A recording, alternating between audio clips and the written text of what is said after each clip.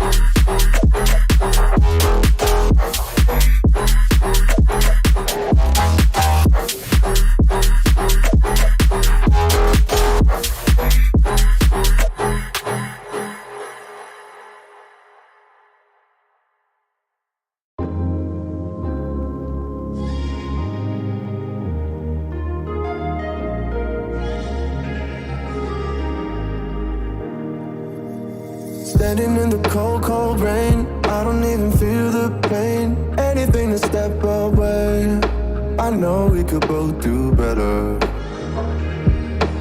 Wish you would've left me here, now I'm just controlled by fear. What's the point in our reflection, if you never look in the mirror?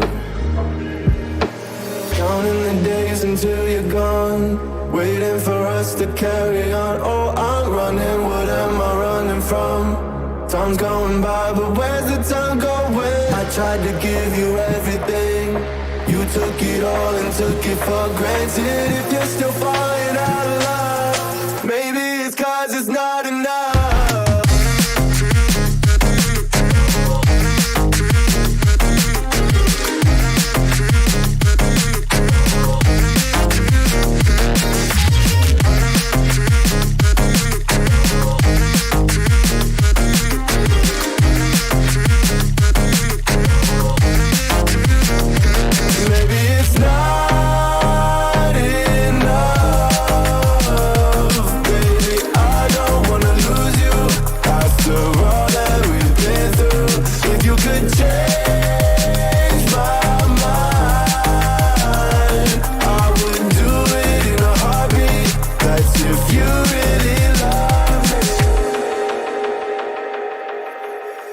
Setting fire to my brain, wondering how I'm to blame. You're the one who doesn't dream, so why are you always sleeping?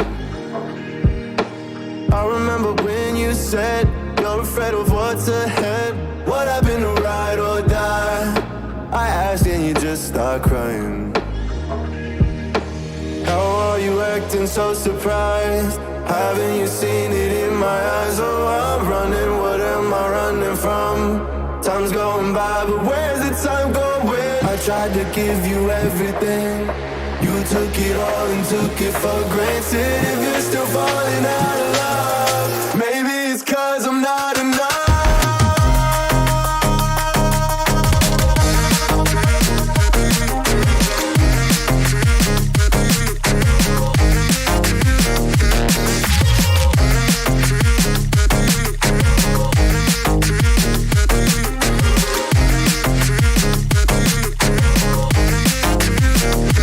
Maybe it's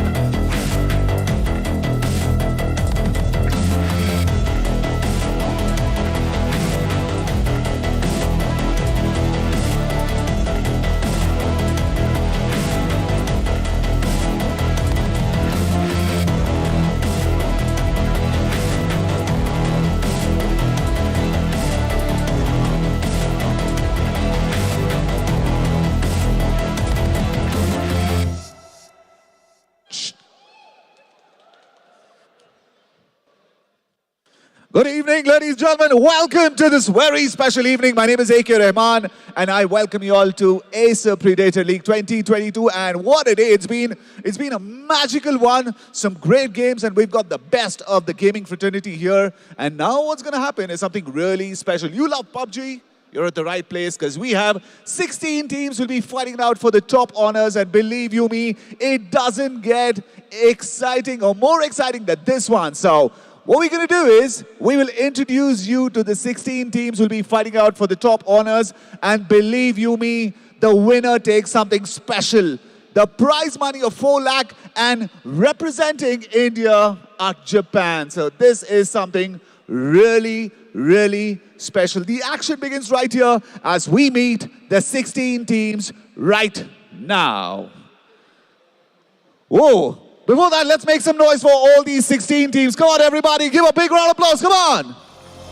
All right. Aim down side. I want you to stand up and wave to the crowd. Come on, aim down side. There you are. Fantastic. All the very best. Aim down side. All the best. You're looking good, man.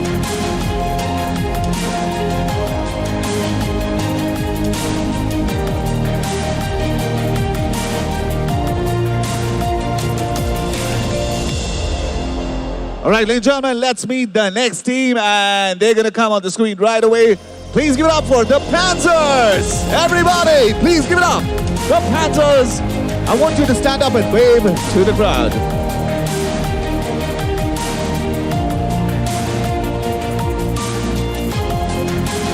Show some love. Give them a big round of applause. The Panthers.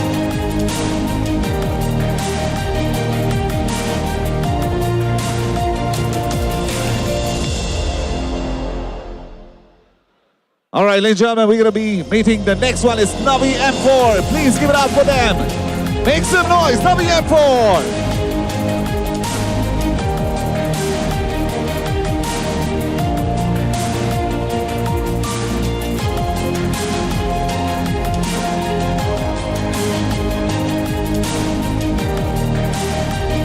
Ladies and gentlemen, they've come all the way. We need to show them some love. Come on, everybody, give them a big round of applause. Navi M4, very well done, all the very best.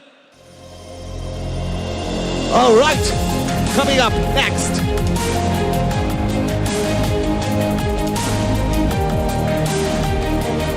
All right, we're going to be welcoming Havoc, ladies and gentlemen. Let's give it up for Havoc. Navi M4, very well done, all the very best.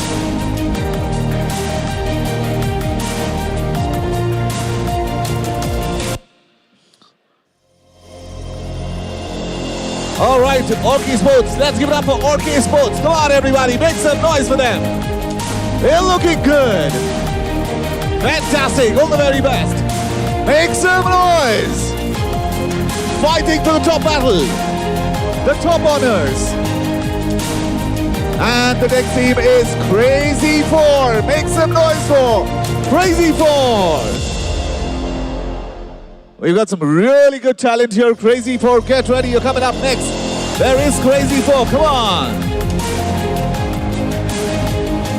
We've got some talent here. Make some noise and give them a big round of applause. Crazy 4.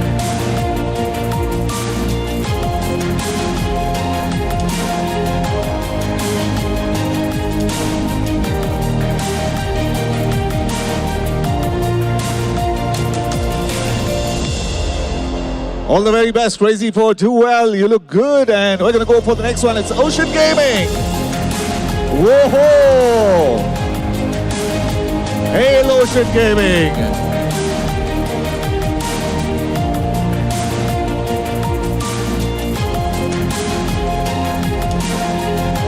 Ocean Gaming has a ghost as well, so all right. All the very best.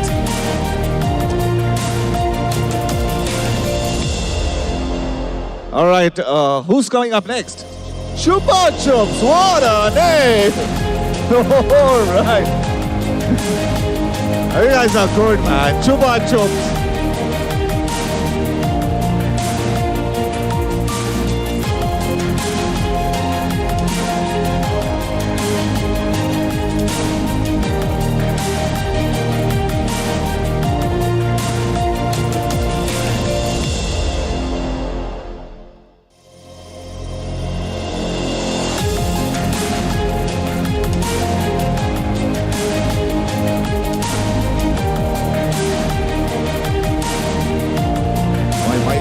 check.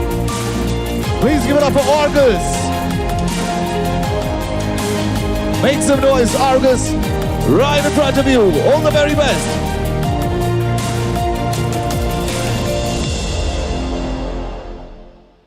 All right, you need to show some love to all the teams, ladies and gentlemen. Coming up next is 9-year-olds. Whoa!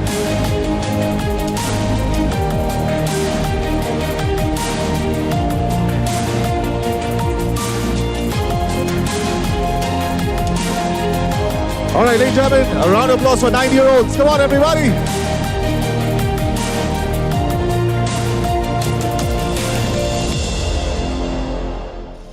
Now let's see which is the next team. All right, Enigma Gaming.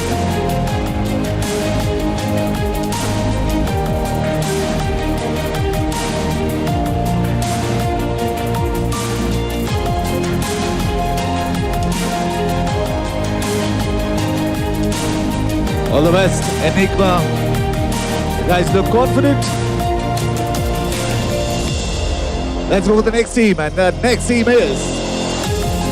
It is I'm High Power! Whoa! Right there!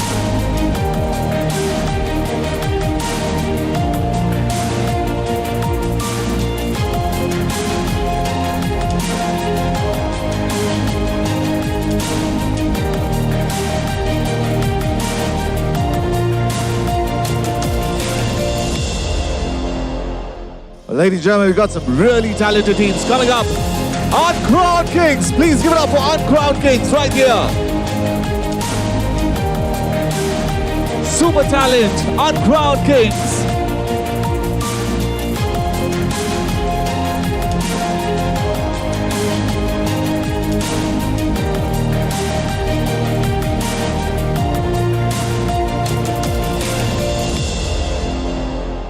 All right, let's go to the next name, and that is the God Squad.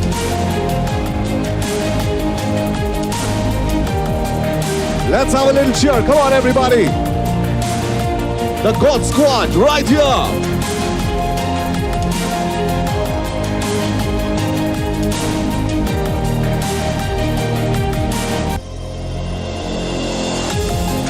Welcome to Minas.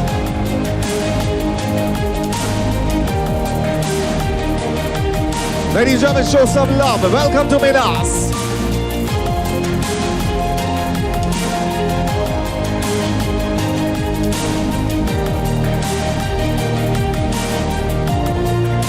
All the best, guys. And we have the final team which is going to be coming on the screen, and that is Quad Threats.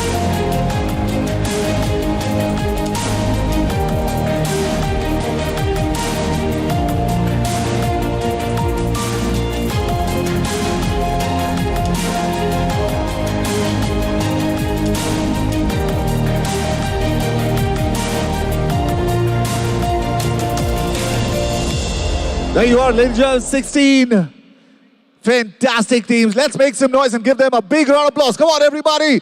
It's huge because they're going to be fighting out for the top battle, and it is the top spot which everyone is looking for. 4 lakh prize money and a chance to represent India at the global platform, going to Japan and making India proud. It is going to be really special. Now, the action is about to begin. Believe you me, this is going to be nerve-wracking and it is going to be addictive. Ladies and gentlemen, it's time for me to get into the action right away. So let's fasten our seatbelts, get ready, because the action begins. 5 rounds, and here is the action coming live. Over to the casters. Good evening, Bangalore! Welcome to the Acer Predator League Grand Finale. We are about to witness some high-octane PUBG action over here as some of the best teams in the country, 16 of them to be specific, have gathered over here, battling it out for a grand prize pool of 4 lakh rupees. My name is Crips, and here's my friend CA. We're going to be your casters for the day. Man, Crips, I'm so pumped. Like you said, 16 of the best teams in our country here to battle it out, like AK said, for that national spot to represent India in that Japan final. 16 insane teams, 64 bloodthirsty predators. But there's one important predator we need to have a chat about real quick.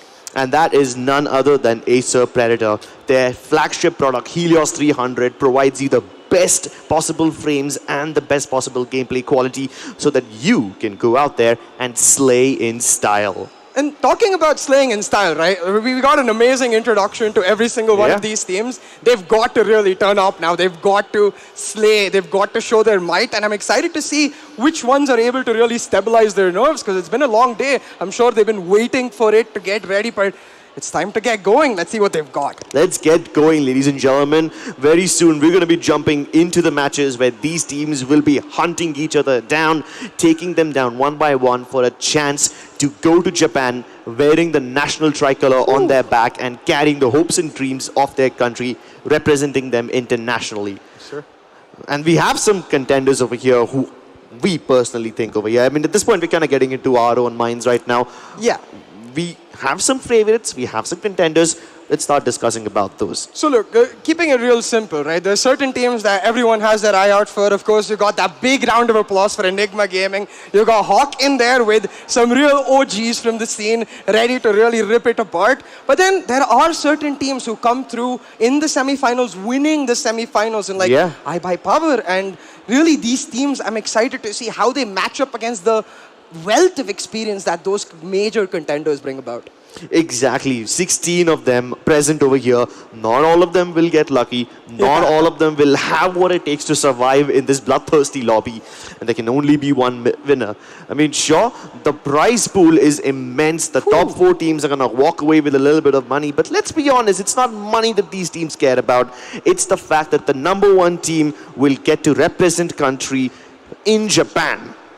I mean, absolutely, but I've got to say, I love that here of the sound of the ka-ching in my bank account, you know, that easy money sliding in. So I'm sure they've got their eyes on it. I'm sure the individual players want that easy 20K with that MVP prize as well. And I really want to see, is a singular player going to pop off, literally carry their team to Japan? Because that would be phenomenal. And we keep talking about Japan because it's really a one-of-a-kind opportunity, right? You get to go play against the best of the world in that LAN environment. So. Yep. Just for making it over here, the top 4 teams will walk away with some amount of money. The number 4 team will get 40,000 bucks, and the third place team as well. The second place team who missed the title by a nano margin will walk away with 1 lakh, and then winners will get 2 lakhs. And not just that, the best player of the tournament, the MVP, will be awarded 20,000 rupees especially for himself. And that is separate from whatever he earns along with the rest of his team. Just that little kitty bag, you know, the piggy bank you get for yourself. Like, hey, thanks for the prize, for sure. But I think right now, we're going to head into game 1. And every single player, every single IGL out there, I'm sure they're calming the nerves of their players. They're telling them, guys, we've got to get into the zone. We're about to get into the arena. And once you get into the arena, it's all for each other. You got to play with the team. You've got to find that teamwork, really, because these are the best of the best. A single false step, that's going to lead to their doom. Exactly. You can't afford to make any mistakes over here, especially because this is a one-day tournament only. The players, sure, they will get plenty of chances to prove themselves, but across the longer stages of the tournaments, you have some chance to pick up if you make mistakes. Over here, you're not going to have that. One step in the wrong direction and you fall directly away from your chances of representing India internationally. So the stakes are extremely high. Yeah, and the margins are going to be extremely close with which teams are going to be at top, right? So that single false step could mean the difference between a 2 lakh prize and a 1 lakh prize. Japan or no Japan? Are you going to watch the team play it out on the screen, or are you going to be that team on the screen? There's a lot of questions to answer. That I will say for sure. And I'm excited to find the answers for every single one of them and see what prep they brought into play, really. Because I'm sure, like the OGs we talked about, they have some special strategies cooking up in their brains. Definitely. And we've gotten to see some of these strategies already. You know, these teams, they didn't get here just because they were invited. They had to go through a long and rigorous process already. There were 2 massive qualifiers. So many teams participated, more than 240 players participating, and only made it over here on this grand stage at Nexus Mall in Whitefield, Bangalore. And across those 2 qualifiers, we had like, 15 teams getting qualified from each of those, and then they had a semi-final of their own, and after that, they've made it to the final. So these guys have already gone through a long and rigorous journey simply to get here. But all that effort will culminate into one single day of high-octane PUBG action that's about to start soon. Bro, Crips, it's like you read my mind. It's exactly what I was thinking about. The culmination of so much hard work, so much sweat and blood that they poured into coming right here, right now. On this Saturday in the Nexus Wi-Fi Mall, they're going to give it their all, and I'm sure the audience is pumped to witness it. We're pumped to witness it, but it's really the players' mindset that we're going to try to get into as we get into the game, understand their decisions. Yep. Before we get into the games, let's take a look at what the schedule of the day is going to be like and how much will these guys have to work for. We're going to be having Erangel and Miramar matches throughout the day. These two maps will be repeated over and over again. And of course, there are several ways to go about playing this game. PUBG is a beautiful game and there's several different playstyles to it. You can be an aggressive team, go around killing your opponents, or you can position yourself wisely and try to get higher placements. Of course, they'll have to mix in a beautiful blend of these both in order to be at the top. Yeah, you've really got to find the right cocktail for success. It's got to be a good placement, but you can't just go for the placement. You can't really be the rats in the server trying to just edge your way out across the zone, because there are going to be aggressive teams out there who are taking the fight to you, and then it really comes down to RNG, right? And you don't want your fate to be in the hands of RNG. So I want to see which teams are proactive from the start, which teams take the fight to the others and are not really nervous or scared about taking that fight, not really nervous or scared. You need to be proactive in gathering space for yourself. If not, you're going to get pressured so easily. 16 bloodthirsty opponents after you, and those are just teams. I mean, you got to consider that some of these teams have individual hero players who can make or break the entire lobby. And those guys are the ones you need to watch out for. Before we head in, let's just quickly take a look at the points table. If you win the first place, if you win the chicken dinner, you get 10 points. Every time you come in second, you get somewhat lesser points. And if you finish in the bottom 9, like if you don't get in the top 8, you don't get any placement points at all. So then you can just basically kiss your chances of going towards the Japan qualifiers goodbye. Exactly, right? Like, if you're going to be placing in the bottom and you're not even aggressive while doing that, you don't have any kill points, going into the next few matches, the pressure is just really going to, it's going to become a pressure cooker on your head, where it's ready to blast, and it's going to be so difficult unless they pull off a monstrous, like, 20, 25 point performance, and that's easier said than done. Those are difficult ones, you know? It's not easy to get these many points in just one game. And if you are able to do so, then you're nothing short of God. And you definitely deserve the chance to go to Japan and represent this country. Yes, sir. And that's the team we want to find. That's the team that is able to pull those plays out of thin air. The team that is still able to find the consistency while doing so. They've got to have the hero moments, but it can't just be the hero moments that pulls them through. No, you have to be consistent. That's the issue over here. You don't get a lot of games to prove yourselves. And those guys will have to make sure that they perform well every single game and get those points, get them flowing. Absolutely, man. And at this point, I think the game's just about ready. I think we are getting close to that moment where we get into the lobby, get to see that flight path, and able to really push it through. Are you ready, Crips? I am. I completely am. I hope you guys are too. Let's just jump right into this, ladies and gentlemen. We're going to be starting off with Erangel, the classic map of PUBG. Let's see what these guys have in store for us. Some of these teams know this map like the back of their hand.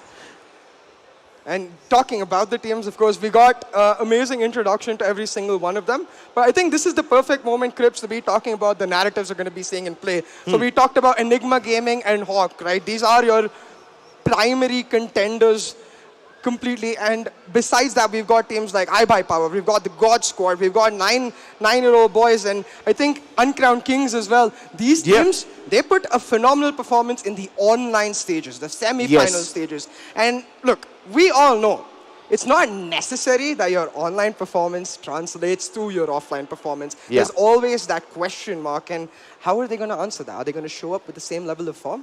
That's the question. I hope they're able to maintain their form, you know, especially when you're playing over here in front of a big crowd in the Nexus Mall.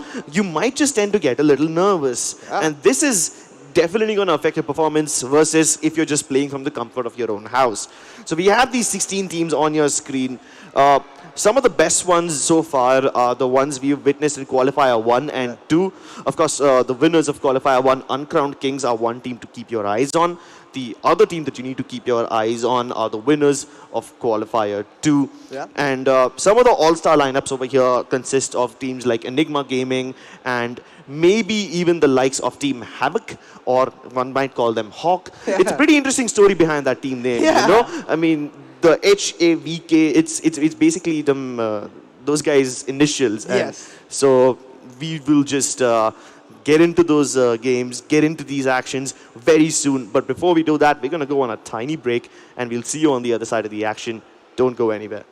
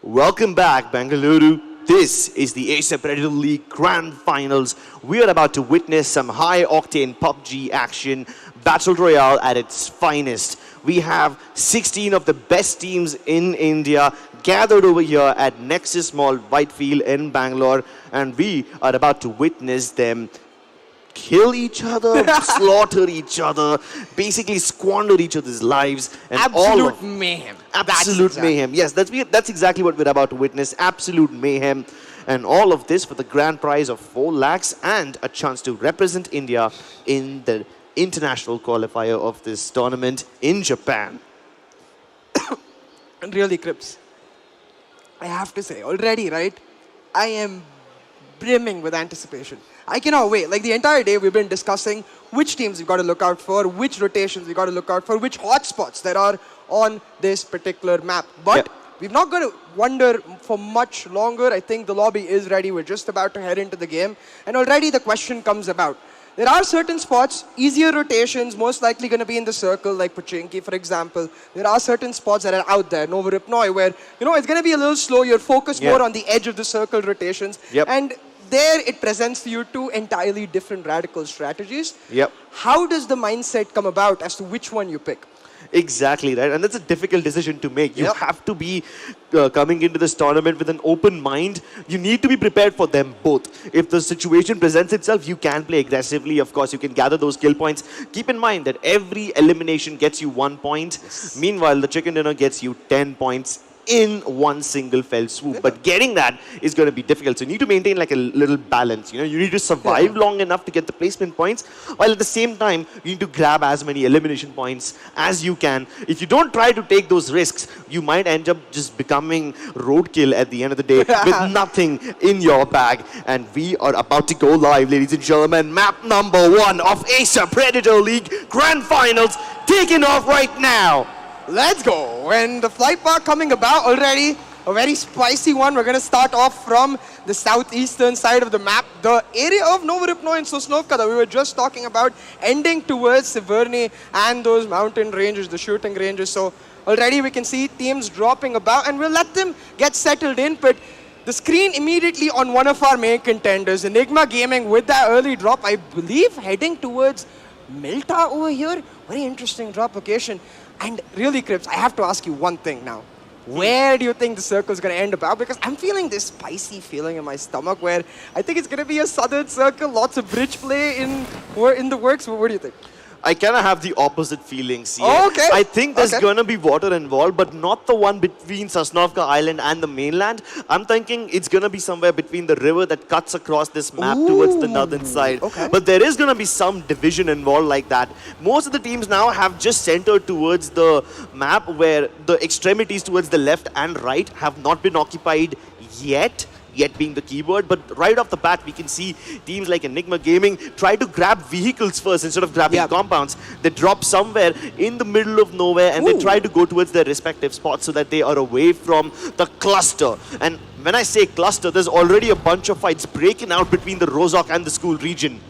Yeah, and I really like Enigma's strategy. They basically captured both farm and Milta. They're going to get access to a wide variety of loot. They're going to be able to get the loadouts they very much prefer. So I think Enigma so far, they're going to be extremely happy with the way this has started. But now let's change our focus to another team. We're going to be looking at Ocean Gaming, as well as the circle, Crips. Now, it was very much a centralized circle. Like you pointed out, the extremities really not occupied. So we might see a case where really a large portion of the map and a large portion of the loot inherently just gets left to scraps, which means teams are fighting for very limited options, which means skirmishes. And I love skirmishes. Oh, of course, I love skirmishes to death. But unfortunately, there is going to be some death and destruction in the region, So far, we have Crazy Foes sitting in Pochinki, and they seem to be uncontested.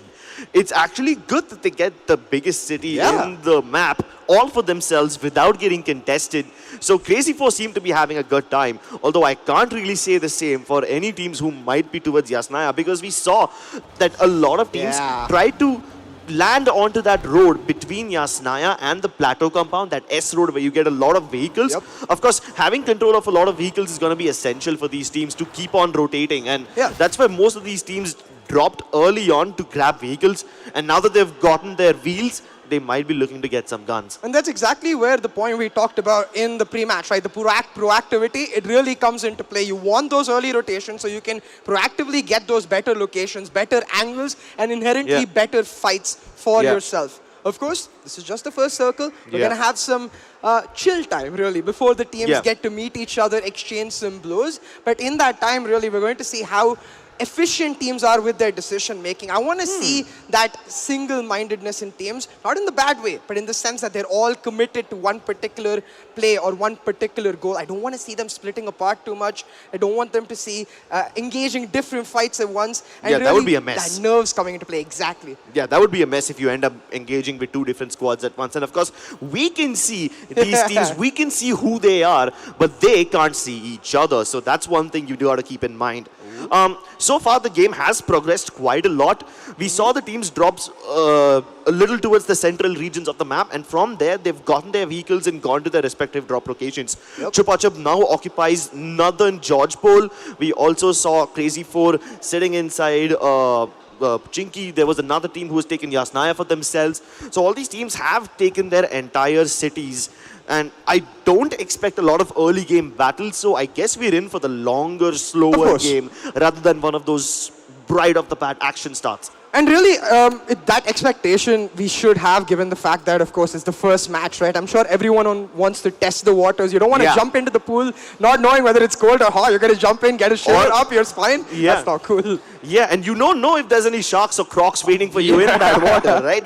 Luckily for our players in this game, the first circle is pretty much centralized, so there's not going to be too much water in this map. They won't have to make those risky rotations across the seas. But here we go, ladies and gentlemen. We have first blood on our hands. Enigma Gaming have taken first blood. They've knocked out Baba from Navi M4. And Enigma Gaming Ghostly Boy takes the first knock of the tournament. Can he confirm this kill though?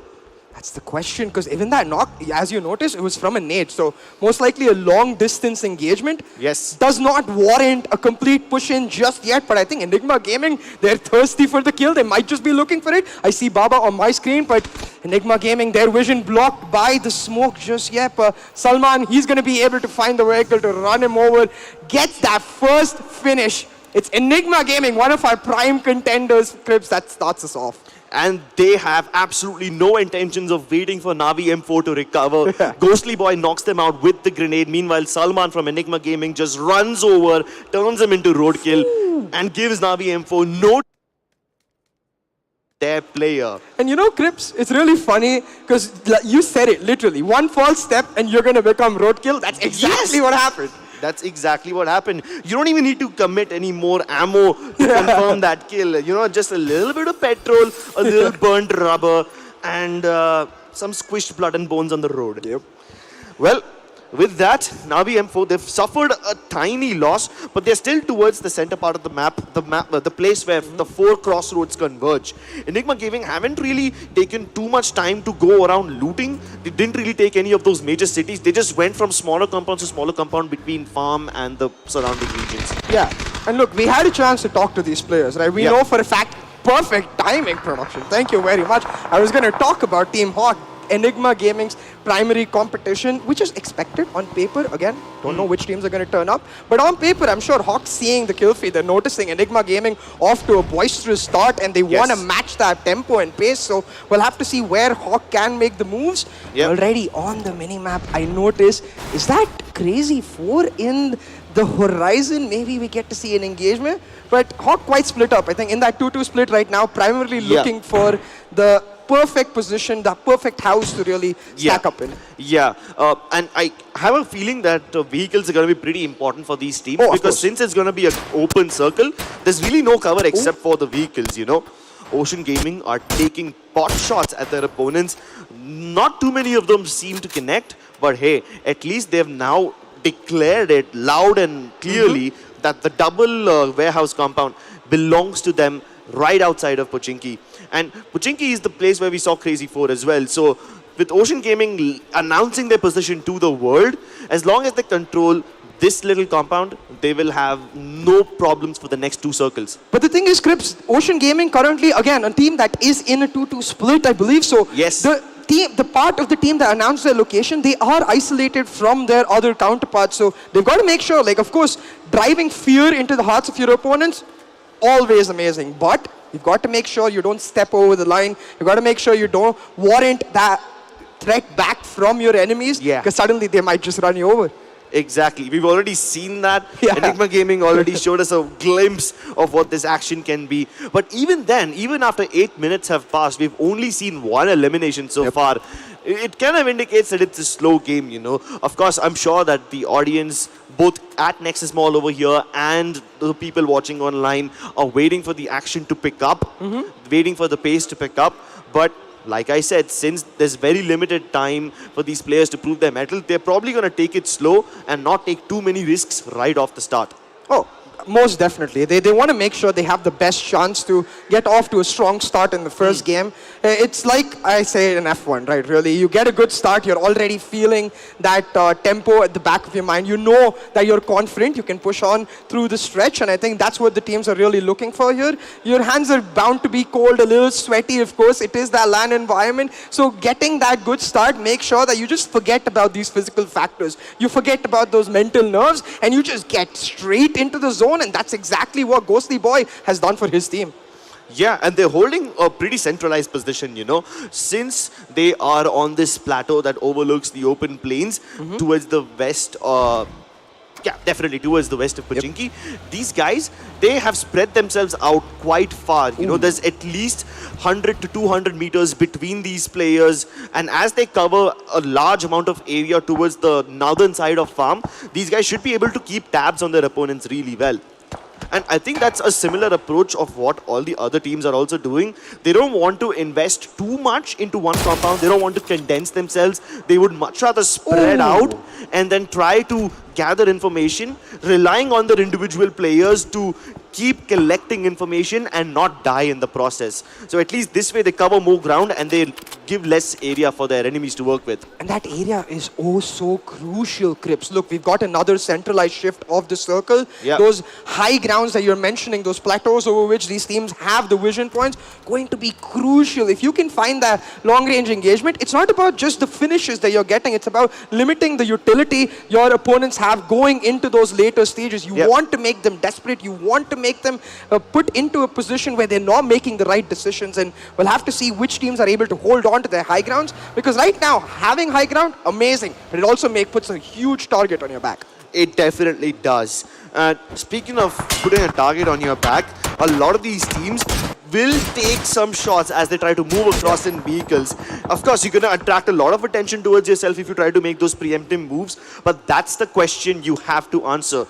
Would you rather move quickly and gather compounds while taking fire, or would you rather wait, just survive for now wherever you are, and then move later on where the chances of you getting shot at are lesser? I mean, I've got to say, Crips, you know me. I'm a restless being. I cannot stay in the same compound for too long. So if it was my decision, I would definitely be picking the proactive maneuver. I want to get out there. I want to scout out the areas, which is why I really like the teams that are in that 2-2 split, because it offers them a plethora of options, really, right? They can choose to go for the engagement against those high ground areas, try to sneak up on them. But hold on, a little bit of damage right here taken by Crazy 4, but that's just all it's going to be. Just a couple of shots fired right here and there. Maybe if a headshot lands, then we might see it turning into something more. Yeah, but for now, it's just FaZe who's taken a tiny bit of chip damage. Can be easily healed, so no problem. But Ocean Gaming are making moves, you know. At one point, they were closer to school.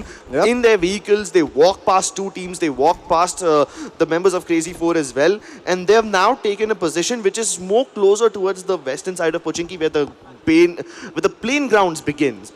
These grasslands, they are open, they're empty, and they can be very treacherous to cross if you don't have the right cover and the right vehicles. So Ocean Gaming, while they have taken this position, it keeps them safe for the time being, but any other people in the vicinity who try to even just hover around for a bit, those guys are going to be in a lot of trouble.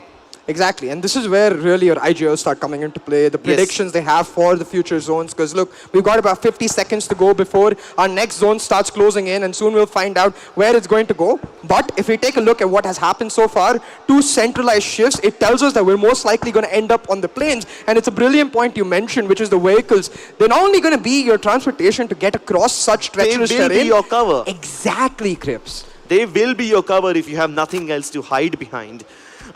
This is starting to become a little difficult. Argus still towards farms. They want to move closer towards the center of the circle, but they're not being allowed to leave just yet because they've gathered information on two teams around them. One of them, obviously, happens to be Chupa Chups, who is in the compound across a stone's throw away from their location. But while Chupa Chups are starting to move, will they move as a unit or will they move in groups? They've got 2 vehicles to their name, and those 2 vehicles are now taking a northern rotation. But as the circle shifts central towards Potato Hill, the team sitting in center over there is none other than Google God and boys. 9-year-olds are gonna be in control of Potato Hill, and they are currently the team in center. They are the team who has a target on their back, and also they have an opportunity to pick up a bunch of points. Yeah, it's like they found that pot of gold at the end of the rainbow right now with their position smack bang in the middle of the circle with that perfect high ground. Again, remember, they've got the targets on their backs, and I think it's maybe a couple of teams in that 2-2 split with one team just on their flank might choose to engage on them, but it's really about the timing as to which you pick to engage. You do it a little too early and suddenly you're inviting every other team out there to third party, to fourth party to really get in on the action. But if you do it in the middle of chaos, you just maybe get away with daylight robbery. We'll have to see how that timing works out. And that's exactly what Argus is looking to do. They might just be looking to get away from this region, but there's 2 teams that are shooting at them at the same time, and they are sandwiched. We have iBuyPower on their right-hand side, and yet another contender on their left. And as they find themselves sandwiched, they're looking for a place to call home. Unfortunately, there is none. Oh, they are able to get away so far. They'll get towards the edge of the circle. They're going to look to get out of their vehicles. Find some cover. Oh, so close. The smoke comes in on time for Panzers to get away with it, but this is starting to really kick off. Panzers looking for that damage, but it's actually Ghost Whitey finds it somewhere else entirely. It's all over the map, the action kicking off at this 15-minute mark. Definitely. Team Panzers, Chupa Chups and iBuyPower, all of them now shooting at each other. It's turned into a 3-way war of sorts. Chupa Chups lost a player, had one of the players down on their knees and knocked, but luckily because of the smokes, they should be able to revive Guri and get him back up on his feet. Chupa Chups now have found this tiny little trench to call home for the time being, which should keep them safe from incoming gunfire. But they are still surrounded. They will need to shoot back in order to keep their opponents away, and that's exactly what they're doing. Guriam has just managed to knock out one of the players of Team Panzers, and he finished off the zoner as well. This is what I'm talking about. One more player bites the dust. Vengeance really comes through. That headshot absolutely precise, but Chupa Chups, they think I'm going to make that decision to make a move. They don't want to be in the middle of this warfare. They don't want to be in the middle of this battlefield with not much to play for, especially with the zone now closing in. And you've got to really think about it this way. For 15 minutes, every single second was key because the teams are going through the rotations. Now it's just all guns blazing. The decisions become so much harder as the action gets that much more intense. Oh, definitely. And now Chupa Chups, after having lost a player, they now find themselves in the edge of the circle. They have a team behind them as well, and the circle moves even closer towards the center. It seems like Team 9-year-olds just find themselves in the center again and again, and Lady Luck seems to favor them. I've really got to ask them what ritual they did, before the matches today. Because Lady Luck, like you said, most definitely on their side. That pot of gold really turning out well. But hey, we talk about it as a matter of luck. It could most definitely just be a matter of absolutely brilliant IGLing, deciding to take that Potato Hill nice and early, holding down your position there, and inviting teams, come fight me. And that invitation is something they might take personally. The nade from Crazy 4, absolutely ridiculous as Anuj knocks out Chaotic Boy, and another one. Crazy 4 might just have eliminated Orc Esports entirely. The first team to bite the dust and get out of this tournament. Oh, but it's not going to be the only one, because Argus, they're in for the play as well. Deathrill's gone. And just like that, Rishgod might not be far for it too. The team's really closing in on each other as they look to find a play in the box, but it's Argus taking all the damage, and you can see still trying to pull it off. Is Bharat not able to find the perfect flank, but still managed to land the spray. Is going to find one. Not Bharat looking for so much more, but he's sniped from every single angle. Argus will be your second team out of the action, and it's just a matter of dominoes now, Crips. Every single team hearing that gunfire looking to chime in. Yeah, up until now, 17 minutes had passed through without any action, and within a matter of a minute, 2 teams have been eliminated already. The Panzer now looking to make a move from their vehicles, but this vehicle is no Panzer. This is just a very vulnerable Dacia that's getting shot by every single person who they pass by. But somehow, they continue to press on as they charge and gate crash into the server. C4 also continue to pop off as they're now trying to take shots at members of Uncrowned Kings. Oh, no. But there is a third party arriving in the form of the Panzers, and they know exactly where C4 is. C4 now targeting the hell out of Uncrowned Kings as Uncrowned Kings take beating from not just them but from quad threats as well. This is the team that's getting pummeled by two different teams at the same time, and they are not in a good position, CA. And see, that's the thing again, that high ground taken by Uncrowned Kings makes them that threat that every single team wants to take. They're getting sandwiched, but right now it's Anuj plays, the madman that pulled off that insane nade play to kick off the dominoes in the first play, who is our kill leader. Hawk, they're coming into play, pick up a couple more, almost entirely eliminating iBuyPower. And remember, iBuyPower, one of the dark horses we expected. Hawk picking up the points, but oh boy, it's kicking off every single way. As you can see, finally that Potato Hill high ground paying off for 9-year-olds. They're picking up a couple points for themselves too. C4, these guys have had a bunch of kills already, and as the zone pressures them to move inside, they will slowly but surely creep in closer towards Uncrowned Kings. There's only one player left standing, and they look to finish him off. They look to completely knock this team out of the park and take this area for themselves. Kunal with yet another hot potato, yet another successful nade, destroys Uncrowned Kings, and that is the qualifier 1 winner out of the first game. And that's consecutively the qualifier semi-final 1 leaders and the semi-final 2 leaders. iBuyPower, Uncrowned Kings out of play. The teams here, the underdogs really coming out, threatening every single one, and we got one of them in Shriexo. Looking for the shots right here, but not able to land them perfectly so far. But look at this, 9-year-olds now coming under pressure. And the team's really struggling to maintain their high ground. With the play area starting to come into play as well, the blue zone damage that much more threatening as the time goes, that much further these teams, they're going to have to make that risky decision, just go for it. And then we'll have to see how the strongholds are held well. The God Squad, while they have lost one of their players, Unforgiven, they seem to have a decent control over the northern side of the circle border, which should keep them safe for now. But I can't really say the same for Navi M4, as they're already taking some shots at the hands of Enigma Gaming. Mr. Hardwell finding yet another knock. Meanwhile, Crazy 4, they've stabilized themselves. At one point, they have... on one hand, they have been successful in eliminating 2 teams so far with the back of their nades, but that is not going to be enough. They continue moving forwards towards the center. The God Squad now in control of the northwestern circle. They are going berserk. Yoink My Loot is able to successfully knock out ADS members, and they struggle to move inside. ADS already getting pressured, have to deploy smokes to buy themselves some space, but is that going to keep them safe? Hot shots being taken by multiple teams out here, but Ocean Gaming really feeling the brunt of most of the damage. You can see in that mini-map, they're stuck towards the bottom half, the southwestern part of the map right now on the edge of the circle. They don't have a direct way in. They're most likely just going to be massacred in that spot. We'll have to see, can they find their way through? And we'll have to see, like, look, every team wants a chime of this, and this is really where those kill points come into play. Which ones are able to really pick it up, land their shots. It's translucent right now, not able to find much so far, but we've got a moment of respite. The dominoes have somewhat slowed down as the teams take their position, and now is where teams are really going to look for that cover. The vehicle's going to come into play, the high ground going to come into play, and Hawk trying to make exactly that happen. Ocean Gaming, like I said, they have been massacred, Crips, but now circle closing in. We'll have to see, can Enigma even make it in? Oh, Enigma, they've lost one of their players, Ho House, but it's Salman who's bringing the protection. Hardwell goes for the trade, and Salman will be able to confirm that kill in form of Legend and Cypher X. Navi M4 has been eliminated, and that's Team Enigma Gaming getting their first squad wipe in the board.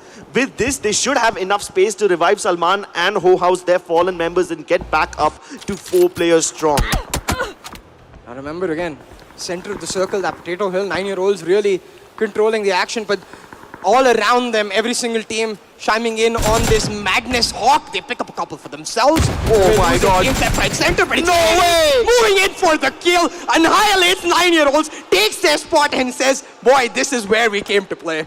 Hades, Wades, and Killua, all 3 of them coming in with triple kills of their own. Team Hack, these guys have 9 kills already, and they seem to be in cruise control of the southwestern part of the circle. They've got the plateau to their advantage, and they should be able to push every other team beside. Team ADS knocking on the doors on the northern side of this ring, but the only team to answer this door is going to be Enigma Gaming. Will they be able to overpower them? really the question, Crips, because look at the way the teams are circling in the circle. No team so far with center control. The action all towards the extremities. They want no that edge. idea. Oh my god, the Panzers! They're just trying to edge it out, get that back damage onto Crazy 4. But I really feel like Pinaka, he's just stuck here right now. He's just got to be patient. He's got to find his opportunity. Definitely. Since he is the last member of Team Panzers, he has to keep the hopes and dreams of his teams alive. Sure. Keep in mind, Pinaka was the one player who clutched out several games for his team in the qualifiers, and he has to do so in the finals as well. Oh, I saw that pinata. Oh, the Enigma giving head. For a second, the player did too, but being cautious with their shots. So far, not looking to really get too dangerous. Of course, aim down sight so far. Quite safe. They haven't picked up any kills. What? But no, Hades! Oh my god! Gets rid of Salman, gets rid of Crazy 4, and Hawk is popping the heck off. This is why, ladies and gentlemen, they are one of the prime contenders for that Japan trip. The OG is coming in hot.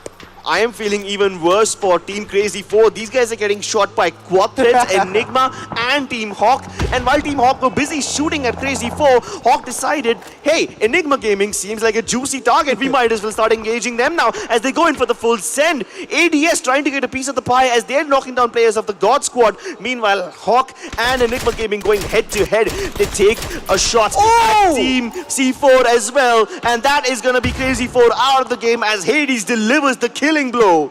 13 kills picked up by Hawk already. They've got more points than they would if they placed first, man. Exactly. They are killing it, literally. Literally and figuratively, they've got 13 kills in the bag already.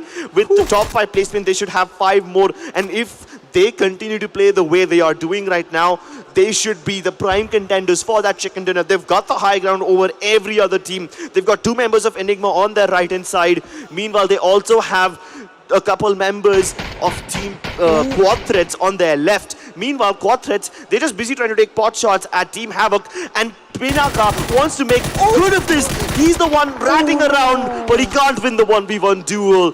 Team Panzers goes out at 5th position. And we're down to our top 4 now. Aim down sights, Quad Threads, Hawk, and Enigma Gaming. Aim down sights and Quad Threads are the only teams with 4 players in play. Hawk, they have 1 player knocked out, and Enigma with just 2 left.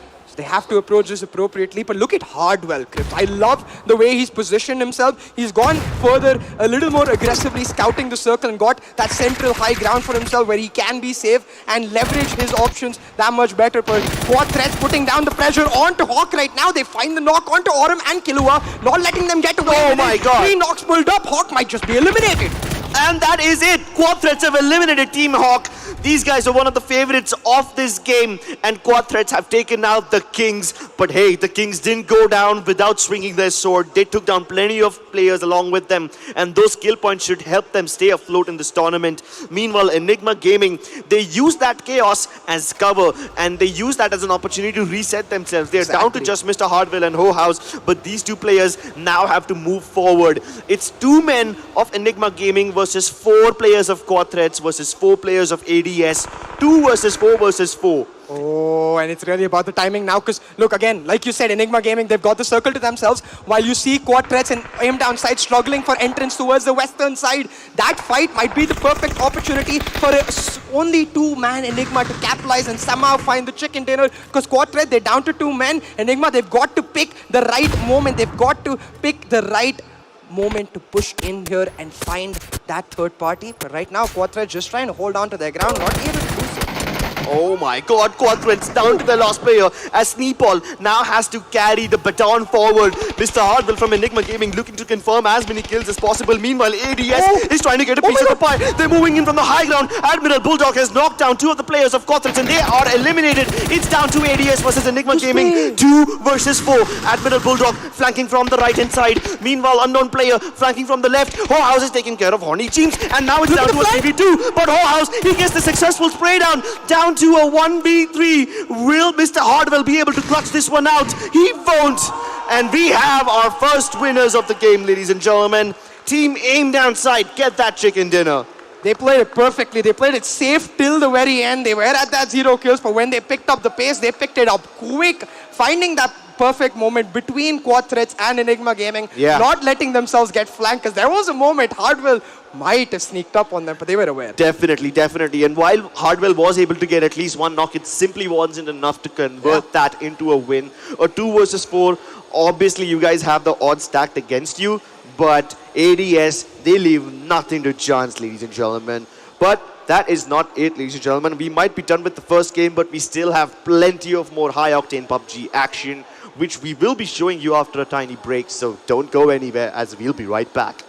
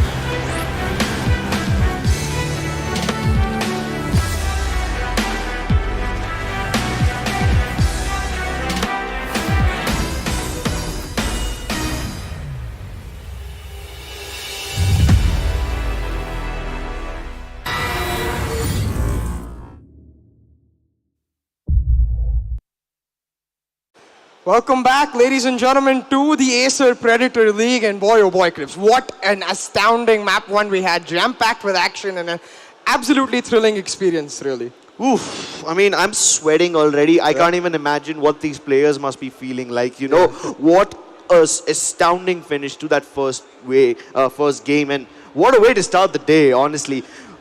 Potato Hill is called Potato Hill for a reason, you know. It's the shape. But this time, I think it's more appropriate whether we call it the graveyard of some of these dreams, graveyard of some of the Japan dreams of the teams who were hoping to get there. And of course, we had some amazing plays towards that first game. Yeah. Not just the winners of the game, Team Aim Down side, but also astounding performances from teams like Havoc, Enigma Gaming, and Quad Threats as well. Yeah, and talking about these teams, let's have a look at the scorecard, see how they piled up with respect to their placements as well as their finish points. Now, as we expected, we've got Hawk in that first place, just 4 placement points, but 13 kill points picked up, gets them that net total number 1. Aim Down sight with the winner chicken dinner in that number 2 spot. And then we get Enigma Gaming and actually Crazy 4, who I just passed by me. I didn't notice they got 11 kill points, Crips. My goodness. I mean, Crazy 4 might just have gone out a little early because they were trying to take pot shots at every single team who was trying to rotate in vehicles. So Crazy 4 definitely were choosing their fights way too often. Meanwhile, teams like Havoc, they didn't have to choose those fights. Those fights were given to them on a silver platter. And anyone who dared to get close enough to them had to pay the price. And really, I think that Crazy 4 11 kill points comes on the back of that crazy nade that we saw that kicked off the action. The entire annihilating squad wipe. So they, like you said, they picked a fight too many. It paid off this game. 11 kill points, that's pretty generous. But the question is, will it happen again and again? And will they be more cautious going into games 2 and 3?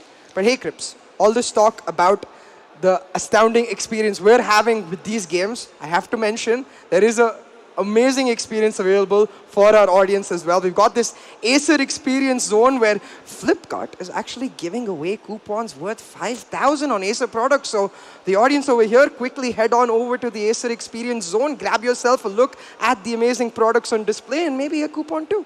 Yeah, you can get some coupons, you can get some cool photos with our amazing talented cosplayers over there. Right off the bat, I can see the Predator cosplay to my left-hand side. Predator, so of course, so apt for this event, right? Of course, this is the Arnold Schwarzenegger Predator, the one where he fights aliens with bare backs and his huge pecs. But other than that, we have some amazing cosplayers as well. We have characters from other games like Monster Hunter, Nier Automata, Prototype, and a lot of other games as well. And for those of you who are wondering where is the Acer Experience Zone, it's right there. I hope the camera pans and tells you where it is, but I can literally see it from right here. So if you are in Bangalore, come over to Nexus Mall in Whitefield and experience this event for yourself. The energy here is contagious. And of course, sure, at home also you can watch it with some popcorn and everything else, but the LAN experience itself is a beast of its own. Yeah, and like we've got the Predator in the cosplay already. We've got the Terminators on stage. Yeah. And it's becoming a matter of absolute bloody mayhem. And that's what we want, man. That's what we want. That's what we're here for, exactly. Well, see, we are done with the first game. Erangel was a good start to the Acer Predator League PUBG Grand Finals. But up next, we're going to be having Miramar. A much drier map in terms of landscape, but the dryness will be made up for with the sheer shedding of blood. Yeah, but in terms of gameplay, if you thought Erangel had a close start, like really, so get your belts in because Miramar is going to be that much slower, is what we expect. But hey, the game is getting ready. The players are getting into the lobby. So maybe, just maybe, we're going to see one of those teams who bombed out in Erangel. Go for the hunt, go for the blood, go for that early boost to your confidence because you lose game 1 in a poor manner. You want to just sort of get that nitrous boost to push you back up. Exactly. And my eyes are going to be on Team iBuy Power. While they did not get too many placement points, they had 3 kills, you know. And while it's not a good amount of elimination points, they were the winners of the first qualifier. They've already proven what they're capable of. They want to get back in here with vengeance.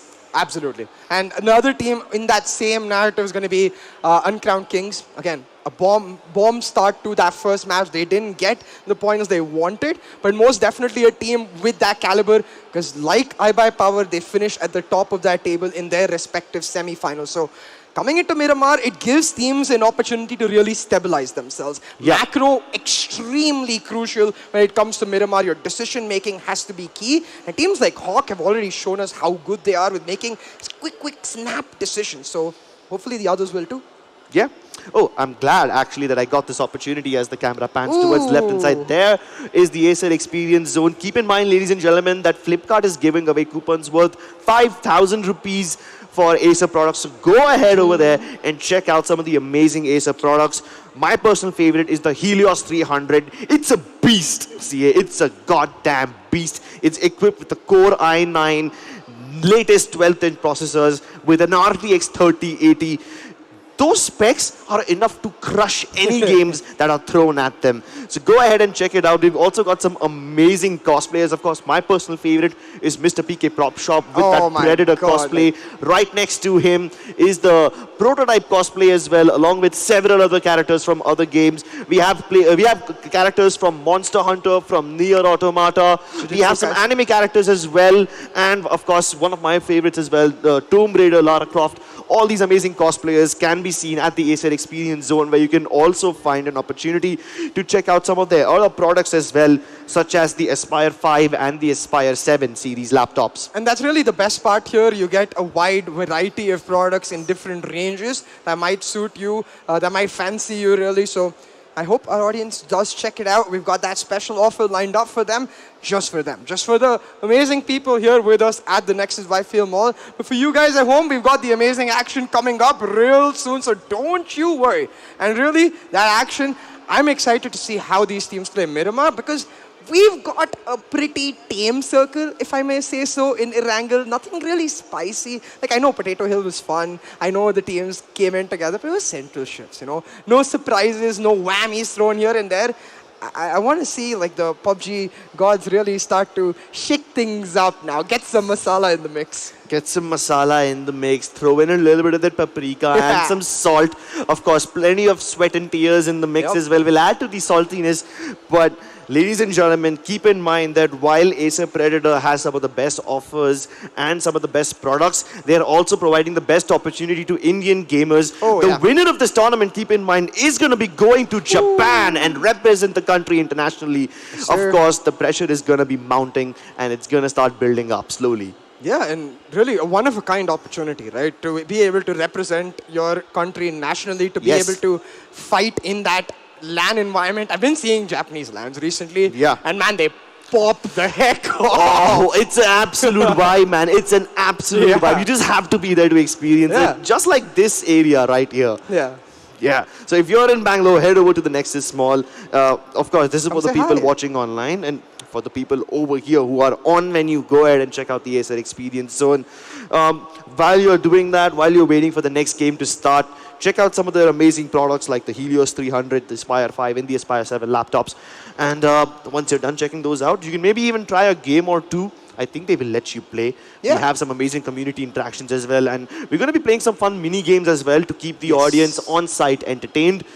Of course, we've got the lovely AK, you know, to lead exactly that. He's been doing a phenomenal job. So the audience, they've got plenty to really catch their fancy. And I think really going into game 2 as well, so have the players. They've set the stage well. They've set the stage clearly establishing who are the benchmarks. Teams like Hawk, Enigma, Quad Threats, Crazy 4, Aim Down Sights, getting off to a good start. And now the rest of the pack, well, they can't be called the rest of the pack for much longer, or it's tata bye-bye, really, to their chances of making it to Japan. And we'll have to see where they find that motivation. Because, look, I've been in that competitive side before, I've been in that coach slot, and let me tell you, it's not easy to get that motivation. Absolutely not. Absolutely not. Once you start to slip, it's just so difficult to get your groove back, so difficult to get a grip, especially when the day is so short. You know, 5 games are not too much. You need to be bringing your A game into every single one of these matches, and a single step can lead you to your doom. This could be the difference between going home and going to Japan. And Japan, I mean, I want to go there personally too. But for now, I'm going to be wishing every single team the best of their luck as we get ready for this second match heading into Miramar. See really how the gunplay as well comes into play. I noticed Hades quite crispy with his shots, was Ooh. getting those long-range engagements on point. Miramar, you need those long-range engagements. Everybody gets a high ground, basically, on Miramar. Yeah. You know, there's no shortage of area. Yeah, unless you don't, and unless you're screwed over by the zone and the terrain, I want then there's someone to be screwed over by the zone, though. yeah, you're a salty one, aren't you, CA? Yeah, I'm like that low-key jester where like I want a little bit of spiciness, a randomness in play, you know? Because I really think that's what brings out the excellence in players when they're put out of their comfort zone. Because Erangel, that's what I mean. A tame circle we saw where everyone was in their comfort zone. They had to play basic macro, contest high ground, Yeah. but no spicy rotations, no trying to cut through the pack, none of that. Yeah, it was more or less a standard rotation, right? Yeah. The plane flies from north to south, like bisecting the map. They drop in the center, spread out, and then they have to just converge back in. So it was like a standard expansion and contraction of the teams, just standard playing around on the edge of the ring. We didn't even see too many central holds. Exactly. The team that did try to hold in the center got smacked right out of the circle, and they were the ones who got targeted right at the beginning. I think that was Team 9-year-olds. Yeah. They found themselves in the center, and we were like, yeah, cool, these guys have a great position, but they also have a great responsibility You know, to maintain that position. It's like when the kids get to the playground first and then the seniors or the daddies come into play and they're like, hey, Get out. This is our playground now. out of here, bro. Yeah. And hey, the kids might answer back in the next round because, of course, 9-year-olds is their name. They're not actually 9-year-olds. They play with 900 IQ. I mean, Yeah, boy. you gotta have some level of circle prediction to be smack in the center for 3 consecutive zone shifts, right? I Exactly. mean, that's not easy to achieve. So you can't take away anything from them, not just yet. Yeah, absolutely. And I want to see teams do those, start taking away things from others. Again, coming back to that topic where we saw standard fighting, I think it set the stage really well where teams were able to get into their groove. A very much normal game of PUBG PC right here. And I think now that we're going into Miramar, again, not a map where we generally see a lot of experimentation, like you rightly mentioned, somewhat of a dry map, literally in terms of the fact that it's a desert, It's a and desert. figuratively in the fact that it's huge. So we'll have to see how Yeah. teams find that fluidity really to enhance their gameplay and come into picture. I mean, I kind of feel like you need to know the map a lot better. At least in Erangel, the terrain isn't too harsh. Yeah, it can only get harsh if you go towards those open grasslands and there's not too much cover and you have to use your vehicles as makeshift cover. But in Miramar, it's quite the opposite. Every Yeah. single nook and cranny offers an advantage. And if you know the map better, you can just turn cover out of thin air. You can just manufacture cover out of thin air. And that's the kind of stuff you need to do. Yeah, exactly. And I think that's where also I'm really curious about which teams are going to come in with those crispy shots, because Miramar, a key factor then becomes those spot shots that we are seeing multiple teams taking place. If you find a knock, even if it doesn't turn into a finish, that's some heavy damage done to the Yes, utility of exactly. the other team, and that can be crucial at the end. And more than that, I think you need to be able to destroy the vehicles of some of these teams Yes. early on as well. Because you might just be able to go from cover to cover in Erangel, but in Miramar, that's going to be even more difficult. You need cars, you need DMRs, and you need a whole lot of firepower. Ladies and gentlemen, we are about to go live with the second game of Acer Predator League PUBG Grand Finals right here at Nexus Mall, Whitefield, Bangalore. So take a seat, put on your belts, and grab your popcorn as we are jumping into Miramar. I have to say, personally, a very much favorite drop location of mine is Los Leones. I want to see which team does head over there. If not Los Leones, at least the areas of Cruz de Valle. You know, I think that's a very nifty area that provides easy rotations. So several key mountain ranges all around. You can pick up that high ground quite early, like 9-year-olds did in that last game. But we'll have to see how teams pan out. I see Hawk, though, with the early drop. And look at them. They're going for the 3-1 split, I believe. Aurum quite far away from his teammates. Yep, the rest of his teammates are in Mountain Nuo. Meanwhile, Aurum is a little towards the south of them. Likewise, we have 3 teams in and around San Martin, not necessarily inside it. We have one of those, I believe that's going to be Pinaka and the other boys inside Hacienda.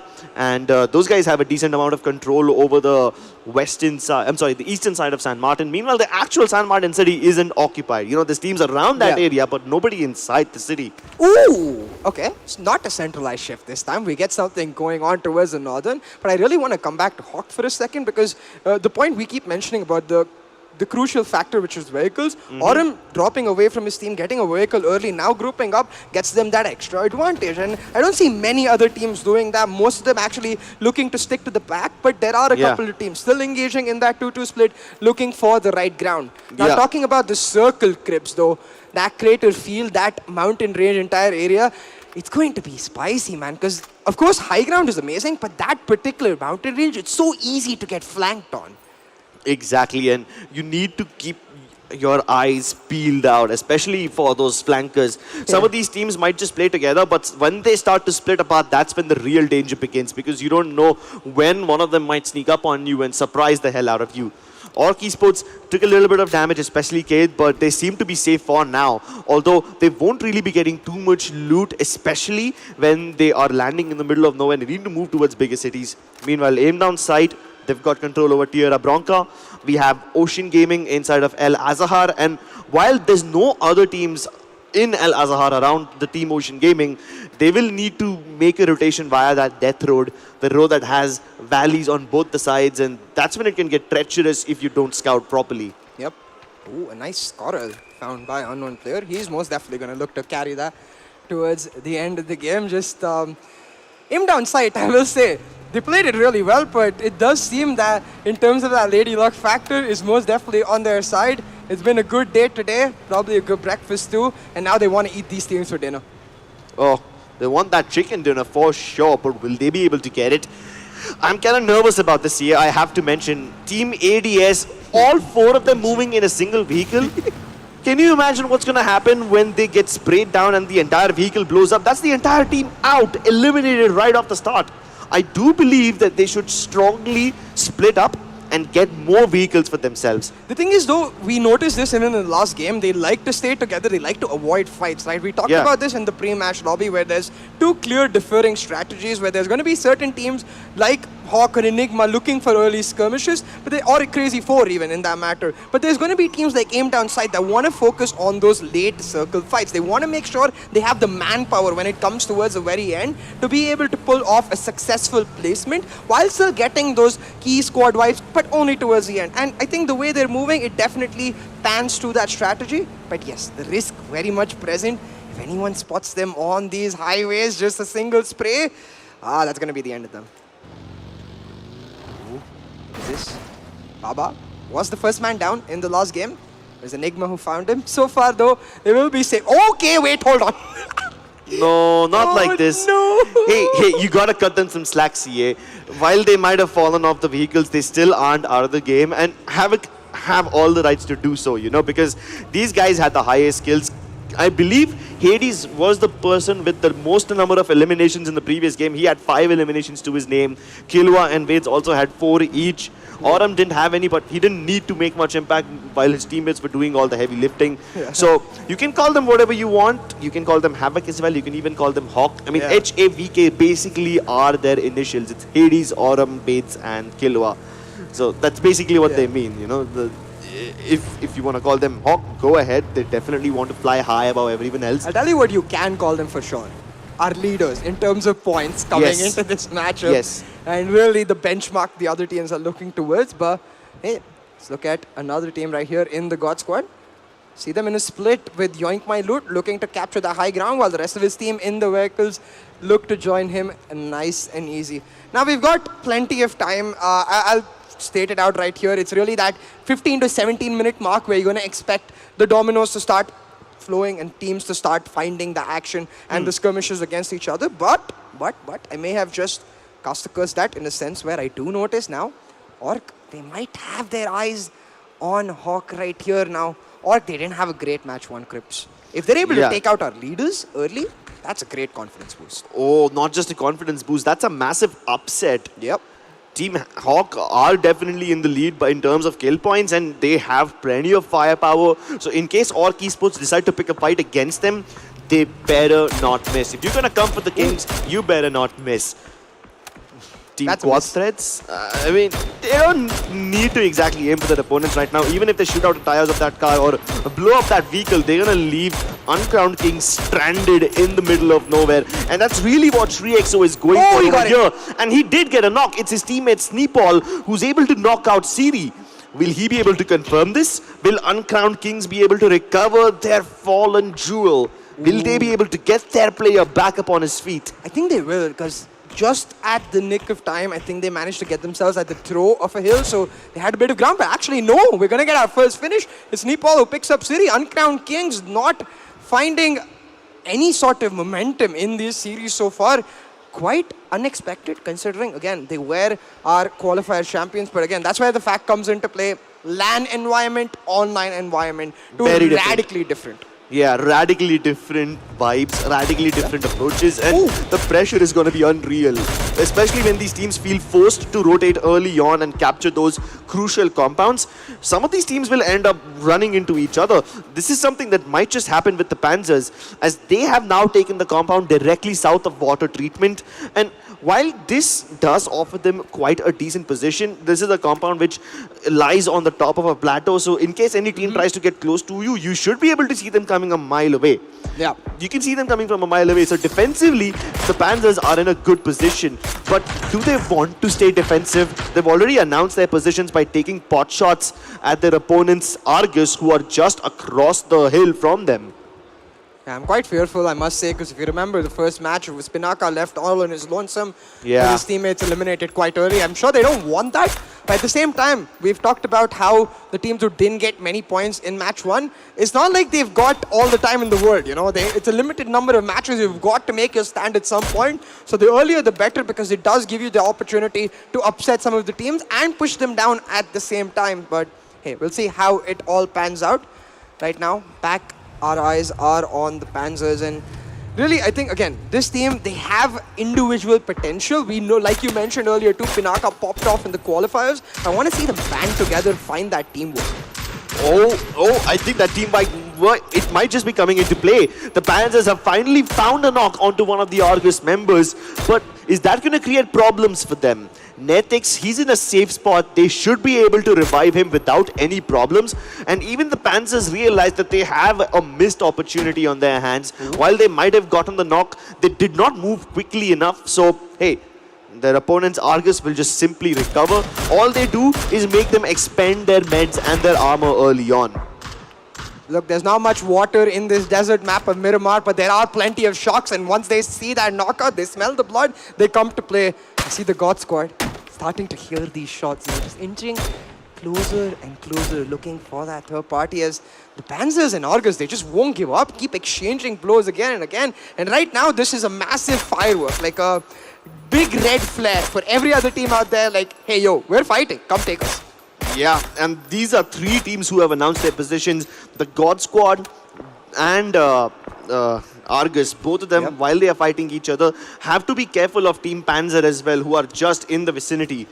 So yeah, God Squad, Argus, Panzer, these three teams now taking pot shots at each other. But hold on, look who decides to roll around the corner. Look what the cat dragged in. It's Welcome to Minas. Welcome to Minas, with a solo player just casually driving along the highway, gets a little lucky. The spray does not land near the shot, so he will be able to get away with it. But taking a look at our map as the blue zone closes in, and we can see teams now starting to pull on the rotations. And look at this positioning over here from the God Squad. I believe they've got that split going where they've got the high ground too. A lot of opportunities for them and exchanging blows in multiple directions, but they're isolated as a team. They might just end up paying the price. I see two teams getting split up over here. One of them belongs to Surgical YT, and he is separated from the rest of his teammates as they have a 2-2 split going on. I think I can say the same for Acer and the other members as well, but the circle has just taken a massive shift towards the northern side. And that's definitely going to displace some of these people. The Pans are now looking to make an early move, are stepping into their cars, stepping into their Cadillacs, and heading for the hills. Oh, and we see Wade's knocked out nice and early by the God Squad. Raxiel coming into play. Hawk suffering an early blow. Now, it hasn't turned into a finish, and never mind, I cost the question. My goodness. But this is the big development, CA. Hawk, one of the strongest teams of map number 1, losing Wades, losing their coach, that's going to be a big blow to them. To be frank, they are all coaches, so they might just pull it out, and that's exactly what Hades does.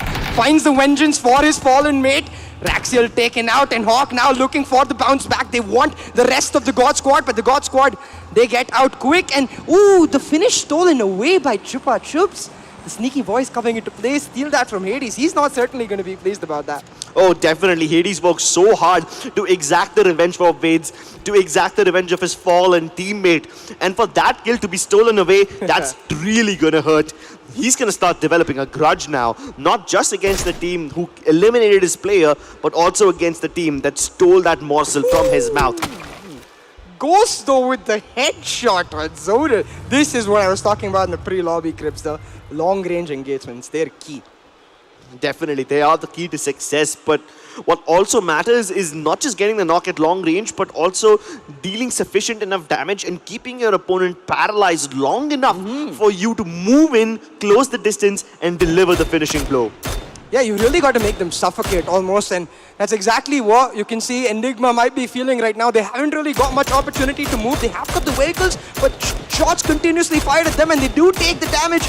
Cone looking for the knock, but just not able to find it. Just a lick of damage given to Enigma, but they will scamper on away and get away with their lives. Woo! Enigma Gaming avoiding bullets, avoiding fire, but can they avoid death? Because so far they have 2 compounds to their own name.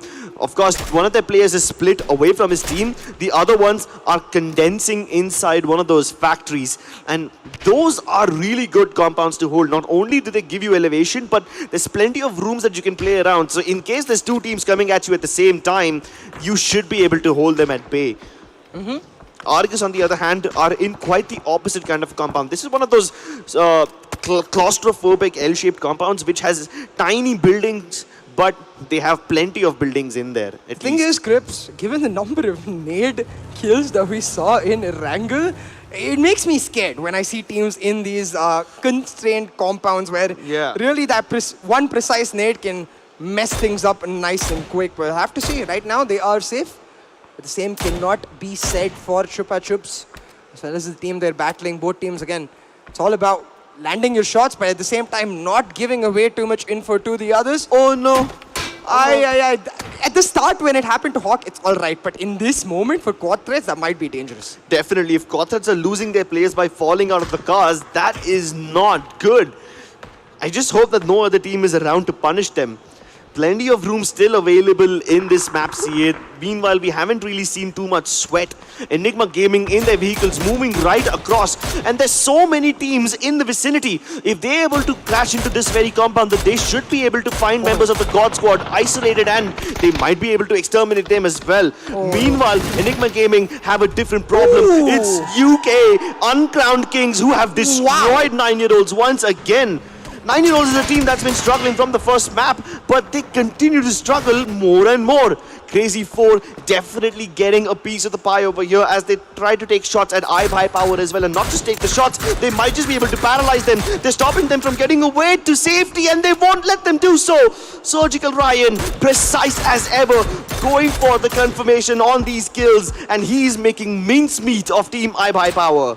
Chop, chop, chop as the action's kicking off, and look at that timer. This is what I said, the 15-minute mark. That's where everything's gonna go absolutely bonkers as the teams try to find shots onto each other. We've got Bulldog finding a knock onto Chupa Chups. The team's really trying to settle in, but if we do get a look at the circle, you'll notice a heavy portion of the teams are on the outskirts, Crip. So teams like Crazy 4, it gives them this inherent advantage to actually not engage in fights and hold on to the edge of the circle. Be the gatekeepers, find those easy kills. Yeah, but at this point, the circle is a bit too big to start gatekeeping. You know, there's still plenty of roads around to get to one of the safer locations. But as the circle closes in, the amount of safe spaces available are going to be very less. Chupa Chups find themselves in one of those positions from where they can not only keep an eye on Enigma Gaming, but also at God Squad. So this is a decent position for Team Chupa Chups. They're going to be able to gather information on multiple teams. They now start getting shot by Team ADS. So they've basically captured information on 3 of their opponents. What do they do with all this information? That's the bigger question over here.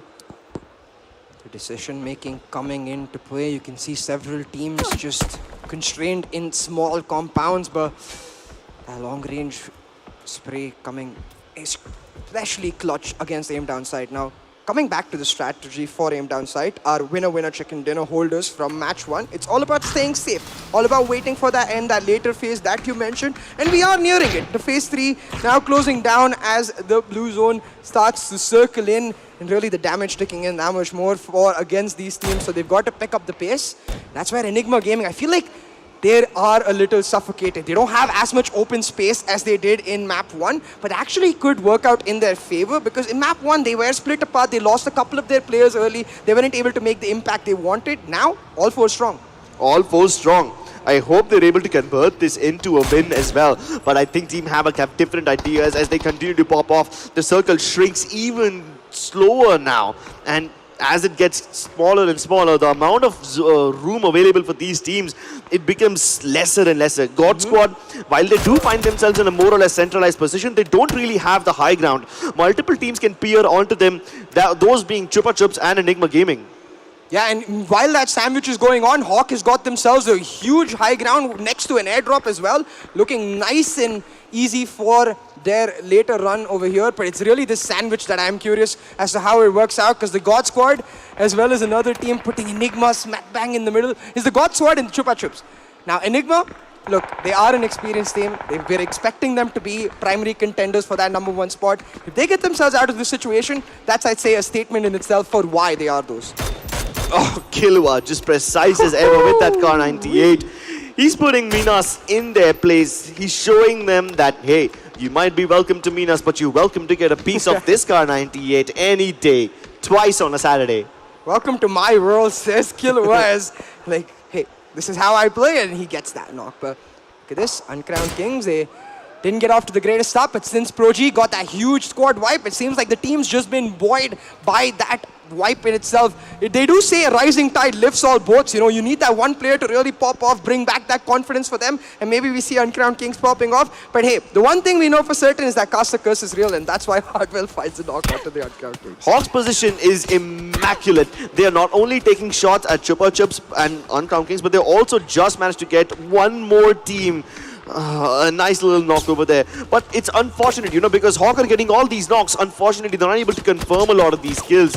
Meanwhile, Uncrowned Kings, they seem to be the most unluckiest of them all. They're getting shot by every single team around them, and so far, every team has taken a piece of their pie. Every team has taken shots at them, and they're down to the last few members. Meanwhile, Chupa Chups going head-to-head against Team ADS. These guys, they're just waiting for one of those blade knocks, and they might just be able to get it. Ocean Gaming, on the other hand, have already started fighting against Team C4, so that's 2 teams popping off at one side. Meanwhile, the other 2 fighting on the other end of the circle. Chupa Chups looks to go in the distance. Oh no, they have been destroyed by the hands of Team Panzer. Pinaka getting 2 kills of his own, make it 3, and that is going to be Chupa Chups out of this game. That northwestern zone turning into a bloody massacre with that 3-man party already there and aim down sights as well as Panzers joining in. It is turning out huge and helping Enigma. But we go on towards the northeastern side. We see Ocean Gaming looking to find the shots, but it's instead Killua who's able to take down aim down sights on both corners of the map. Grips, we've got teams fighting against each other, firing those shots and getting those knocks, but can they finish it into wipes? I have no idea, CA. We have Team Enigma Gaming. They are sandwiched in between the Panzers and yet another on the other side. ADS, they might just be looking to push. Will Pinaka be able to defend? Pinaka has been able to hold them back, at least for the time being. This gives Ninja Rex time to revive Ryan Zero, but he's going to be back down on his knees. Will Pinaka be able to keep his team alive over here as they try to smoke it down and get their player revived once again? But the Panzers, they need to make a move. They're on the other end of the zone, and they need to make it to the safe spot. They can't do that because they have Enigma Gaming standing in the way. Oh, but the Enigma Gaming might be engaged with the God Squad, giving the Panzers their exact opportunity. They need to move, but they got to make it quick. Crazy 4 eliminated. Meanwhile, you got Pro G really popping off. The Panzers are off the map, Crips, leaving it down to just Enigma Gaming, and I believe the God Squad out there. Team starting to really settle in. We've got that 5 minutes of intense action, and now going into the phase 5 circle, teams starting to find small spots of ground, trying to force mistakes out of their opponents, force overpeaks and try to punish them. But so far, so good as all the teams staying disciplined. Just a matter of time though before one team has to pop out, and that situation looking especially dicey over here. He almost had it, but what Enigma Gaming cannot do, Team Havoc will. They are still making life difficult for the side of Uncrowned Kings. And as long as Team Havoc maintains pressure on them, that's at least 4 points in the bag that they will get guaranteed. Aurum also now starting to take pot shots at Enigma Gaming, who are already close in the distance, and Salman leading their charge as he gets the first knock onto Aurum. This is going to result in the domino effect as Ghostly goes down as well. Hardwell falls. It's all down to House, the last surviving member of Team Enigma Gaming, trapped in a 1 versus 3 situation. Will he be able to clutch this one out? He's left his teammates for the dead as he was far away, looking to fulfill other responsibilities, but he will be biting the dust as Hades finishes them off. But this process has left Team Havoc very weak and vulnerable. He needs to get the res onto Killua fast, because if he doesn't, then there are plenty of other teams who would want to finish off Team Havoc right here and get the title contenders out of the way. Look, that looked really dicey. Enigma, they got the first knock, but Killua and Hades coming clutch as a duo. Wipe out Enigma. They're going to be able to get the revive, and now they have a decent spot in the circle. But the God Squad, they've smelled blood in the water. They know Hawk is vulnerable nearby. Can they make that decision to make the move? Because they're not doing it. It gives Hawk enough time to restabilize. Oh, and not just restabilization, but even the circle has helped them out quite a bit. Ooh, yes. Both the God Squad and Team Havoc can stay safe. They can be friendly neighbors for the next 1 minute as the circle doesn't force either of them to move. But I think Team Ocean Gaming is in the worst possible position of them all, because not only do they need to move inside while taking care of the opponents right in front of them, but also Team Argus beneath them is going to be making the same rotation. They both will end up clashing each other from the edges of the circles. Look, God Squad are still looking for the fish in the water. They spotted our Ocean Gaming and they want to get them drowning right here.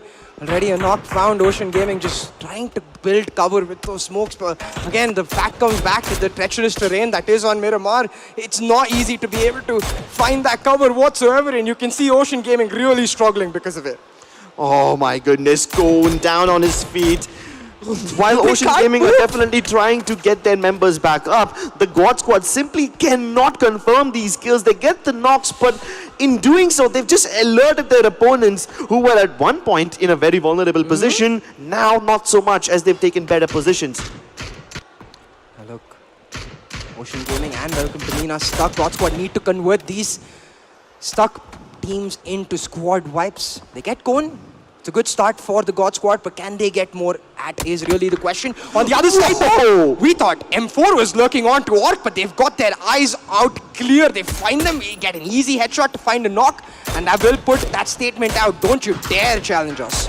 I think Orc is in a great spot. Not only do they have a chance to take an isolated fight and not get third-partied, but with them getting the first knock might just change things. My goodness, God Squad, they've gotten the hell out of the team Welcome to Minas, as they have knocked out not just 80, but another member of Welcome to Minas goes down to Ocean Gaming. It seems like Welcome to Minas is in the worst possible rotations of them all, as two of those teams are shooting at them. Oh my god, we've got a couple players from Navi M4 stuck here, right, as Chaotic Punk looks to make the move. 1 nade could end down Navi M4 right here if it's properly placed, because we've got the third party coming in as well. Argus coming into play, getting that knock onto Baba. But Orc, they're just hanging on to the edge of these hills, playing it safe, looking for their opportunity. Oh no, the opportunity gets missed. Navi M4 has been eliminated at 7th place. Team Ocean Gaming, the one team who was getting harassed by Navi M4 since the start, now gets a breather. They get to reset again and move in with no other team looking to gatekeep them. They are safe for the next 20 seconds, but is that all she wrote for them? Really the question. It's getting nice and dicey here, at least for us, not for the players maybe. I'm sure they're feeling the nerves, but hey, in the nerves is where the best comes out, and we want to see who's going to be the best in this second matchup.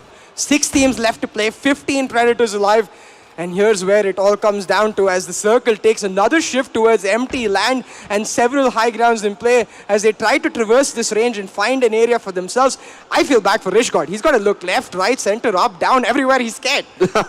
Well, at least they don't have to look behind them, so that's one good thing. True. Look, Hades and Killua, they're playing the smart game. They know that they've already got 5 kills with just 2 players left. They want to make sure they maximize on the placement points. And there's also the other annoying point that you've got a 4-man squad right next to you, which is not going to let you move so easily. Yeah, that definitely is one of the harder things to take care of. But hey, Orc Esports, they're going head-to-head against Argus. Rishgod has already been knocked down. Will this result in the other team pushing out? Even though Argus have lost 2 players, they're still trying to defend. Tony falls against the mighty M4, and he's knocked out Netix in the process. But with him dropping to low HP, does that mean Team Argus will be eliminated? Yes, they definitely will. Tony and Chaotic Punk make the final blow, and they push in from both the sides, squeezing the life out of Argus. 5 games left now. Crips and Killua and Hades trying to make their move out of that tiny compound they were stuck in, but they're exposed from every single angle. Killua's taking a ton of damage, able to hold on, and Hades with the rescue. Unforgiven will get taken down, and Hades and Killua, this dynamic duo, try to hold on for dear life. But Yoink My Loot yoinks their chances out, finds the knock, leaving Killua alone, and most likely the elimination. Our leaders have been taken out, leaving us with just 4 teams in play and only 1 team with 4 members. Orc Esports at one point, they had a terrible positioning, but they somehow managed to get themselves back up on their feet. And not just that, they have all 4 players alive with 10 eliminations already in the back. They seem to be in a brilliant position where they might just not be able to, where they might just not get the dub, but they also might get the highest points and upset the hierarchy. Welcome to Minas, down to the last members. Meanwhile, Ocean Gaming and the God Squad have 2 each. Translucent and Yoink My Loot, they both have been spotted, but they will need to now chart a path deeper into the circle as it's about to move closer. I love the fact that our top 4 is completely different from the top 4 in our match 1. These teams, the best of the best, really coming here to play. We're seeing that parity in the competition as every single team looking to put out their very best. But like you said, Orc, they are in a prime position. 10 kills picked up, 4 members strong. They just got to clean up the rest. Oh, and Orc Esports, they might just have all the advantage they want, but they do not have the zone anymore. Luckily for them, the compound that they are eyeing contains only Ocean Gaming, which are also outside the zone. So while Orc Esports move closer towards the center of the circle, they can easily gatekeep Ocean Gaming, but the problem is that's not the team that's going to threaten them. The other teams are the ones who are more important to take care of. And this is where I think the God Squad, they've got to make their move, get Welcome to Minas out of play so that they get the northern side all to themselves.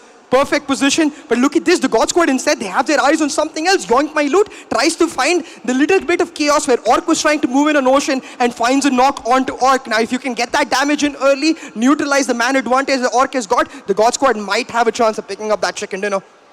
Oh, but this is gonna be a very tall affair. Cade's been downed, and there is plenty of time available to pick him back up, but someone needs to be the bodyguard, someone needs to protect, and that someone also has to go back and heal. The God Squad might not have the best position on this low ground, but at least they are inching closer slowly and surely. The God Squad certainly has found their place, but through Max, he finds the surprise onto Translucent.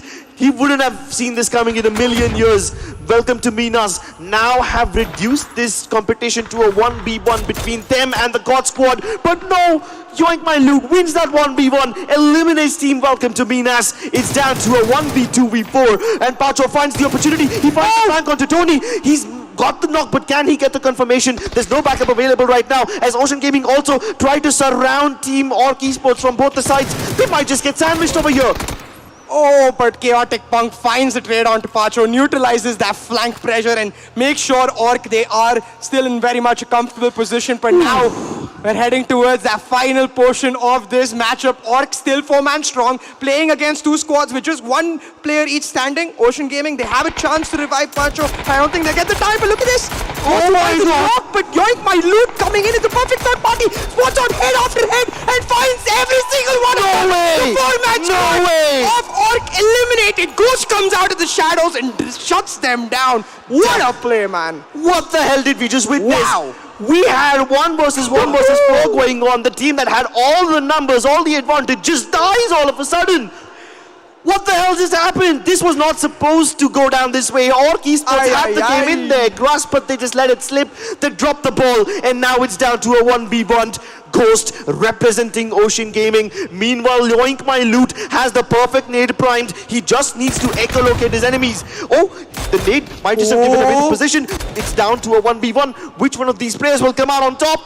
Yoink My Loot trying to yoink this chicken dinner, but the heads, they're coming into play. The shot lands a headshot, a lot of damage taken over. Ghost, he's got the move, he's trying to make it happen. But Yoink My Loot with the perfect peek, I think Ghost manages to spray him down, the headshot coming into play. Ocean Gaming picking up the winner chicken dinner, and Ghost, I can't even say it's a pop-off moment. It's more than that. A hero play. Exactly. Absolutely humongous. It's almost like Ghost and Yoink My Loot, both of them kind of just joined forces to take down Orc Esports. Like, they had no business winning this one. Neither of these guys had any position to get into the number 1 and number 2 spots. That's going to be the play of nightmares for Orc. Ghost is going to haunt them for eternity. This game had Orc Esports written all over it, but it just gets whitewashed, stolen away from them. And the positioning really, right? When you think back to that play, they were all on the peak of that hill, all exposed, trying to take down one player. When you've got that 4-man advantage against 2 squads with 1 or 2 players, you've got to be covering every single angle. You give a player like Ghost that opportunity and he bounces. He pounces on you like a hungry panther. Bloodthirsty one at that. What a game, ladies and gentlemen. Woof! And this is just the second game of the day. We have plenty of more PUBG action coming your way. But all of that is going to be right after this break. Don't go anywhere.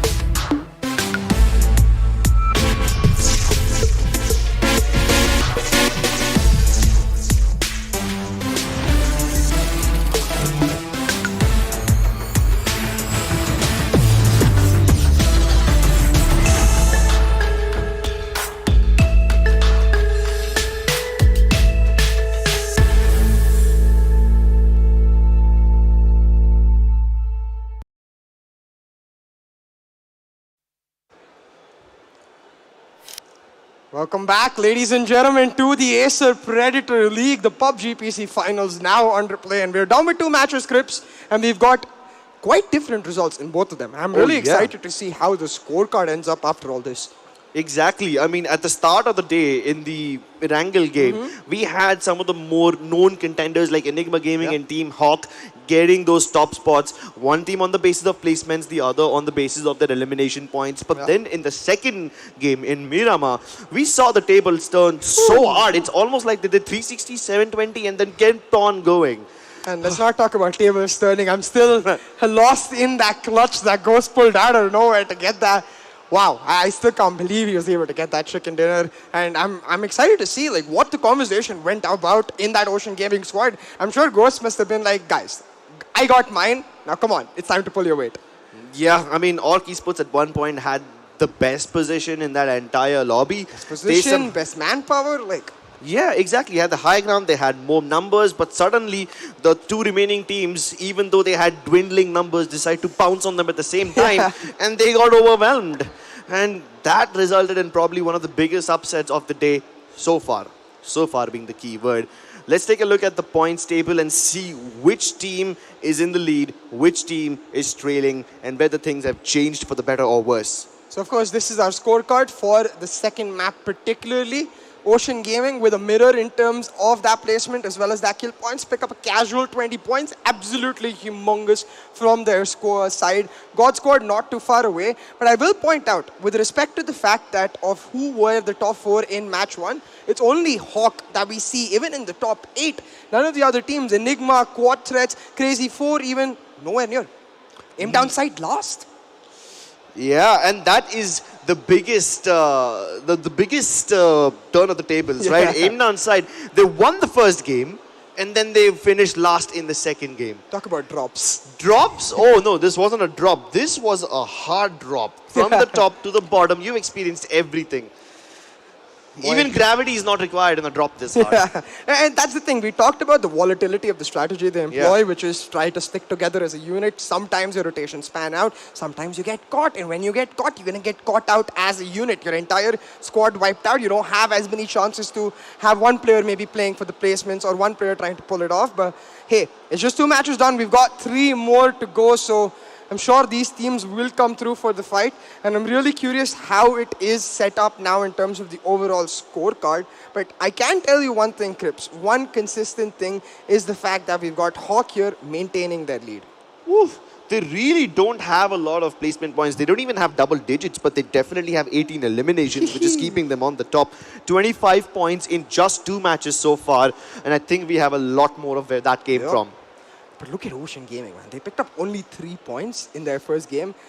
Now, with this huge game from Ghost, they catapult themselves onto that number 2 slot. They've got to keep this momentum going. They might be the dark horses to try and deny teams like Enigma or Hawk a chance at that top spot. Oh, Ocean Gaming definitely got a opportunity handed to them on a platter in this game, but can they continue making good use of it? Because aim down side at one point was on that second spot, and now they've slipped down to 4th. While 4th is a decent place to be at least you get 40,000 bucks at the end of the day, but that's not what you came here for. Yeah. You want Japan. That's what you came here for. You want to represent India on that international stage. You want that trophy, that beautiful trophy, be able to get that chance to pick it up on the stage. But hey, it's easier said than done. They've got to make the moves happen, and we'll have to see which team is actually able to make it happen. But again, one consistent thing that we are able to give you guys, it's only for the audience, is that Acer Experience Zone with the amazing products in play. Definitely, definitely. I mean, to my left-hand side over here, we have the amazing Acer Experience Zone where we have some of their strongest products. Of course, the flagship one being Helios 300, boasting a strong RTX 3080 and a monstrous i9 12th gen processor. That's going to make mincemeat of any game, any program you throw at it. You can stream, edit, and multitask at the same time. So that's basically Helios 300 kicking ass in terms of the just heavy lifting department. But it's not just that. We have other amazing products from Acer as well. Some of them being Aspire 5 and Aspire 7.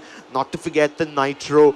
These laptops are also kicking ass. So go ahead and check out that region. That's to my left-hand side. If you're in Bangalore, come over to Nexus Mall in Whitefield and witness this extravaganza for yourself. We have cosplayers as well. Hey, but if you're at home, go ahead and grab a bucket of popcorn because you're going to need it. The action is about to get more intense. And keep in mind, ladies and gentlemen, we have some of the best teams behind us in India.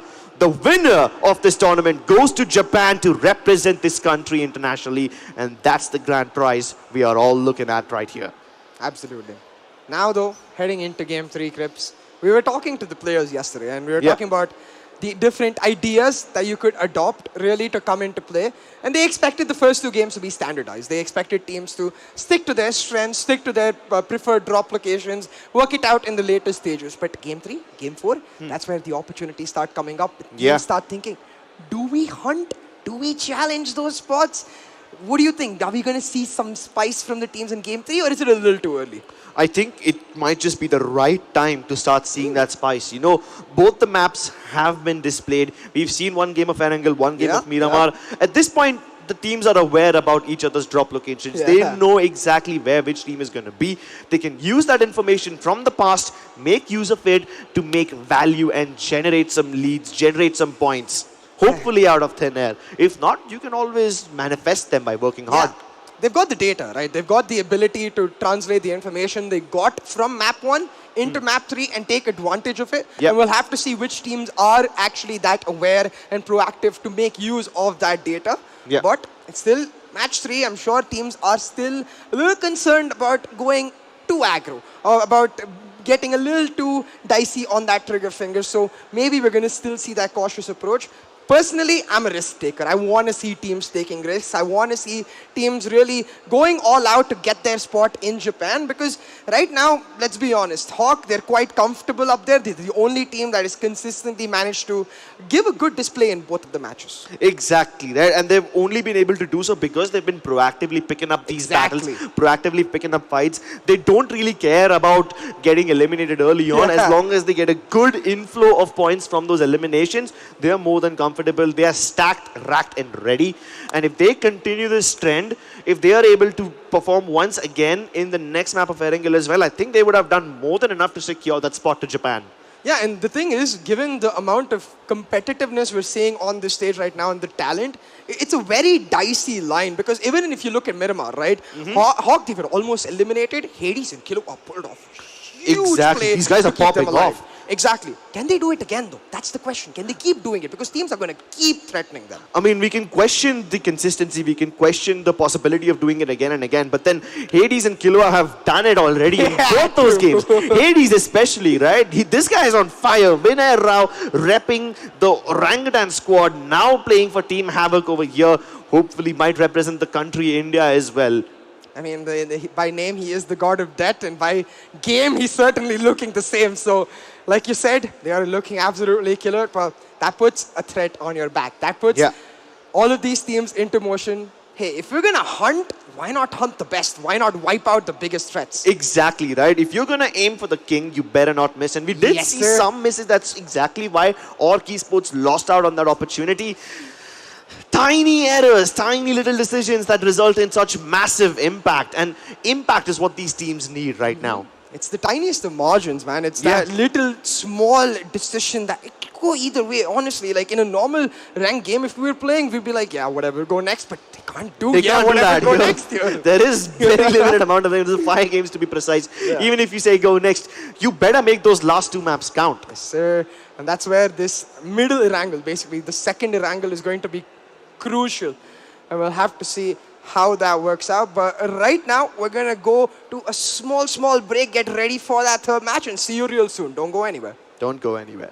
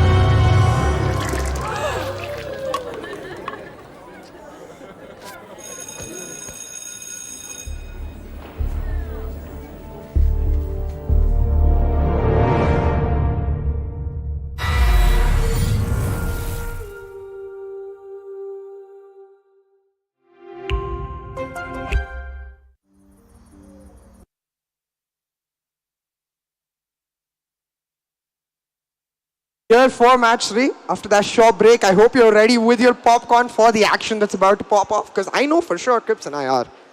Oof. I mean, that action, it's going to keep us all hungry. Of course, these players want that coveted chicken dinner. Yeah. They're thirsty for it. They want it in between their teeth, in between their hands, grasping it with all the might that they have. And very soon, they hope to take that momentum and turn it into a ticket to Japan.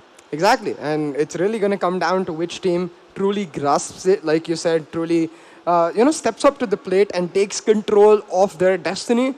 Because right now, every team, they've got that dream. They're imagining themselves in that flight to Japan. Yeah. Maybe grab a couple of glasses of sake when they land down. And then all of a sudden, you're just shaken up by the moving of the plane. You get a headshot from Hades and like wake up call. Yeah. No, more than that, more than the plane to Japan, you got to still survive the anxiety of being inside that plane lobby as it flies across Erangel. We are done with 2 maps for the day. First Erangel, first Myanmar games. Over very drastic results on, drastically different results on both of those games.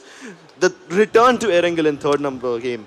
That might just be the beginning of the end over here. If we can see those teams who popped off in the previous game of Erangel return to form, well, then we might just have a full house on our hands. Because in this best of 5, we have 3 Erangel games. Only 2 of them will be Myanmar. And if these teams continue to pop off on one particular map consistently, then I think they have a win condition over there. Absolutely. And really, we talked about one half of the play here where we talked about how maybe the lower lying teams might go for the hunt. I'm actually curious to see if a team like Hawk also spots out a team off to a weak start, but still going for a Pochinki drop or a Yasnaya drop. Very populated drop in the sense of loot. Gives them a team like Hawk to find that weakness in that team, just force them down early, get that easy kills, because that's what their strategy has been so far. They are immensely talented mechanically, and that shows in their kill points. Exactly. More than that, more than these early game drops and fights, we also saw some early game rotations where at least in the first game of Myanmar, a lot of these teams dropped in between that S road, which lies in between Yasnaya, Poliana and Rozok. You find a lot of vehicles over there, so they just picked up their cars, went to their respective locations, drove all the way back. So they had to move and be on their feet all the time. And that doesn't give you enough time to gather resources, gather loot, much less time to gather better positioning and info. Yeah, and talking about like better positioning, right? Again, I want to reiterate, I want to see some crazy circles, man. We're going to go back to Erangel. I want to see some water action, maybe go towards the islands, towards the south even. And I'm going to ask you, all of you, the audience, to really rally with me because we're ready to go into the lobby. Pray to the PUBG gods. Tell them to deliver. Give us something crazy because we're just about ready to get ourselves started. The flight path coming in from the northeastern side, going on towards the southwestern. The perfect opportunity, if ever, to give us a Sosnovka circle. Do it. Come on. I mean, if you do get a Sosnovka circle, this will be pretty interesting because the flight path doesn't really allow any of these teams to go directly to Sosnovka. If someone does land closer towards the south, grabs a vehicle, maybe a boat or a car, like and then maybe even Feripio. Oh, that's another thing I want to bring out. But let me just finish this point. Nobody has really made the transition to Sosnovka successfully. True. But that being said, all these areas towards the peripheries of the maps, cities like Lipovka, Milta, Primorsk, even Zarki, they haven't seen any action at all so far. No teams visited them last time. In fact, even Kameshki was feeling a little lonely, but at least there is one team dropping directly in Kameshki this time, so that has changed. Drum roll, Crips. We're about to see that circle come into play as the flight disappears from our skin. Is it going to be standard or spicy? We will have to see. Suspense still very much there as the teams go on to their drops. We're going to see Enigma go back towards that farm Milta area. Yep, they're going to just go for that slow drop on there. And the circle just holding us dry, like letting the suspense really pan out. Oh, yeah. Oh my goodness! Let's go! I see, this is the audience. This is the power of the audience. I asked them, and it delivers. What a circle, man. Let's go. Bro, wait, I'm terrible at math over here. Sia, you might be able to help me out on this one, but at least 50% of that circle is water. Yes, sir. There's very little landmass available for these teams to step foot on. I know you guys can't see me on camera right now, but I am absolutely dancing. Loving this. I think all the people in the mall can definitely see that. I think they can see you jumping around like a hillbilly. That's another perk of being at the LAN. You get to see me dancing, man. But hey, talking about dancing and moves right now in Pochinki, We see Crazy 4 once again. Nothing to challenge them, so they will be able to get some easy loot for themselves and quad threats toward that school area. Now remember, a lot of these teams, they got a great start on a wrangle. Might just be the case that the teams that did get a good start on a wrangle, just not comfortable on Miramar. You know, we see a lot of teams much more comfortable in a wrangle, like you said, know it by the back of their hand, and not as comfortable with Miramar. I want to see if they can come back with match 3. I definitely hope that they can. In fact, we saw very different philosophies in Erangel in game number 1. You know, there were some teams who were just holding their ground for the longest possible time, avoiding rotations and movement because they didn't want to get shot at. And then there were some other teams who decided to move right at the beginning so that they could, while they might just take some damage early on, but at least they will get those better positionings now. But that was a centralized circle CA in map number 1 of Erangel. This one is heavily skewed towards the southwest.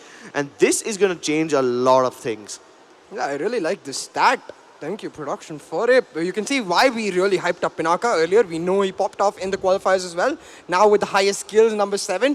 But you can see Killua consistently getting those knocks again and again with those 9 knocks for himself. My eyes really go to Yoink My Loot. He's been very, I would say, enigmatic in his approach in the sense that he's very different from the other players, continuously goes for the fresher play, and so far it's panned out. Look at the damage numbers he's putting up. Exactly, and it's not just damage, it's also impact. He was the one responsible for keeping his team alive for so long in the second game of Miramar. So this man has been absolutely impactful.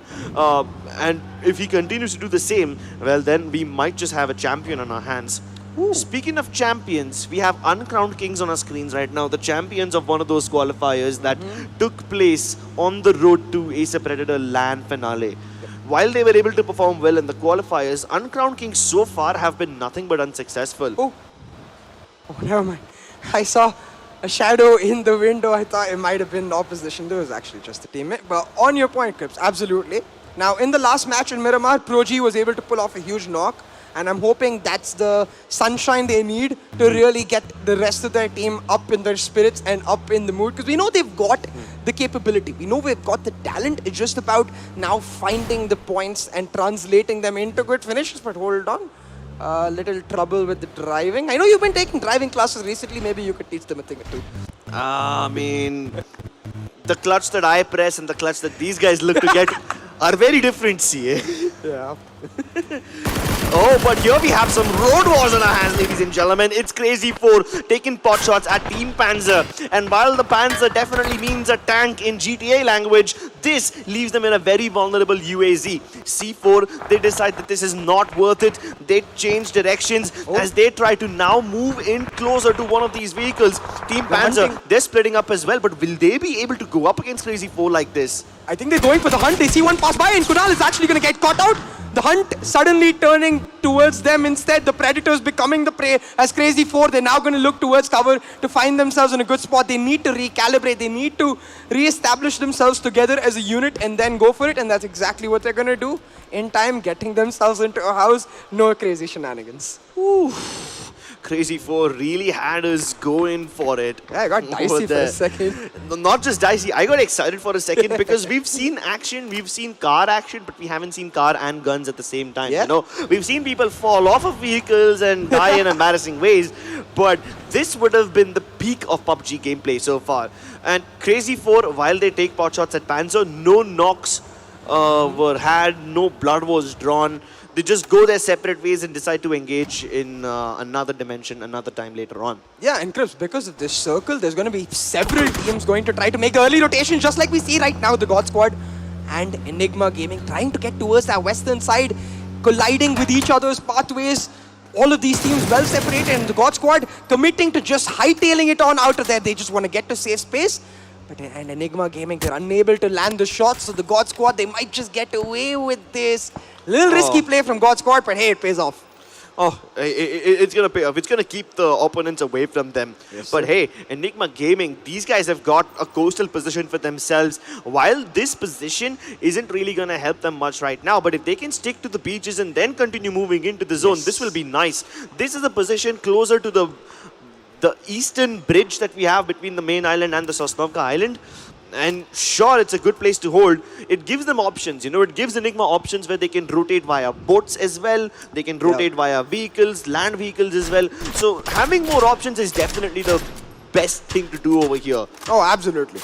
And really, I think that's where teams are going to have to find a variety of options, because this circle, let's be honest, it is not standard. It is not something you're used to. It's not going to be something you planned for necessarily. It's going to bring in that spontaneous decision making that we really wanted to see. It's going to put teams to the test, and there's no better match than the middle of our series to make that happen. Oh, definitely. We are halfway through the day, ladies and gentlemen. Map number 3 of the Acer Predator League.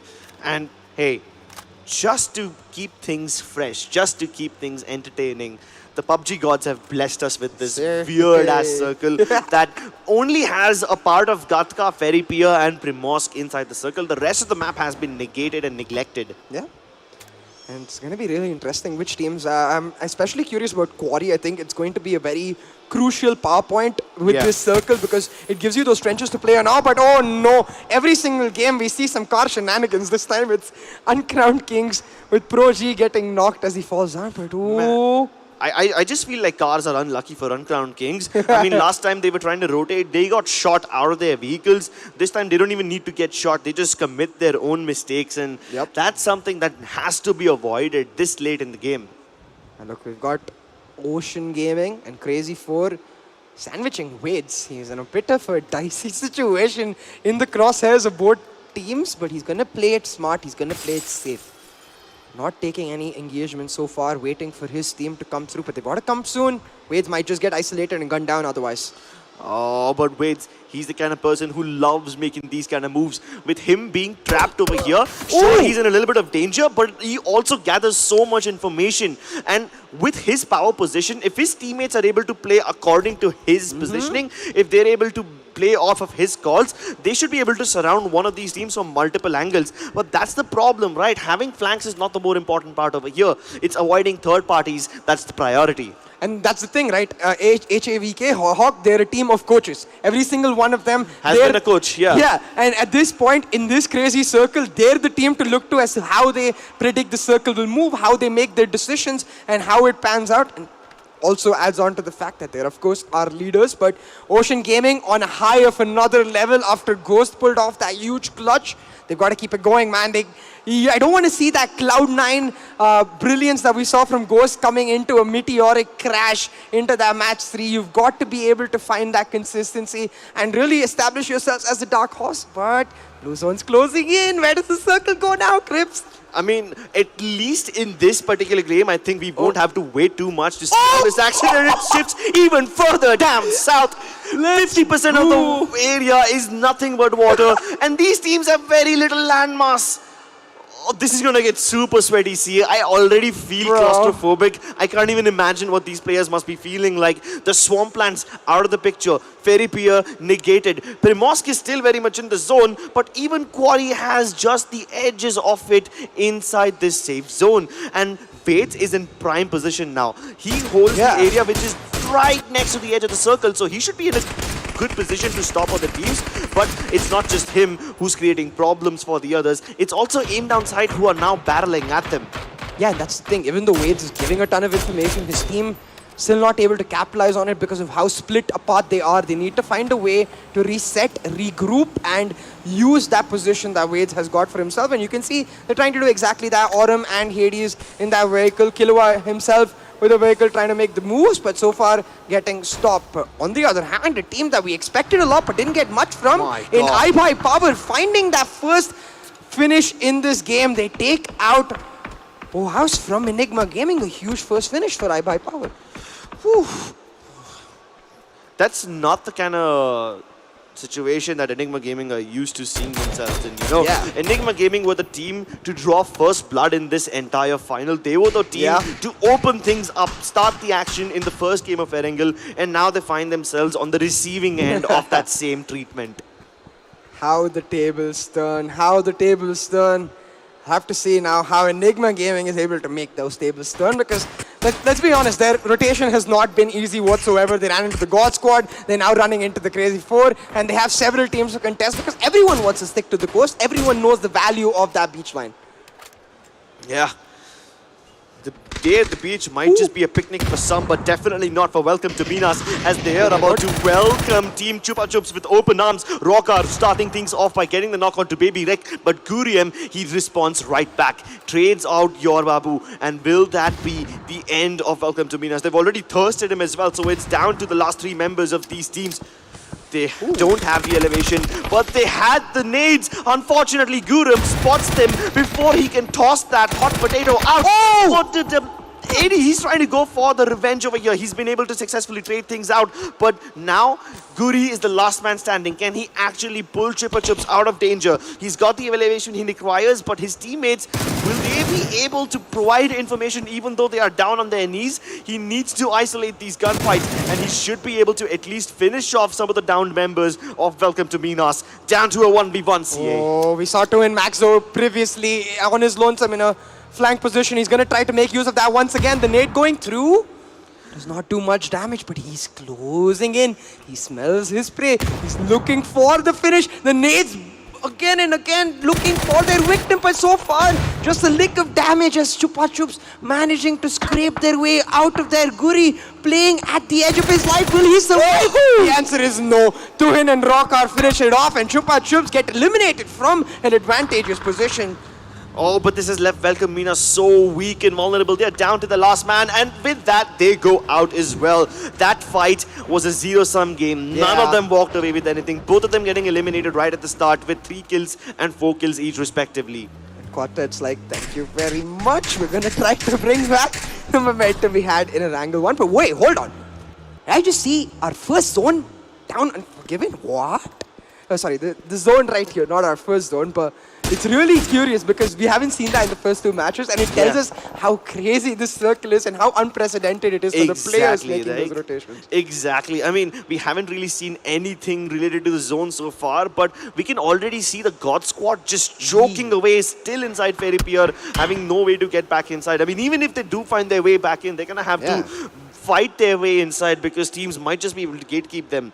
But then again, another way of looking at this is nobody would expect you to still be outside the zone in Phase 3, especially when Phase 3 is about to end and Phase 4 is also about to begin in a matter of few seconds.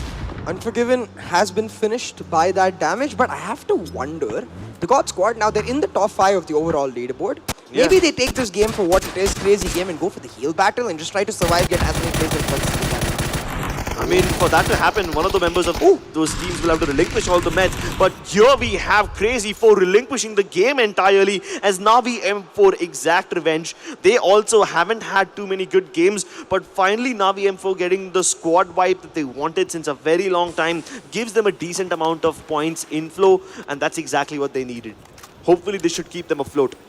Yeah, from being the first player down from their team in the first match of Erangel to now getting a good squad wipe for themselves. We're down to just 13 teams, 48 players alive as our zone is forcing these teams into an uncomfortable position. Now, eyes back onto Hawk. We see them snug in the middle of the circle with a great position for themselves. It's really Wade's, who was alone, has now managed to rally his troops, get his team into this nice, cozy-looking apartment, and they're ready. They're waiting for the teams to come into their crosshairs. We know how precise they are with their shooting, and it might actually be Orc who pays the price if they peek.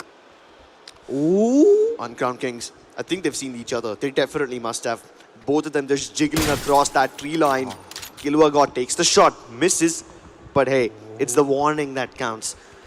It's a statement to Uncrowned Kings, declaring them that they should be staying away if they want to stay safe. But here we have the God Squad now using the boats to get back in the circle.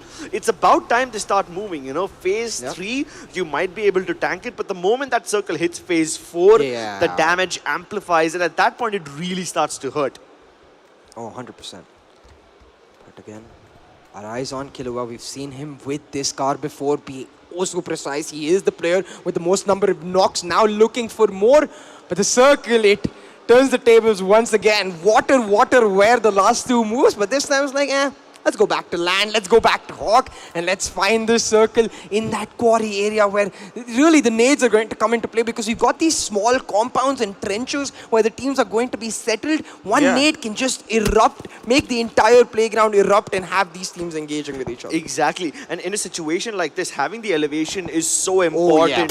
If you're trapped in one of these low ground positions, you are basically in a death valley with teams everywhere around you shooting down. It's like shooting fish in a barrel. Yeah, literally. You're able to find those easy frags. But right now, Quad Threats in a bit of trouble. So is iBuyPower. They're both teams at the edge of those hills trying to find their way around the circumference of this circle and just stick to the edge. Make sure they're safe. On the other hand, Salman finds himself a knock on to aim down sights. And we're seeing a little bit of settling down from the teams as the craziness of the circle does go back to land, and it gives teams a moment to focus on getting cover, getting good spots, either high ground that may be, or actual houses where they can take for themselves. And we'll have to see how these teams settle in and how the IGLs make those calls. Because remember, we saw that being extremely crucial in match 1 Crips, where the IGLs calling that Potato Hill were able to hold on to a crucial spot, and now we'll have to see how it happens again. But it's Nepal finding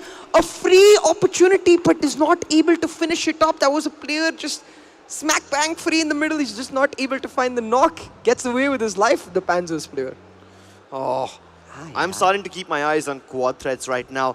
They were able to turn a very bad situation into a good one in Myanmar. And this time, they're not even in a very dangerous position. You know, they have the high ground. They should have absolutely no problems getting inside the circle. And even though they have the Panzers in front of them, it seems like the Panzers really can't do much to Quad Threats. Quad Threats having that elevation will be safe from the Panzers shot and vice versa because Panzers have solid cover.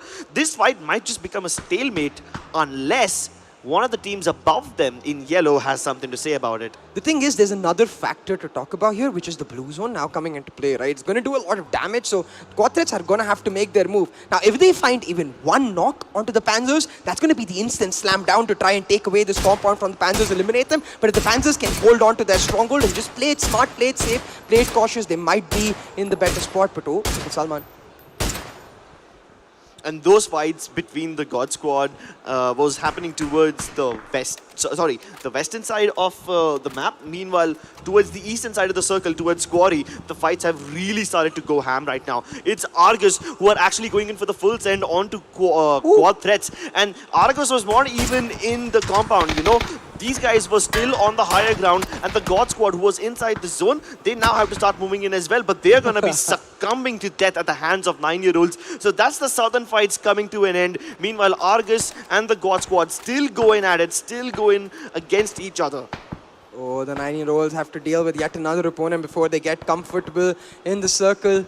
Orc Esports, have to say, the team that choked that chicken dinner just now, coming into play again. Will they be able to rally back? Because, to be honest, a key aspect of a pro player is the fact that you're able to reset your mental, not let those downs affect you and push back strong. We'll have to see if Orc is able to do it, if they are under threat. But Salman so far has been precise. He's finding the damage, looking for more, finds the knock onto Death Thrill. And now iBuyPower under a lot of threat because look, both of these teams are outside the zone. One of these teams has got to make moves. And it seems like Enigma Gaming is the one who really wants to make the moves first. They're going to pop their heals, pop their boost items, the energy drinks and the painkillers, and then make a straight run for it. The Panzers also. Now, instead of going down towards the God Squad's compound, they're going to come upwards on the hills and try to face Quad Threats head on. But they are going to be met with a dangerous player called Pinaka, who's going to destroy 2 of them, sending down a lot of pain and hurt. And that's going to get Argus eliminated from this game. This clears the entirety of the western periphery of the circle for the Panzers, and now they have no pressure. You know, they can deal with their other threats, the Quad Threats, head on without getting feared of a third party. Talking about third parties, we see the southern circle just erupting with them. As one team tries to gatekeep, another team tries to push back the team that is gatekeeping. It's Hades really popping off as iBuyPower just gets shut down, and shot by looking for a couple for himself on the Panzers. But really, man, the Panzers on the back of Pinaka, they've been absolutely rallying strong so far in this match. Can they continue? We'll have to see as Hades tries to hold down his ground. Killua's got player in his crosshairs. Not getting the fire off soon enough though, as the 9-year-olds are focused on Orc. 9-year-olds turn around, you've got danger in your sights. Oh, all esports have been eliminated, and this brings us down to our last 9 teams. Hawk, while they might not have the elevation, at least this keeps them safe. iBuyPower's last player, he tries to go in for the backstab against 9-year-olds, but he will be meeting his maker. iBuyPower go down in 9th spot. Then we have Uncrowned Kings finally having a decent enough game where they haven't lost too much right at the start. Siri goes down again, but it is possible for him to get back up on his feet. Uncrowned Kings aren't getting pushed just yet, and when Aim Down Sight tries to do the same, King will keep at least the Panzers away from his own explosives, but that doesn't really keep them any more safer. Aim Down Sight now have Enigma in their sights, and they're gonna be getting the thirst onto Salman. That's the first kill confirmed for this team. Oh, if that shot had landed though, but oh god, gets one immediately back. The shot not landing from Sparrow ended up hurting him, as Scone getting that spot just instantly finds the headshot and the knock. But will it be a finish? We'll have to see. Aim down sight, they are in a comfortable spot. They should be able to get through. Oh, I think this is like one of the best positions you can have. This is the southern side of Quarry Hill. And from this high ground, you can keep eyes across the entirety of the map. You can keep eyes on teams inside the Quarry region, which includes the likes of Ocean Gaming and also outside. Ocean Gaming now down to the last player, Mentor. Will he be able to get the win? He's able to knock down Baba. He tries to go for the spray transfer. Almost had it. But Navi M4 are the ones who eliminate Ocean Gaming from this game. Now look, Enigma Gaming, they've got themselves a great spot in the circle, but it's a tiny house, Crips. Tiny house which is susceptible to one nade. We're talking about being susceptible. Uncrowned Kings left in the open, but they push back. They annihilate the Panzers, and like you mentioned, this might be the game that they rally back strong. The team that was looking real strong from the qualifiers finally showing up here on the land. The Uncrowned Kings coming up huge, but we're going to turn our attention to yet another playground here on the southwestern side of the circle, as 9-year-olds are creeping up on the Uncrowned Kings. Are the Uncrowned Kings aware? I don't think so, man. 9-year-olds, they're making absolutely no noise. No footsteps available. If they are able to surprise Uncrowned Kings, they will have absolutely no time to respond. Humble Dog, he singled out one of these players. The sound cue's going back, but Shadpai with the faster reflex, he gets the first knock. Now it's down to a 2v2. Uncrowned Kings had the man disadvantage at one point, but things are back to even Stevens. But they're left in the open, they're split apart, just 2 players left in different compounds. I think their strategy is going to be to try and find isolated fights and utilize the fact that they are feeling themselves in this particular match. But look at Hawk.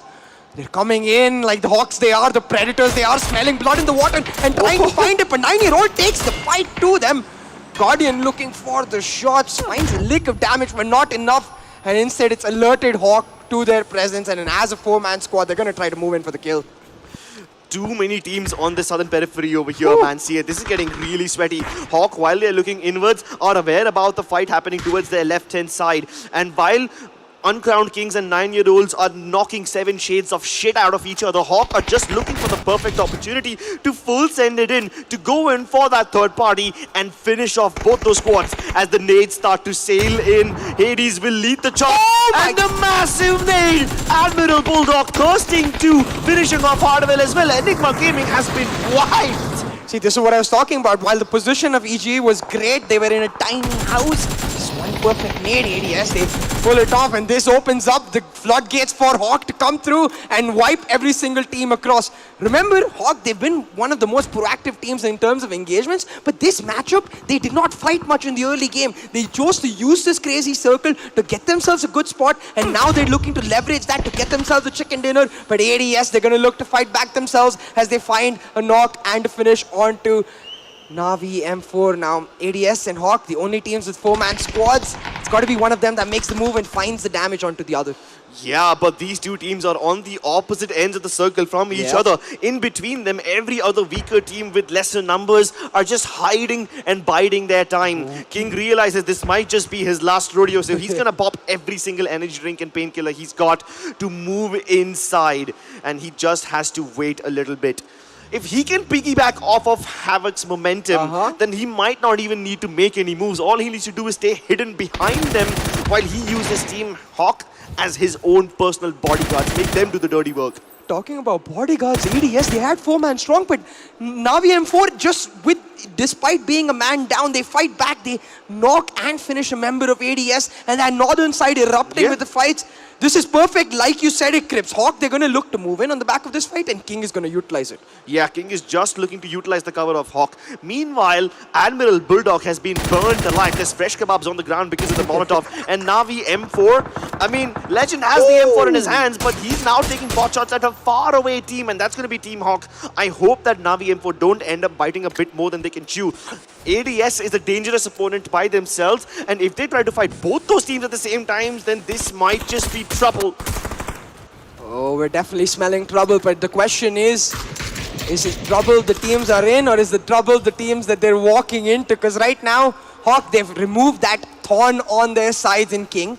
He's been taken out of the picture. They're completely free in the southern side, where aim down sight and Navi M4 struggle to maintain control of the northern side. Hades coming into play, finding the shots on and drops Legend, and Killua gets the knock onto Cypher. Hawk moving in for the kill. Oh my goodness, ADS really need to get in on this action. Navi M4 is taking way too much damage right now, and this is ADS's chance to leave them behind, to die and suffocate in the blue zone, while they themselves take better positioning towards the center. Oh, but Hawk, they're not going to let them do that. They're going to put the pressure on both the teams in play. They don't want any team to find free ground. And Killua and Hawk are just popping off. Aim down sight has been eliminated. Navi M4 with just one man left standing. It's just a matter of time before Hawk finds Baba with that precise vision that Hawk has got. 10 kills picked up on a spree just towards this last circle. 1 versus 4. It could have been very different.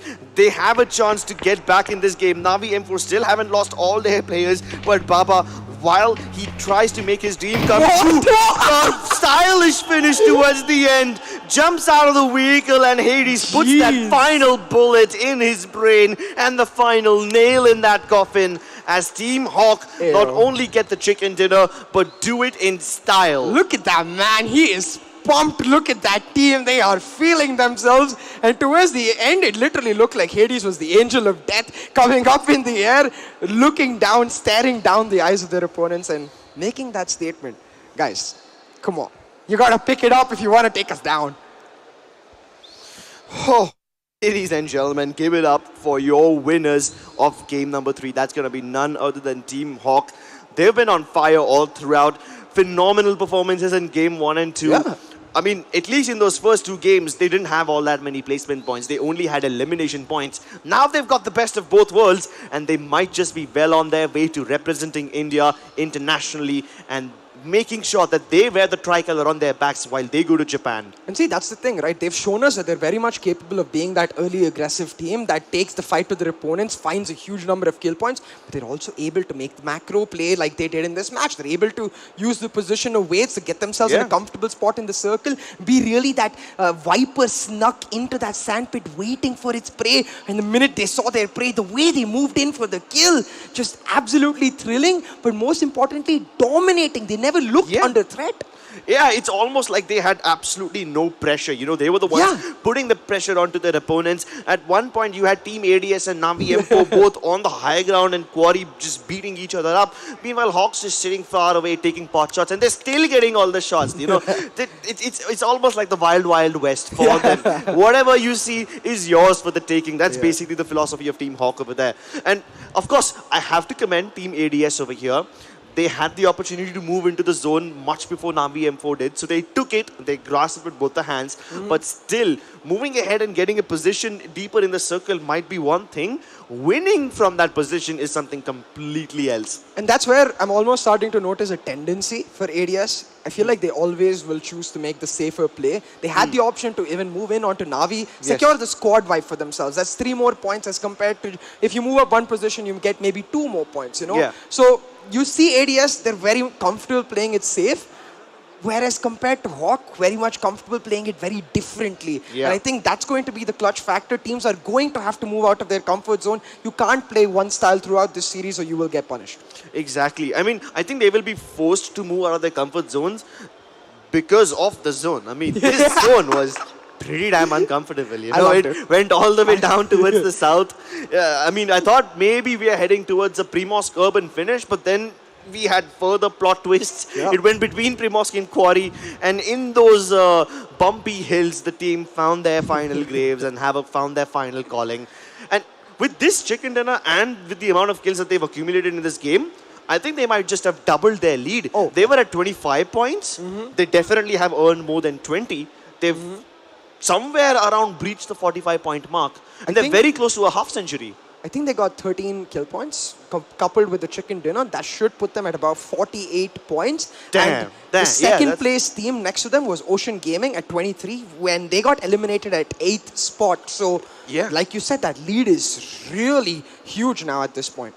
Exactly. And will this mean that we might just have our winners already? Because like we said, right, consistency is the key over here. sir. You might have a couple of good games, but you need to have them going for you again and again. We saw some amazing clutches in Miramar, especially from the likes of Team Navi M4 and even from Google God and his boys. I mean, they were in difficult positions. They still somehow made it work. They salvaged bad situations, but were they able to do it again and again? Not so much. But hey- Ladies and gentlemen, I think it's time we crown our champions. I think it's time we move ahead and let Mr. A.K. Rahman take over.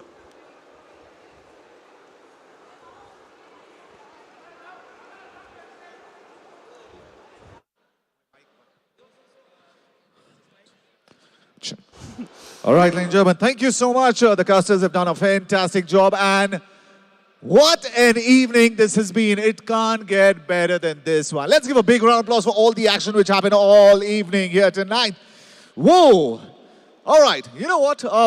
We at Acer Predator League 2022, we've had something really special. We had something called as cosplay, where Bangalore had dressed up like their favorite superheroes, and believe you me, they look so close to being real, and it was judged by Shweta. So I'm going to call the judge. Please give it up for Shweta. Come on, everybody. Thank you for the big applause. Shweta, welcome. How was it? I mean, Bangalore dressed up as their superheroes. What was your thought on that? We are actually so happy to get ready in this costume attire because we always feel like a superheroes when we present. And whenever the people comes and watches us, they'll see us as our superheroes, and the pictures and everything, it's so excited. So that's how we feel like. The competition was tough because I could see them, and I think for you to judge them, it must have been really tough. Of course, because I have to go with the every detail, and I have to see the accuracy of the costume and the performance that they handle the costume and everything. Yeah, it is difficult. It obviously, I don't want to give only one prize. I just want to give to everyone. But this is a competition. We have to go with that. All right, so what we're going to do is, first up, I'm going to introduce the superheroes in front of you. So I think you need to give them a big round of applause for their effort as they come in front of you one by one. First up, please give a big round of applause for Priyambada, who is Laura Croft. Please get up. Come on, Bangalore, you can do better than that. Whoa! Pshow. That looks good. Please welcome Gaurav as Gojo.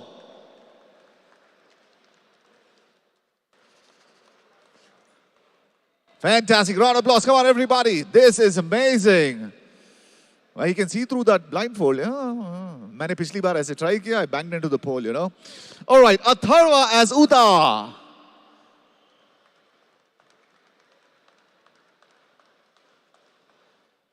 Come on, make some noise. Give a little more energy. Come on, Bangalore. Please welcome Saurabh as Levi.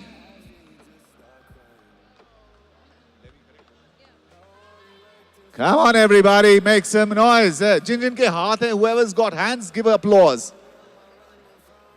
Very nice. Alex Mercer as Prototype. Whoa, give it up.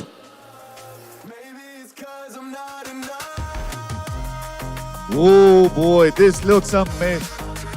Woo! That is amazing.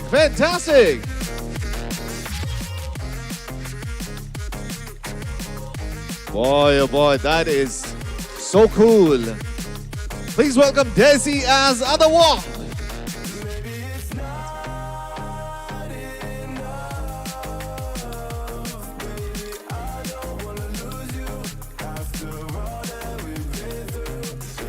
All right, there you are.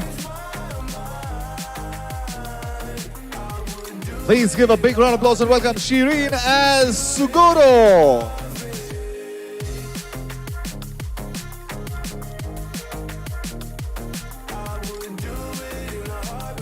A big round of applause for these guys who are applauding. Very nice. It takes a lot to applaud these guys because they put in so much of an effort. Thank you so much for that respect and applause.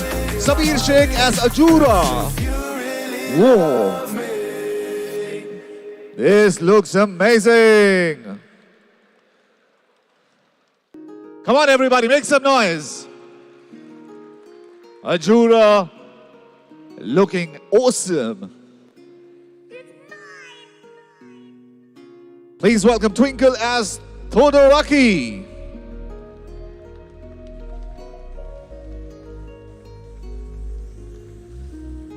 Oh boy, this is amazing. I'd love to have a hairdo like that. Fantastic. Praveen as Predator.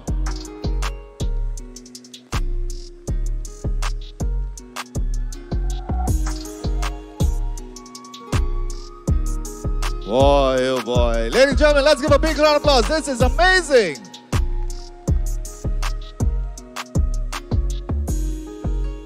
All right, now that I'm going to go and announce the prizes, I want you to give a big round of applause for the effort these guys have put. They're making Bangalore proud. Very well done. You guys are incredible.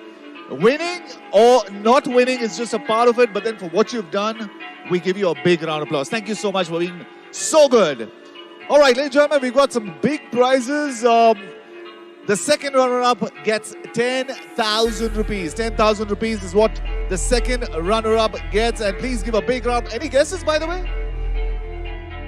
Well, the second runner-up is Shireen as Sugoro.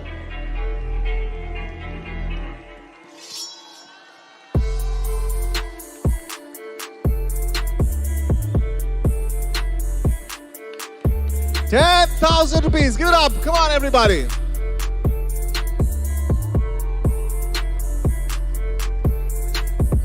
All right, Shireen, you're looking good. Amazing. How much time did you take to make this? Well, let's see. 6 hours, 12 hours, 6 hours, 24 hours, all in all. But very nice. You're looking good. Okay, let's go on for the first runner-up who's going to be winning 15,000 rupees. Ladies and gentlemen, give it up for Praveen as Predator! Wow. Praveen, you're looking good, mate. Amazing. I mean, I want you to smile. And I like your smile, rather. Good. All right, please give him a big round of applause. Come on, everybody. Winning 15,000 rupees. You're looking good, mate.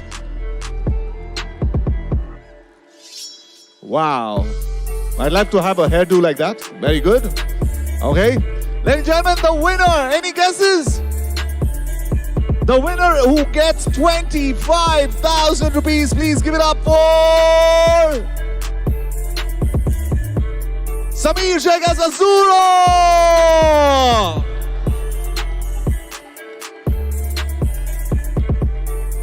Whoa. This is amazing, Samir. Samir, matlab kamal kar diya yaar. How much time did you take? You've done this on your own or you had friends helping you out? Everything is. Can we cut the music for a bit, please? सब कुछ मैंने ही बनाया, हर चीज, every single part of my cosplay I made myself.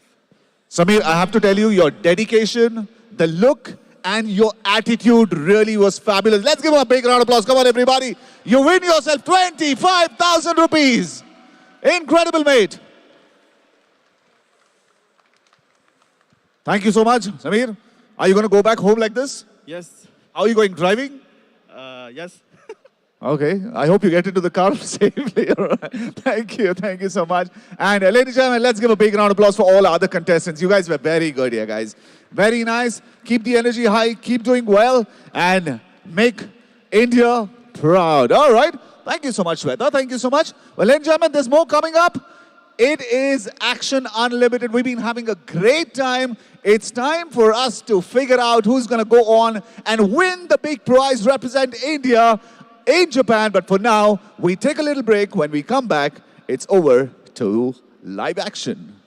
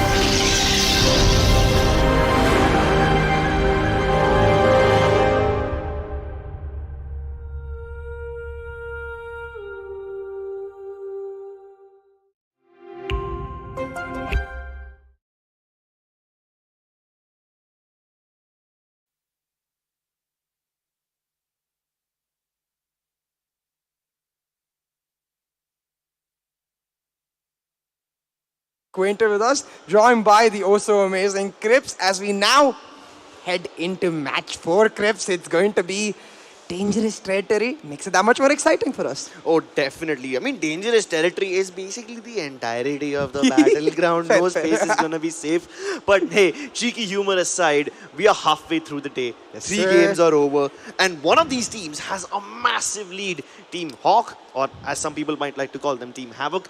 These guys are on a roll. Like, up until the first 2 games, these guys were leading only in elimination points. Now they're leading by both placement and elimination points. So it's almost like they've got the cake and they can eat it too. Yeah, and they're going to be enjoying it completely if they get to Japan. I've heard Japanese cakes are actually extremely yummy, you know, fluffy and soft. And Okay, yeah. stop. Okay, stop let's get discussing off now. food. Yeah. Get back into the matchup, guys, because we are getting just about ready to head into the lobby. But just a quick reminder about the leaderboard. Like Crips mentioned, Hawk with the winner chicken dinner picked up in the last wrangle we saw are now well and comfortable towards the top. But we will get to see, I believe, the total scorecard soon. So we'll get an idea very soon. Oh, as you can see, the map-wise scorecard first. The 21 points picked up by Hawk. Navi M4, though, a team that hasn't really shown up over the last 2 matches, getting a decent chunk in this one. Ooh, they definitely did get a decent chunk. I mean, it's probably the first time Navi M4 has had a good game in this tournament. The first 2 games weren't very kind for them, so maybe the third one results in something nice. Same goes for 9-year-olds and Uncrowned Kings. At least 9-year-olds weren't at the bottom of the barrel, but Uncrowned Kings were almost always one of the first 3 squads to get eliminated. This time, they have a different fate. But 10 points accumulated in map number 3. Is that too little too late? Yeah, see, and that's the thing, right? You see Team Enigma with just 2 points, God Squad with just 1. Aim down side, they get 9 short, but they disappeared from game 2. So right now, Hawk is, not only have they got the chicken dinner, all their nearest competition have just disappeared. They have nowhere near towards Hawk whatsoever. And you're going to get an idea of this when we go towards the overall scorecard. And you can see where Hawk exactly is. 46 points and the closest 20 points away. 20 points for reference, guys, is 2 chicken dinners in terms of placements. We've got 2 matches left, bro. Like, I don't know. Whew, okay. So if Aim Down Sight and Ocean Gaming actually make all the right decisions, make no overcommitments, rotate on time, if everything goes out perfectly, there is still a chance, a tiny chance that they catch up with Team Hawk. That is assuming Team Hawk have horrible games and get eliminated right at the start. See, that's the thing too. Like, I want to believe, I really do want to believe, especially after the huge clutch ghost pulled off just recently. But 20 points is a huge gap. I feel like we might just cut the tickets and be like, hey, Hawk, save us a spot in Japan, you know. Maybe we get to accompany them too. But like you said, it's very much possible. You never know. Hawk might just lose their momentum. They might just get eliminated early. They might get hunted too. So we have to really see how it comes out. Talking about contenders, right? Enigma Gaming have disappeared. We thought they would be the primary contenders against Team Hawk. They had a decent match 1, but since then, not so much. Yeah, I mean, they got off to a flying start in match number 1, but after that, it's been nothing but crashes for them. I hope they find the wind in their flaps so that they can lift and rise up again. And of course, the wind in the flap refers to not just momentum in the tournament, but also, hopefully, the plane ticket itself to Japan. Keep in mind, ladies and gentlemen, that these teams have had a long and arduous journey to get here today. I mean, right now, we are here in Nexus Mall, Whitefield, Bangalore. If you're still in town, go ahead and get into a car, get into a cab, drive down to Nexus Mall and experience the LAN in its entirety. Because these teams, they haven't just experienced the LAN, they have gone through much more. I mean, 2 qualifiers, then a semi-finals, and then the finals. It's been a long road for them, and this is not the end of the road. The international tournament leg is still there for the taking.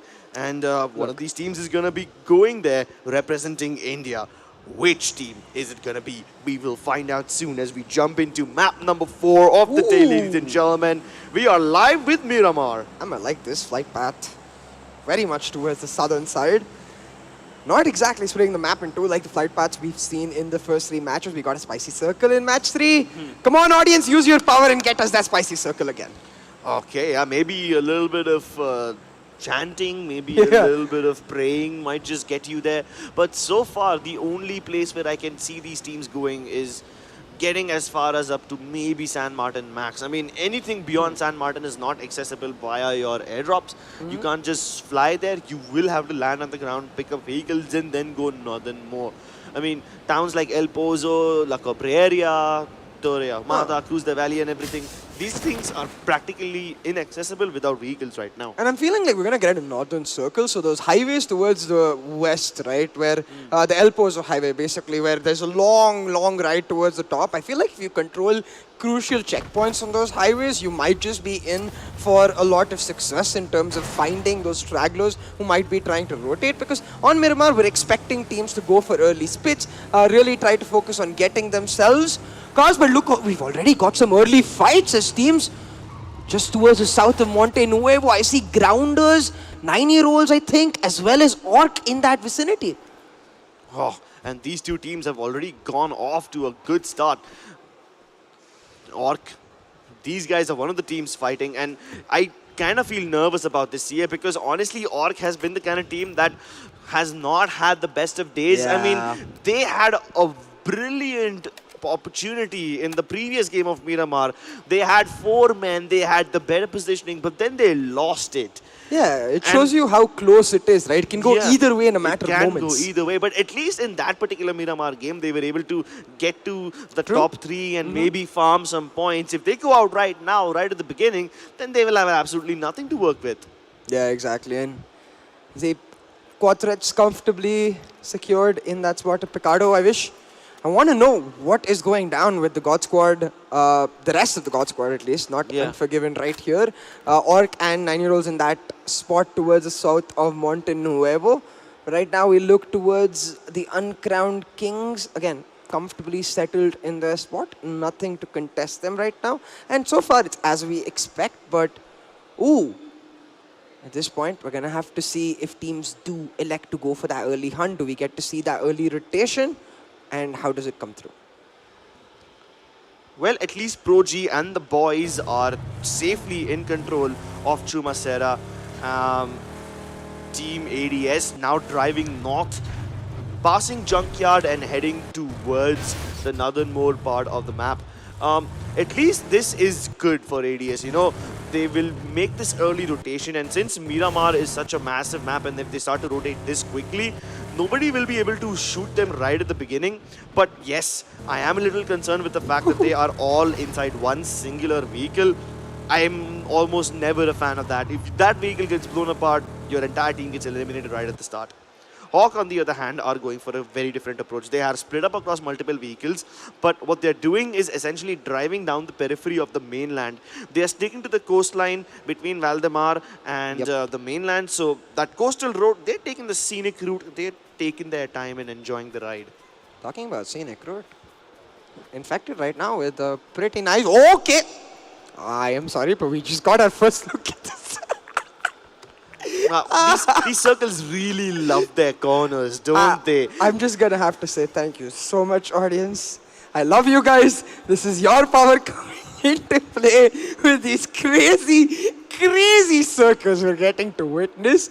Ocean Gaming just striking gold right here, not expecting it whatsoever. And again, we're gonna see early rotations, early skirmishes, because everyone is gonna try to hightail on to get into that circle. So we have Team Hawk, currently the leaders of the lobby, and while they're taking a very southern route, they have to go quite a distance towards the north. If they stick to the periphery of the mainland, they should be able to avoid any and every fight that could get them into trouble. They should be able to drive right past Los Leones. If they stick to that road across Los Leones, they then go north towards Impala and then down that road. I mean, they can take the longer route. The safe route. Yeah, which is the safer route. And, you know, when you're in a position of Team Hawk, when you have that lead, there's absolutely no reason for you to, you know, take any risks. And I love that idea, like you just mentioned. It's basically like Hawk came with a simple game plan. We're going to get out all guns blazing. We're going to get into our group. We're going to fight those individual fights. We know we're mechanically better. Once we get into our group, once we've established a decent advantage for ourselves, we're going to shift to our macro play, which is not going to expose ourselves with early fights anymore because we don't want to give teams an opportunity. First 2 matches, Hawk incredibly aggressive. Next 2 matches, you can see them incredibly passive, but hold on for a second. Aim down down sides with unknown player. They found a knock. Zakrims will be taken down, and Navi M4, they had a decent match 3, but doesn't look decent in this Miramar. Oh, definitely not. Navi M4 losing Zakrims right at the start of this game, as unknown player is the one who buries him 6 feet under. The buggy spun out of control and aim down sight were right there to punish them. What I really want to know is, has Kilua got his hands on a car yet? I feel like, not the vehicle car, but it's the car, the one he regularly headshots people with. And I'm really curious, because so far he's been insanely impactful on that. But back to Tuhin, Max just trying to get some pot shots out. Welcome to Minas. Hasn't had the greatest of days so far, but hey, at this point, I think for teams like Minas, it's now just becoming trying to get a chunk of the prize pool, right? You want to try to finish in that top 4. Yeah, I mean, welcome to Minas. I mean, if they do stand true to their name, if they almost always go to Minas in the drops, they must have had probably one of the easier rotations, right? Yeah. They were closer towards the circle as compared to the other teams. So now they've taken up a position directly above El Azhar, and they're just on the peripheries of this city. Meanwhile, welcome to Minas towards the northern side of El Azhar might just have spotted a few members of Ocean Gaming move into the urban region. Yeah. If they have indeed spotted them, they have a choice whether they can fight now or they can do it later. But I think it would make more sense for them to stay in control of that death road. You know, the one road that leads into El Azhar, and that road is like surrounded by valleys on both the sides. It's a treacherous path. I think that's why they've executed a 2-2 split, where they're going to hold 2 key checkpoints themselves and try to find stragglers who are finding the rotations, which is really smart considering the fact that this is a crazy circle. Teams aren't going to be accustomed to knowing which angles you can expect, but hold on, this is exactly what we're talking about. Aim down sight, find an unaware Uncrowned Kings on the rotation, but unfortunately, the spray does not land, and Uncrowned Kings will be able to get away with it. Well, at least they get away with it this time. You know, they've almost always been on the wrong end of these rotation fights. They've almost always gotten picked off. Sure, they might have had a decent game in the previous one, but they need to have much better games. They need to be much more safer compared to all the positions that they've been in before. Still, just a little bit of chip damage for them, so no biggie. Ocean Gaming, on the other hand, now they've left a couple of their players inside the city. One of them is holding the oil tankers region, the other one is holding the warehouses on the other side of the crossroads. Meanwhile, 2 other players of Ocean Gaming have just taken the high ground outside of El Azhar. So this team definitely knows why and where they want to split. Welcome to Minas also gatekeeping the other teams trying to get inside El Azhar, but then Uncrowned Kings just seem to be much better at dodging shots this time around. I am not sure that I was dodging as much as whiffing. Grips, but Potato. I tried not to hurt sentiments over there. Unfortunately, they tried to hurt players and they didn't succeed either. Neither did you. But hey, aim down sights right now, trying to make the move happen. They're surrounded seemingly by the God Squad. Might just be a quick one if the God Squad is able to pick it up, but inside Yoink My Loot takes a decent chunk of damage. Might just push them back. His Sheems is insanely low. He's just going to take one more shot to knock him down, but that one more shot not found. Aim down sights getting away with it, and it seems like the theme for our match for Miramar is team barely getting away with it. At least they can get away with this kind of stuff now, you know. I mean, there's plenty of room available, there's plenty of places to hold, plenty of compounds that you can get into. Ocean Gaming, oh, this could be trouble. They tried to shoot off one of the players of Enigma Gaming, but then again, they're not the only ones in this area now, isn't it? A lot of teams are now starting to take positions in and around El Azhar, just looking for a place to call home.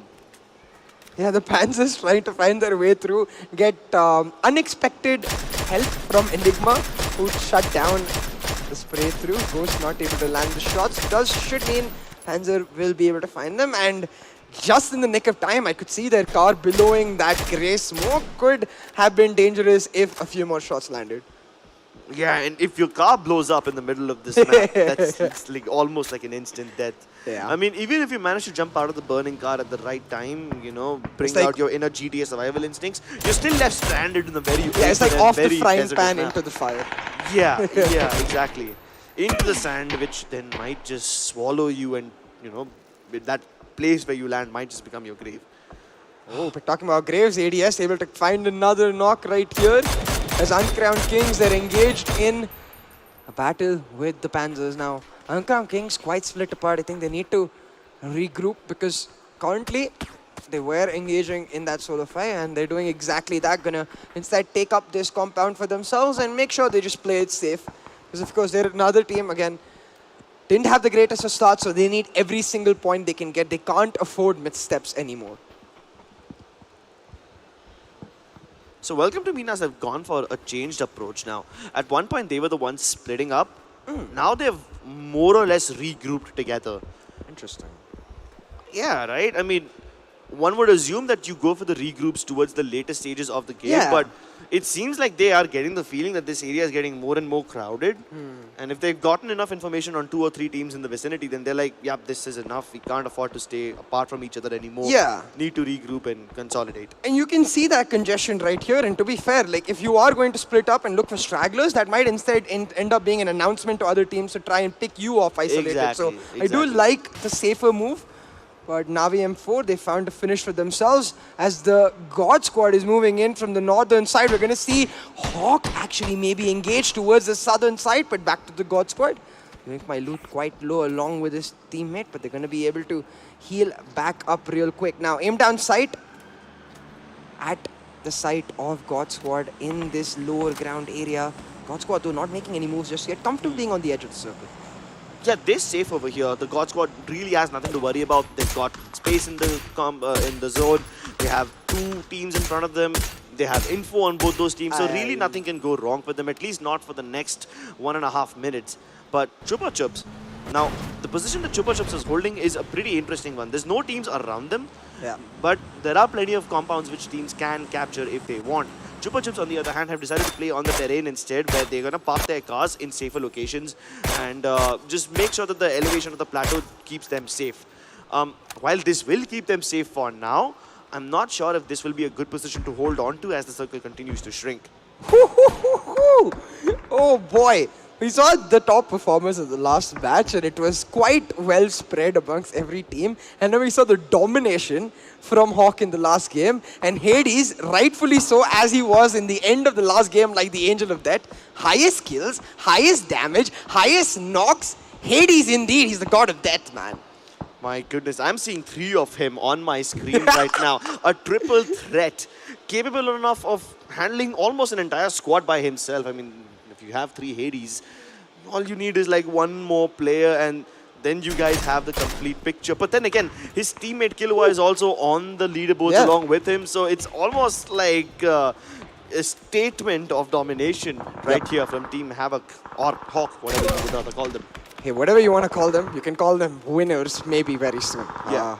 I'm not going to jump the boat just yet, though. They might be looking to jump the flight, but we'll wait for a second as 9-year-olds are going to find Ocean Gaming in a bad spot. It's so weird because if you remember, Ocean Gaming was the team that struck gold. They were the team that found a lot of spots, and we have to come back to the conversation we're having about Welcome to Minas, because like Welcome to Minas, Ocean Gaming chose to split up. They chose to play that different angle, and they might have just exposed themselves, which led to 9-year-olds picking them off. Exactly, and Ocean Gaming is like one of those teams which has the highest chance of stopping Team Hawk because they are at the 2nd spot right now. If they are the ones losing their members right at the start, then that just opens up the avenue for all the other teams as well. But the God Squad, these guys are making life hell for ADS. They've already confirmed the kill onto Sparrow. They are seeing one unknown player in that minivan. Will they be able to get the knock onto him? If not, they can at least blow up his car. Of course, it takes a lot of hits to destroy the minivan. But while I say that, Vades is in trouble. C4 have taken fights against them, and Anu just found the knock. Oh, but Aurum is able to pull it back with the knock onto Kunal. The pot shots continue from the God Squad as the circle moves in towards the El Azhar area. It's especially crucial that the teams are able to secure themselves that high ground towards the northern side of the El Azhar. Oh, again, no. a long mountain range, but whoa! Oh my goodness, the entirety of Team Hawk, they're rotating in from a single vehicle and they have run smack into Crazy 4. And it's not just that, even the God Squad is in the vicinity. If they decide to take pot shots at Team Hawk right now, then this could be a very early elimination for them. Shots being connected, damage being dealt, huge. and FaZe and David, they destroy them. Hades and Killua are on the ground. And these are your huge impact players from Team Hawk, the players that clutched it through in Map 2, in Miramar. Instead, now getting eliminated nice and early. They haven't been finished yet, but they are knocked with no help nearby. On the other side, though, Chupa Chups will get eliminated as Argus makes the moves. Now, Wades, he's been finished. And Aurum is the last man standing. He's got a difficult decision to make because he's in the blue zone and his teammates are bleeding out. What does Aurum do here? I think just try and play for placement points, maximize the return from this matchup. But while C4 were busy shooting at Team Hawk, Chupa Chups snuck up on them. They are the ones who took positions and they are now hurtling so much hurt towards Team C4. Chupa Chups and C4 might just be facing each other, but on the other side of the map of Al Azhar, we have Welcome to Minas taking pot shots at iBhai Power. And if they are successful in getting a knock or two over here, they would have stranded them in the middle of nowhere because iBhai Power are going for one of those longer rotations from the edge of the zone. Twin Max looking for some himself, but Chupa Chups eliminated out of nowhere as Argus and Crazy 4 combine to get rid of them. Starting to get real intense as the circle is now finishing moving in. We're going to see where the next rotation of that circle is towards. Does it go towards El Azhar? Somewhat. This is really interesting because it leaves that tiny mountain range where, guess what? Welcome to Minas have established themselves in a great spot. Aurum! I mean, I knew that driving down on that death road as you're heading into Enigma Gaming who are camping you from both the sides might result in your death. But it's not like he died because his vehicle blew up. Ho sniped the hell out of him. I wish we got to see that in on stream. That would have been one stylish shot. I believe Hawk has been eliminated, right? We haven't seen the Hawk elimination just yet, but it's done. It's done. Yeah, Aurum was the last man standing. So we were wondering if an early elimination of Hawk could split up the standings wide open. We've got that early elimination, but now it's up to teams like Aim Down Sight and Ocean Gaming to capitalize. But it's not so easy as they're in a difficult spot themselves. Aim Down Sight stuck in this low ground, trying to fight themselves out, but Chims will get knocked out and yoink my loot, and the God Squad want to capitalize. Looking for the finish right here. It's all down to XM as the last man standing for his team to try and find some damage, and he does. Pushes back the God Squad for a second. Is it enough? Well, the God Squad certainly seems to have a stable position for now. They can get into the circle without anyone really standing in their way. But at the same time, they can also gatekeep Aim Down Sight, who are having a terrible position against the circle right now. And standing in between them and the next safe zone is God Squad. I mean, they really do need to pray to God right now to get them a path cleared into the circle. If not, well, then this might just be their early elimination yet again. And at this point, I think Team Hawk from the spectator spot is just hoping, please just eliminate Ocean Gaming, eliminate Aim Down Sight. We got eliminated early, let's get our opposition out too. I mean, all the top teams are taking a toss right now. Aim Down Sight having a terrible game. We have the #1 team in the server, Hawk, already destroyed and demolished. Even Ocean Gaming have lost a couple players. And while that's happening, XM has to make a move. Just gonna heal himself up before he tries to run across this barren, hellish landscape. But will he make it? Only time will tell. Meanwhile, iBhai Power, they've managed to find themselves in a very difficult situation against Enigma Gaming. And Mr. Hardwell, he's able to get the knock onto Deathrill. House also confirming all the fallen members. Salman has been downed, but if they are able to res him, then this will be great. House now taking the res. Meanwhile, Hardwell is providing cover. He's knocked out Kaushik, and he's keeping iBhai Power at bay. Enigma Gaming literally on fire, putting the other teams on fire as they take control of this lobby, finding kill after kill, now looking to finish off iBhai Power and secure themselves as southern spot in the circle, but they're taking damage from the high points. I think Navi M4 now trying to play into the equation. Enigma, they've got to just make a move and take this compound for themselves. Oh, they've given too much time to iBhai Power. iBhai Power have just managed to res yet another man. And this might just make things a little difficult. Of course, Deathrill, weak as ever. If he manages to pop the medkit, which he does, this will be difficult. The first aid now available, and iBhai Power are now trapped in a 2 vs 3 battle against Enigma Gaming. They see one of the players cross. Mr. Hardwell tries to engage from the window, but he's not able to find the opportunity over there. As iBhai Power now are worried about a flank from Ghostly Boy, they need to look towards their backlines as well. Nades being flung inside as the shrapnel will now force the members of iBhai Power into a tiny corner. This is a predictable move from Enigma Gaming. They have narrowed down and triangulated the position of their enemies. Don't know exactly which room they're inside, but Enigma Gaming really need to wrap up this fight, because if they don't, then in the next 20 seconds, the zone will swallow them whole. They go in for the full send. Mr. Hardwell, he's the one getting the first knock. And while that's happening, Salman and Ghostly have been downed. The shotgun from the Acer, it's making things work. He's keeping them at bay, down to a 1 versus 1. Of course, Mr. Hardwell can't afford to push the Acer right now, so he's just gonna confirm the kill onto Death Thrill, and the favor is returned. Oh my god, it looked like a lobby that Enigma could take control of, but a shotgun to their face, the pellets to their knocks just make sure that they are now left stranded with just 2 players alive. Salman and Ghostly Boy are going to be annoyed in the match after when they go for the break. They're going to really curse that shotgun. Yeah, you wouldn't expect a pump action Yeah, shotgun to get the knock as well, right? An S12K or a DPS definitely would be a good shotgun to fight with, but to lose your life to a pump action shotgun like that, it's just gonna feel really embarrassing. It's gonna happen. He goes in for the spray. What? No way! He still clutches it, and he's left with barely any HP, 4 health to work with, and he wins the fight against Enigma Gaming. But as soon as I say that, he is no longer in this world. Both Enigma Gaming and iBuyPower have been eliminated.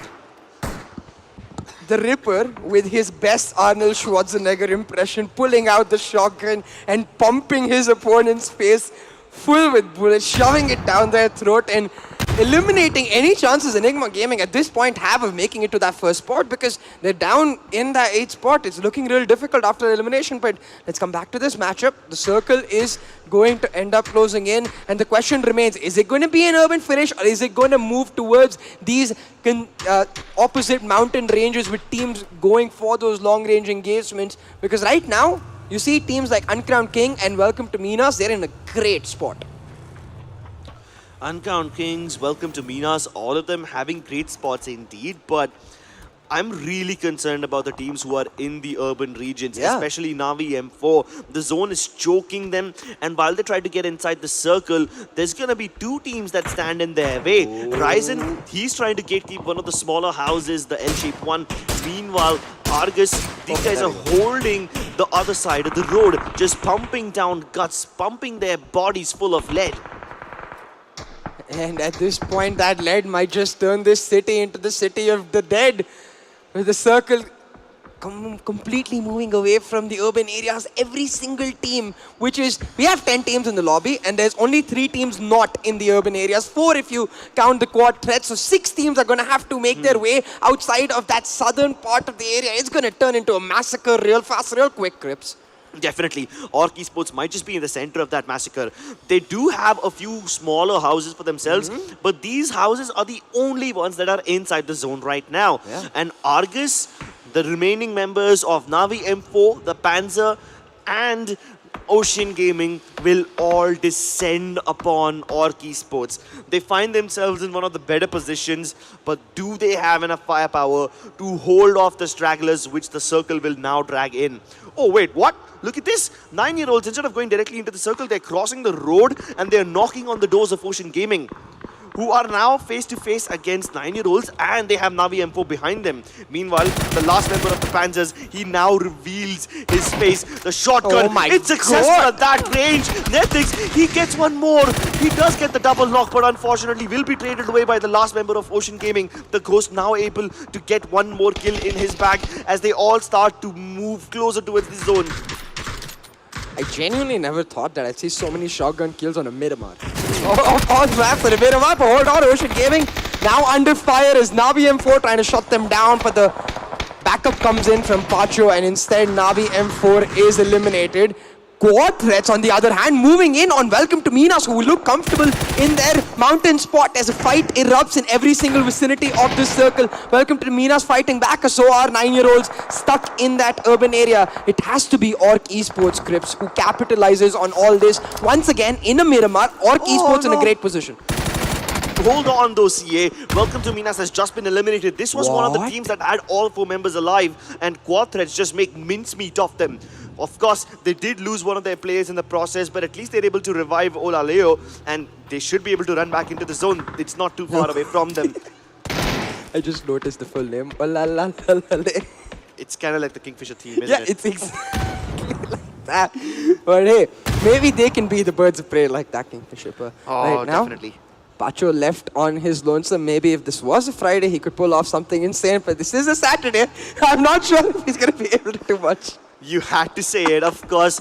This is the day where you call for parties, but celebration can only be achieved after a chicken dinner. And while Pacho, he might not be in immediate danger, there are two very dangerous teams right next to him. He's got 3 members of Argus and 2 members of Orky Sports in the vicinity. Meanwhile, Pacho just looking to stay silent. Here you go. Tony opens up the kill feed, gets the knock onto Netix, turning this fight into a 2 versus 2 between Orky Sports and Argus. And if they go in for the full send right now, then Pacho might just be able to sweep the whole game and get at least a couple of kill points, because he has really no chances of getting towards the chicken dinner. His path is blocked by several teams and he has to go a long way inside the zone. Okay, through the fields, through the hay, Pacho looking for his opportunity as Orc. They try to move in on Argus. They're going to try to find that execution, shut down Argus. Will Pacho make his move? Will he find the third party? That's the question right here. But if he doesn't, Uncrowned Kings, they're most certainly ready. The circle helped them out, but the only mountain range included in this circle is for Uncrowned Kings, and they come up huge. They eliminate Orc Esports and they're ready to get another under the wing with Argus as well. Uncrowned Kings, this might just be the game where they pull it all back, and they're certainly looking for the same. Oh my god, no, not like this. Quadrats is having trouble. They're having car troubles yet again. You can't afford to do something like that in this late in the game. Meanwhile, Ocean Gaming is going to be eliminated as their last player falls. Pacho has been buried and dismembered. Uncrowned Kings see it. This might just be their calling. This might just be the first game that they're able to put up a great performance in. They have the numbers, they've got the position. All they need to do is not drop the ball. The only team they have to be worried about is this team right in front of them. The God Squad trying to sneak up on them on the flank, but Siri is aware. He spots them out and makes sure his team will not get surprised. Instead, now corners them into a tiny area with their vehicle not being able to provide much cover. This should be a simple game for Uncrowned Kings to pick up. But the last time we said this, Ghost pulled off something unimaginable. So hey, you never know. Yeah, exactly. Last time as well, Uncrowned Kings had the position and the numbers advantage, but they dropped the ball really hard. This time, Uncrowned Kings have all 4 members. Meanwhile, the God Squad have 3. And one last member from Team Argus continues to survive, but he's been spotted. Will this be the end? Uncrowned Kings are actually taking a lot of damage with Siri almost getting knocked out. At least he's singled out the position of the last surviving Argus members. So if they can finish him off, they at least confirm second place. And that's the end of Rishkod, down to a 4v3. And now you can see Uncrowned Kings. King making that move, trying to find the flank while his team holds down the God Squad in that tiny corner. It's all about King making the moves. He's going to be joined by Siri. They've surrounded the God Squad from every single angle. Now, this is the right move in the sense that the God Squad doesn't get to move, but the God Squad does get an opportunity to isolate these fights, find individual players, shut them down, and turn the tables on the Uncrowned Kings. But hey, that's way easier said than done, especially with the cover coming in from Proji, as well as shot by Uncrowned Kings. Oh my god. Bullet by bullet, they shut them down. They find that winner chicken dinner. Uncrowned Kings finally find their crown. They find the glory that they've been looking for, and they take their rightful place upon the throne. Yeah. They've had some amazing Miramar games. Yeah. Even the last game of Miramar, they should have had the game in the bag, but when they miss that opportunity, they make sure they don't miss this one. Yeah, fool me once, shame on you, right? But fool me twice, then it suddenly gets in trouble. But unfortunately, they're not fooled twice, so it's all right. Especially considering the fact that almost all of our top teams on the leaderboard, let's take Hawk, let's take Aim Down Sight, let's take Ocean Gaming, well, with the exception of Pacho, they all got eliminated quite early, not getting many points. So might see a rally from Uncrowned Kings. Hey, yeah, and imagine this, right? A top 3 finish in the previous Miramar game, a chicken dinner in this game. Uncrowned Kings now have had the opportunity to amass plenty of placement points, so they should get them closer towards the top. Meanwhile, like you said, Hawk getting eliminated opens up the floodgates to a lot of other teams, and Pacho kept the dream alive for his team. He got them into the top 3. They should definitely get him quite a lot of placement points, so they're inching closer and closer. The only thing I know is that we're going to go into match 5 now, and Hawk is still going to have a decent lead. But it's there not has to be a hunt. The teams have to just go out for Hawk, because if they survive, say, till the top 5, they automatically win. Yeah, they automatically win, right? Hawk need to have a bad game if other teams have a hope of stopping them from going into Japan.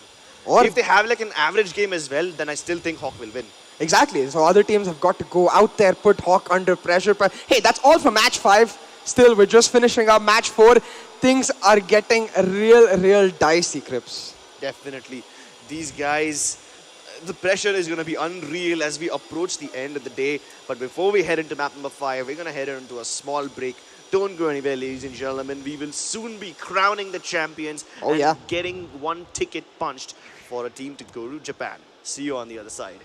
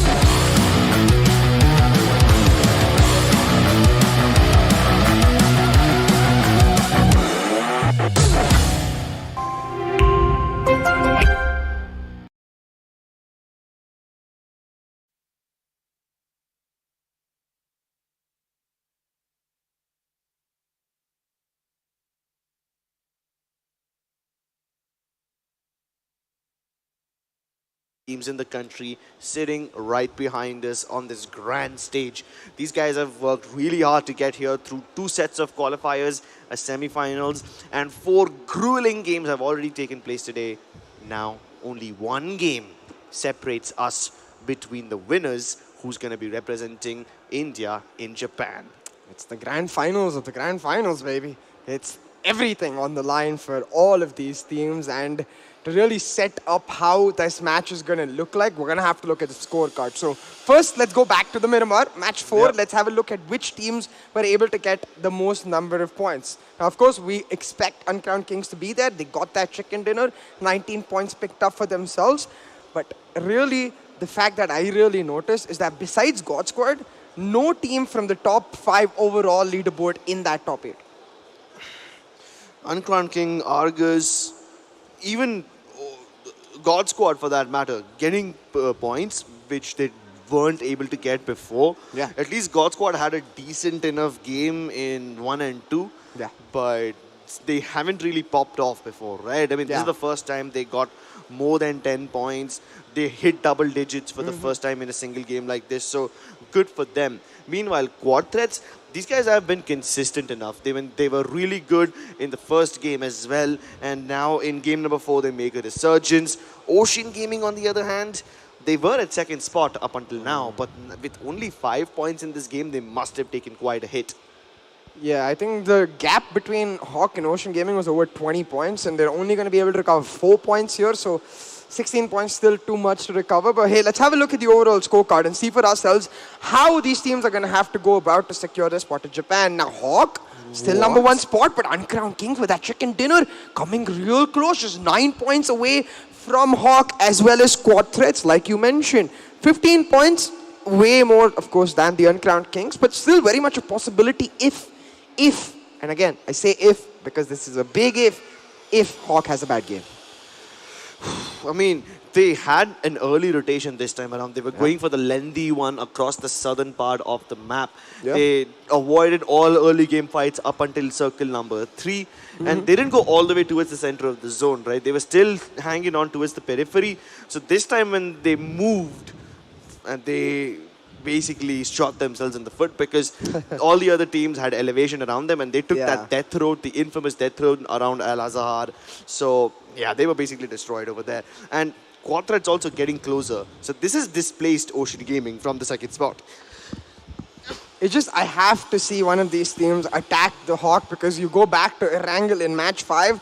I know we've had some crazy circles, guys. I know that anything can happen in this game and there is still a large layer of unpredictability, but I also know that Team Hawk have a ton of experience. And when it comes to closing things out, especially in the map of Erangel, the teams are going to have to attack them. They're going to have to pressurize them because if you leave them be, I think they're just going to be easily getting themselves out towards the airport, picking up that flight to Japan.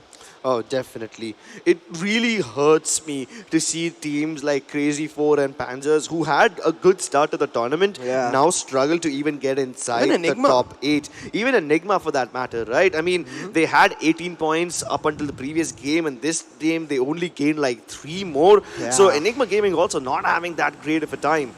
But now the fight intensifies. It's Team Hawk defending their lead, standing at 47 points, 48 rather this time, and all the other teams just playing catch up along with them, struggling to keep up. Yeah, talking about keeping up, so far the PUBG gods have kept up with my insane requests and given us some spicy circles. There's just one thing I want now, Crips. I just want something related to Sosnovka. I want some island action, man. And I think this flight path sets us up for a Sosnovka circle, so maybe, just maybe we'll get that. I mean, we'll find out in the next few seconds, but I kind of want to see if any of these teams have changed up their drop locations and are going for some early game skirmishes. We do see quite a lot of congestion between Rozhok and School, especially in Pochinki as well. There's 2 teams who are about to go against each other. This is the first time that Crazy 4 will be challenged in Pochinki. ADS have never come here before, and now with ADS and Crazy 4 both dropping towards Pochinki, there is an early game fight bound to happen. On the other side as well, closer to the swamplands, we have Deathrill and Boys facing off against Navi M4. So that's yet another early game fight that's about to begin. Oh! It's I'll take it. yet again one of those Primos circles. Is it still going to go towards Quarry and Swamplands? I'm not sure, man. I think we might have to come back to that discussion in a second because there, like you said, fights erupting in several areas, especially around that school area.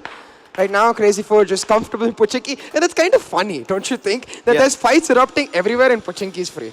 Exactly. I really thought that Crazy 4 might get challenged right off the bat because ADS did drop along with them, but then they just stole the 2 cars in Pochinki that spawn next to the roads, and then they decide to get out of there. Classic ADS. Yeah, safe. Yeah, it's almost like they're playing GTA, you know. You drop into your town, we take away your wheels. Sure, you have all the loot of Pochinki, but then how are you going to move now? Yeah. There's only like 3 cars that spawn around Pochinki, and if 2 of them have already been stolen, then what can you even do? But hey, we're towards that action in school as Hardwell tries to school these kids. Has found the first finish on B Fox out of quad threats. Enigma. I think they're disappointed with the way their day has gone so far, and they're taking this 5th game by the scruff of its neck. They want to control the tempo, control the pace, and go out with a bang. You know, I'm not sure if they can get the first part mathematically anymore, but they can end with a bang, maybe squeeze their way into the prize pool slots. Oh, definitely. Even if you get inside the top 4, you will be walking away with a minimum of 20,000 bucks in your pocket. So that's big enough, right? It at least sorts out your celebration money at the end of this tournament and justifies this entire trip. But hey, Enigma Gaming had a brilliant start to the tournament. In fact, Ghostly Boy was the guy to draw first blood. The first man to get the first kill in the first game. So he would obviously want to end things in a nice way as well. Meanwhile... Oh, they're going for the push in. By power, I see them regrouping right here. As they know that their opponents are isolated in the houses in front of them. But do they know that they're completely split apart? Because if they did, this is the time to make the move. You can see for Navi M4, they're not near each other to be able to back themselves up. I'm a little nervous about this one, CA. 2 members of Navi M4 in this very compound facing all 4 members of High Power. Meanwhile, the other 2 members of Navi M4, they're far away. I mean, sure, this can be seen in 2 ways, you know. With these 2 players of Navi M4 dying over here, the other 2 players will at least carry on the baton and just keep the dream alive. But if all 4 of them were here right now, then they could have easily wiped out High Power, gotten 4 kills for themselves, and maybe even set themselves up for a little more success. Oh, look at that. You can see on the minimap, the backup is actually coming. Navi M4's players, they found the vehicles. They're going to try to come through for the backup of their 2 players stuck in these houses. Now, will they make it in time? That's the question, because Power, they seem to have no urgency to make that move. Talking about urgency, though, Ocean Gaming, they are trying to make their rotations happen quite urgently, and they've spotted out a couple teams in their vicinity. One of these teams is the bloodthirsty Enigma Gaming, who's looking for fights everywhere, and they're going to spot out players of the quad threats and potentially find a fight with them. For now, though, just rotations is the focus. Is finally Power makes the move on to Navi M4. They found the knock onto Baba, but the trade is there as Power, while they have finished Baba, Deathrill himself is knocked down. Power, they're going to have to go for the revive. Does this give an opportunity to Navi M4 to try and retaliate? Look at this. Nuke really, I think, trying to squeeze his way through. I think Power are just being a little too indecisive here. If they found a knock and a finish already, they have the man advantage. Why not just go in for the kill? They need more information before they go in for the full send. Navi M4, they knew for a fact that there were limited players available over here, but now that the backup has arrived, they need more information before they can make the move. They've ciphered out the position of this particular man, but before they can act on it, Cypher gets the kill onto New Dock, and now it turns back into a 3v3. He's exacted revenge. Legend took a lot of damage, but at least he's alive. He's able to first aid kit and get back to 75% HP. But while Cypher is getting spotted, I hope that they don't figure out that Legend and Zekrims are also far away from this guy. If they do figure this out, then Power might just push him and finish him off. Oh, look, they're gonna have to again focus on the revive. Power, they're just trying to stay 4-man strong. And Navi M4 buying enough time, but is it enough? That's the question, because like you said, Legend Zakrim's quite far away from their teammate, might just put themselves in a precarious position. Now, iBuyPower still a little cautious in their maneuvers, not looking to move all the way until they find another knock, but that knock might just be on the horizon with Cypher X taking a ton of damage right here. Deathrill is just looking for any peek, any opportunity to knock him down, but Cypher X so far, so good, he's able to stay safe. Oh, this fight is taking way too long for my liking. It's entered a stalemate of sorts. Of course, it's the kind of stalemate where you've already chipped away at the enemy and now you're deciding to full send it in. iBuyPower now making the moves. The Ripper really wanting to shut things down over here. He's got the knock onto Cypher, but iBuyPower won't go down this easily. On the other hand, you see Infected picking up a knock onto the Panzer as those teams making those early rotations are finally coming in to action, but finally we see iBuyPower making their moves. Cypher's been eliminated, and I think that will be Legend and Zakrim's most likely cutting their losses and getting on out of there. So onwards towards the next fight as Orc Esports finish off Ryzen right here. They're on the hunt for the rest of the Panzers, and they might just find them if they look a little more down under. They must be aware about the position of Uncrowned Kings over here as well. Sure, they can focus on Panzers and they can try to find trouble, but if they don't account for Uncrowned Kings over here, then an unexpected third party might show up. Yeah. Oh, Hades still dominating the charts, still having the highest kills, knocks and damage, but will he be able to pop off once again? Will he be able to keep his team on the top? Keep in mind that he doesn't need to have a great game. Yeah. He just needs to survive, just needs to have like an average game. I mean, for Hades, an average game is a pretty It's pop-off a pretty game. pop-off game. That's a different story, though. And right now, while other teams try to squeeze themselves into the prize pool, maybe get some couple of 10,000s to themselves, Hades like, guys, you fight teams for your 20,000? I want the MVP 20,000 in my pocket, you know. He has quite a nice collection of shoes. Maybe get himself a new one along the way with that MVP bonus. But he's going to have a good game here because went one game without any kills. I'm sure his competitors have creeped up real close. But looking onto the bigger picture, looking into Japan, again, this team, Uncrowned Kings, Crips, they are the main contenders to Hawk right now. 9 points away from the Hawk. They're really hoping to just see Hawk on the right side of their kill feed, getting knocked, getting finished. Because if they see that, they just have to turtle and play it out late. Exactly. But will Hawk actually have that bad game? Because there's so many teams preying on their downfall, waiting on them to make a bad move, and then they try to cover up the distance as much as they can. iBuyPower, though, they are on the receiving end of Zakrim's Mini 14, and Deathrill does get finished off. Meanwhile, another fight might just have started. The Panzer lost a couple of their players, but they did get revenge, you know. One of the players of the Panzer got a knock onto Orc Esport members. They haven't finished things off yet, but again, this fight between Orc Esports and the Panzers has been going on for a while with Uncrowned Kings just waiting for an opportunity to third party. This might just be it. But so has this one, I think, from the very drop. Enigma Gaming Crazy 4 in that tangle. I think it's Crazy 4 who's taken the brunt of the damage so far with one player knocked and another player taking a headshot. Salman will find another knock onto FaZe, and this should be the cue for Enigma to move in for the kill as Anuj has been finished as well. But they don't need to move in, they're just going to find the kill long range. Oh, Enigma Gaming getting the knocks they require. They've already downed 2 members of C4.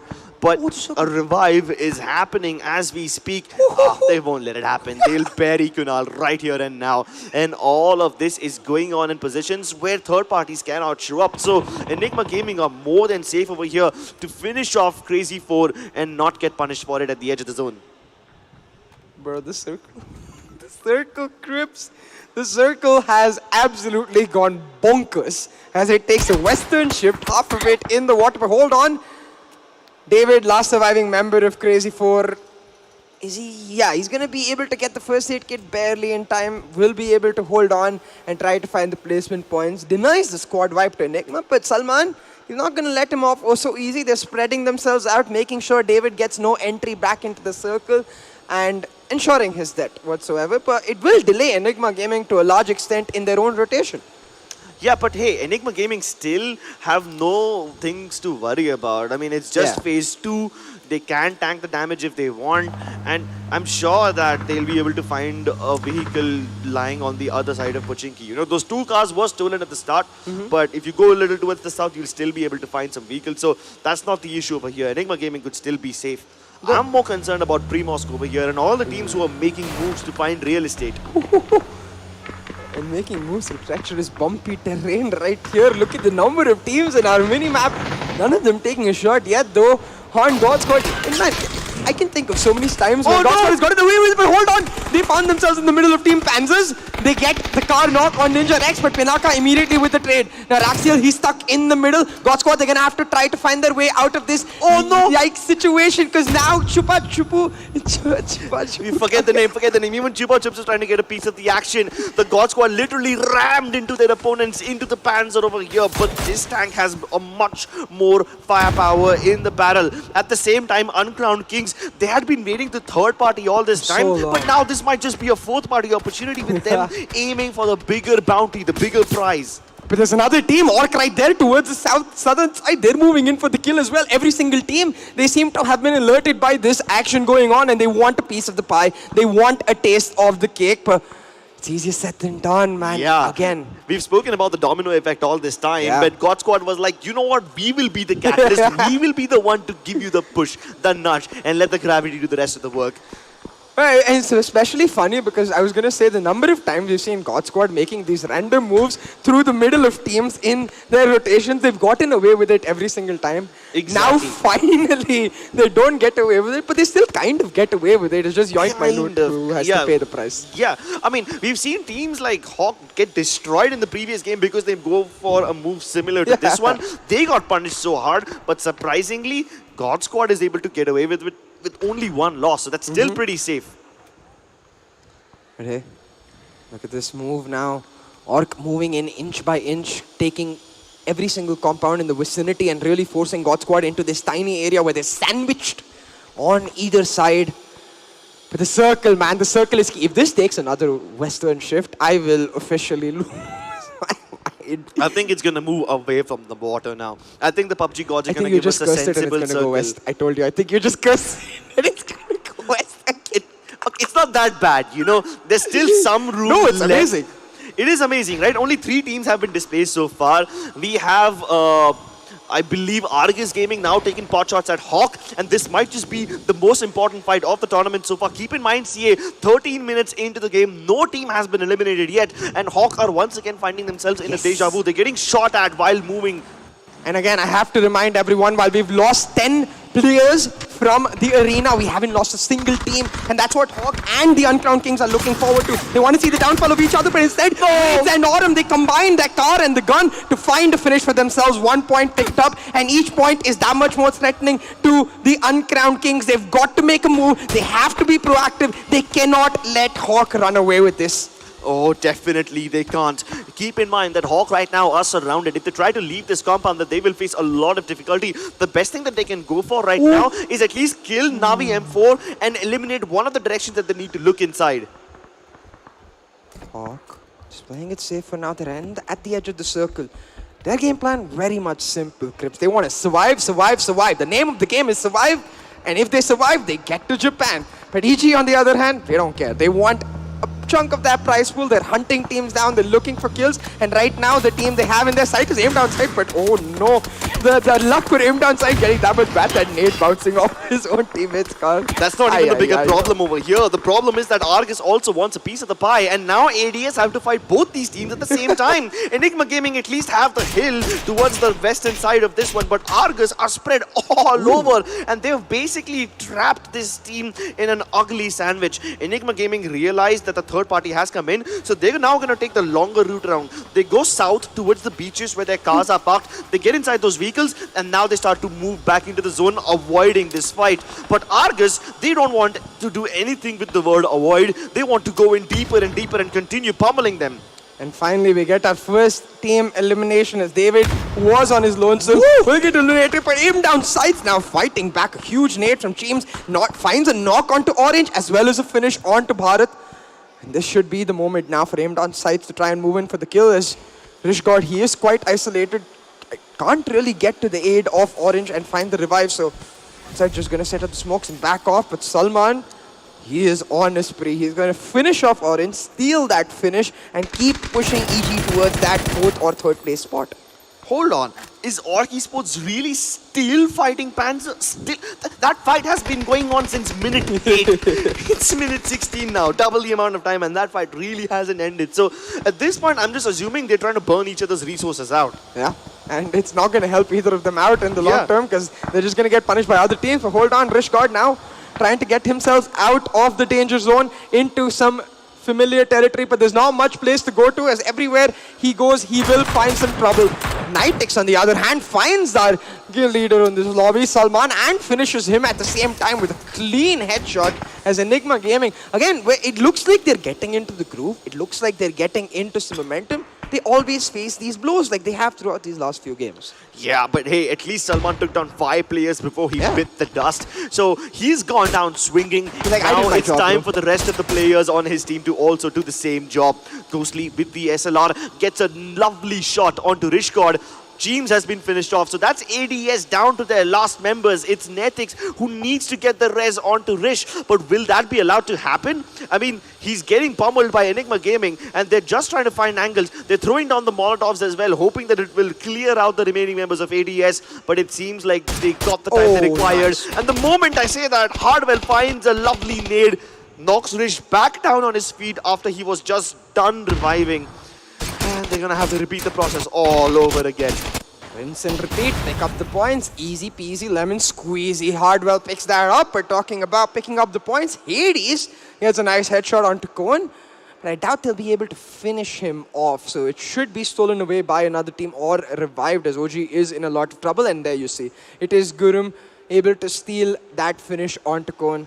Hawk, though, they're just happy to whittle down the numbers in the lobby. As long as they're able to place up high, they finish up high, they pick up that first spot. So they don't really care about those kill points as much anymore. They care about the other teams getting eliminated. Exactly. Hawk still having a very slow game, but that's exactly the pace they want to keep it at. Yeah. They have a stable enough position. It's not the best, but hey, they don't need to be the best in this game. All they need to do is make sure that they aren't at the bottom of the barrel. Speaking of bottom of the barrel, Orc Esports and the Panzer, they really are still fighting. I mean, they're just staring down at each other at this point, but it seems like Uncrowned Kings don't want to wait for anyone as they start the fight against squad threats. And while both the teams have suffered a knock each, it really comes down to which of these teams will decide to push first.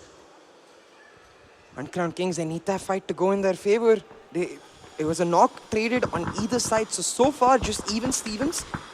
But just seeing them engage in a fight is sure to spur on the Hawk, knowing that they're that much closer to that win. Oh, Shotpai has lost his life to the blue zone. Uncrowned Kings now down to just 3 men. This is going to be absolutely crucial because, again, guys, remember, they are the primary contenders. On the other hand, Proji pulls back 1 point, getting that finish onto Olalaleo at this point. I don't think you can say that name with a straight face, can you? No, absolutely. It's okay to admit it. But hey, that western side of the circle, it's looking really sweaty right now because there's not only 9-year-olds waiting on the periphery, but it shifts even further towards the northern side. That means Pinaka, he's going to have one hell of a time. Not only is his team having a clear path into the circle, but now with the knocks, they might just be able to full send it in. GG! Is that GG? Uncrowned Kings has been eliminated. Hawks are going to be rejoicing right now. The only team left to contest them is the God Squad in that 3rd position, 15 points away. Don't count out Ocean Gaming yet. True, Ocean Gaming as well has that position, especially after that clutch of Ghost. I would be mistaken if I did count them out, but I'm sure the Hawk, they see the finish in the horizon. This player especially, Hades, he's been popping up. He's looking for more. They're going to shut down the other contender in Ocean Gaming, find that kill, the finish onto the clutch player in Ghost. Hawk, they see Japan in their sights. They see that flight. They want to grab it by the... Oh, they definitely don't want to miss this flight. One of the best contenders that they had, the only team that could have stopped them, has been eliminated, and now even Ocean Gaming is taking a lot of damage from their hands. They're on the receiving end of this punishment, and it seems like Hawk, having destroyed the 2nd and the 3rd position team, have cleared the pathway for them to go to Japan. But still, this game is far from over. We have Team iBuy Power with a vengeance going up against Enigma Gaming as the Ripper tosses a perfect nade onto Ho House, and this should give them the opening. But Ghostly Boy exacts revenge. He gets the trade onto the Ripper, and this should turn this back into a 3v3. Although the other side might not be looking that free. The God Squad, one of the teams that still has a decent chance to make it into the #1 spot, has just eliminated the Team Panzer, and they got 2 more kills on the back of it. They might just be able to get a couple more, but hey, opportunity just slips by. iBuy Power trying to fight back. They've taken down a couple members of Enigma Gaming as Aurum will lose his life to welcome to Minas. Hades though finds the trade points onto Ocean Gaming. Hades very much still staying alive. At this point, he's not just hunting for his flight to Japan, but also that extra spending money that he can use with that MVP prize. Yeah, definitely go to Japan, buy some mangas, and get some ramen for yourself. But hey, it's sake. iBuy Power. These guys, it seems like they really have nothing to lose, nothing to spare. They're just throwing in all the flashes and smokes they have to cover the distance between them and Enigma Gaming. But then they realize, hold on, Enigma Gaming are all over us. Ghostly Boy from the other side does get knocked out. So now they have misinformation. They don't know exactly where the remaining members of Enigma Gaming are, and this might just stop them in their tracks, force them to regroup. I think Enigma Gaming though got third party and eliminated, and I think Hawk might go down the same route. Rockar finding that finish onto Wades. I believe that leaves again that clutch duo of Hades and Killua alive. Clutch duo, Hades, Killua, still looking to get the dub. They have a safe enough position towards this edge of the circle, and the only team that can really destroy them is Hawka. I'm sorry, not Hawka. The other team above them, and that's going to be consisting of ED and Boys. They are the ones who are the real threat to Team Hawk right now. And if they are somehow able to look behind them and continue moving into the circle at the same time, this might just be the #1 team getting eliminated early. Arc Esports, on the other hand, just trying to maximize on their points themselves and try to sneak their way into a top 4 finish. Killua has been finished, leaving Hades all on his lonesome. He's got to be the god of death to be able to pull out much more for Hawk in this situation, as it is now just a scramble of the teams lying lower in the standings. God Squad has been eliminated. Let's book that ticket for Team Hawk. All their contenders out to play. That should be done and dusted for them, but back Hades into is play. not done. Hades is not done, like you said. He's looking for kill after kill. He's like, guys, I know we got Japan. I want that MVP. Let's go. Exactly. He wants that MVP title. He controls the leaderboards of the highest knocks, the highest kills, and the highest damage. This is just about him confirming that MVP title. But hey, as we go down to the last 6 teams, it's Chupa Chups who are looking pretty strong over here. Meanwhile, the 9-year-olds now look to sneak up on the remaining members of this Orc Esports team. But before they can do that, 9-year-olds will finish them off. And this is probably the end, you know, with the Orc Esports team out of the way. Chupa Chups can now focus on 9-year-olds, and this is a 4 versus 4 fair fight. Of course, 9-year-old have lost Humble Dog, the Guardian also pretty weak, but if they can't finish off this team, then it's gonna be fine. Hawk finally does get eliminated, and it's about time they rest. I know, right? But I think they're still gonna be breathing a sigh of relief. Yeah, I think they know that they're more or less secure. They'll wait for the confirmation at the end, but so will we, as we now look down the barrel at these top 4 teams left in the final match of the Acer Predator League PUBG finals. iBuy Power trying to find some solace in their ending to what has been a down day so far, and they find one knock, but it's really welcome to Minas and Chupa Chups that look in control to be able to pick up the win. Now, welcome to Minas. Look at them, the sneaky boys coming in from the southeastern side, while iBuy Power and CC are engaged in a fight themselves, might end up being that perfect third-party surprise position. 9-year-olds. I used to like this position that they have towards the edge of the circle. At least they don't have to worry about getting shot from the side, because they are right now the only team that's towards the left-hand side of that road, and crossing that road is going to be perilous affair. You're going to have to look left, right, and above you. Oh, but Crips with 23 seconds left on the circle. If that circle shifts towards the right, suddenly 9-year-olds find themselves in a bunch of trouble. Either way, right now they've got the opportunity, as we see fight after fight erupt between Welcome to Minas, CC, as well as iBuy Power, as you can see Rockar trying to pin down a player behind that airdrop. The smokes come through clutch, and he's able to almost sneak away. Rockar just ruining his chances, not able to find that player. Hey, it's okay, because Minas now have their work cut out for them.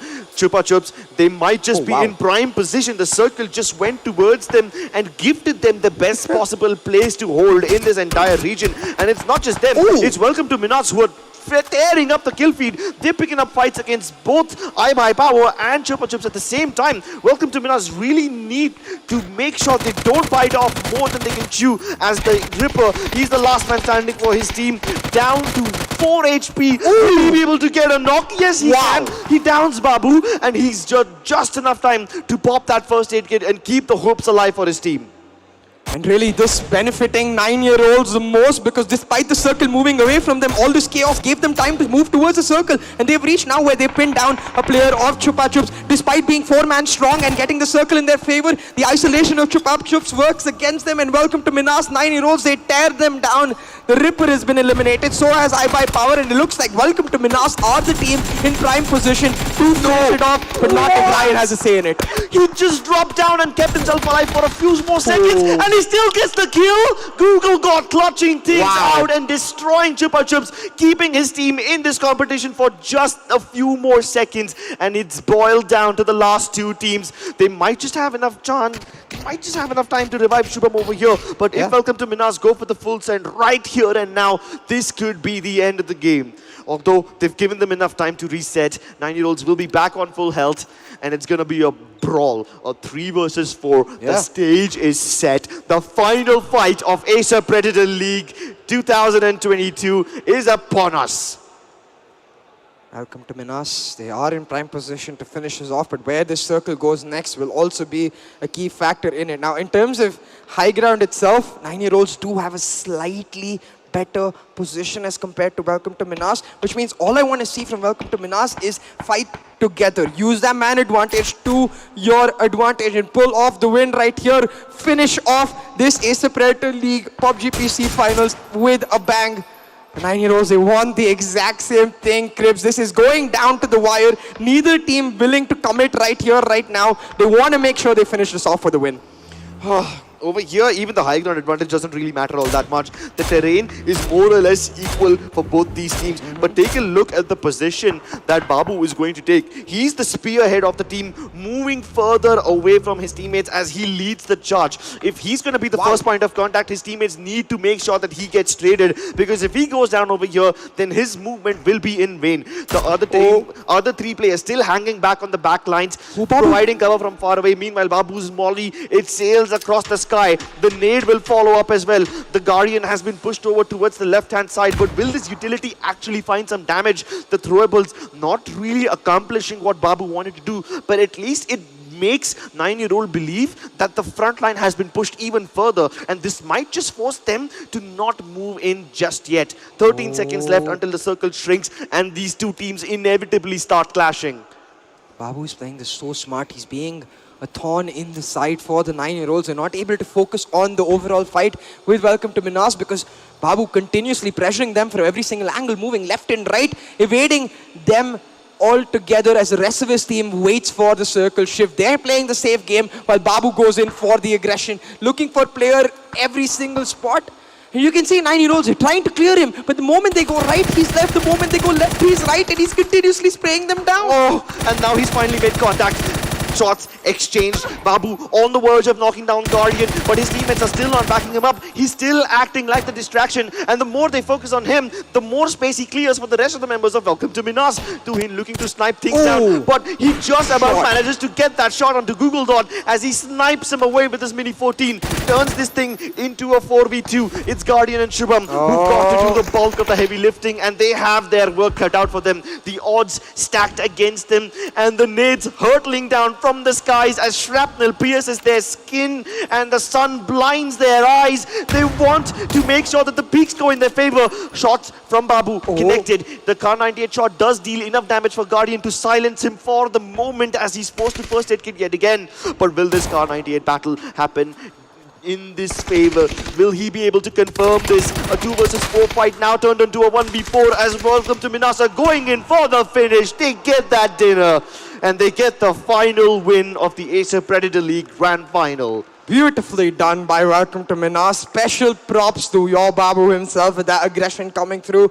Of course, they're not going to be able to get that first spot, but finishing their day off with a bang, getting that winner chicken dinner, and over 20 points, which I think is going to severely disrupt the rest of the table. Yeah. Yeah, I think that's important, right? Yeah. Even if you can't get to Japan, at least you need to wiggle your way into the top Yeah. 4. And if you have a pop-off performance like this in the last game, I think that's a standout statement. It's Yeah. a testament to their skill, and it proves that while they might have had some opportunities that they missed in the first few games, they make up for it. Oh, absolutely.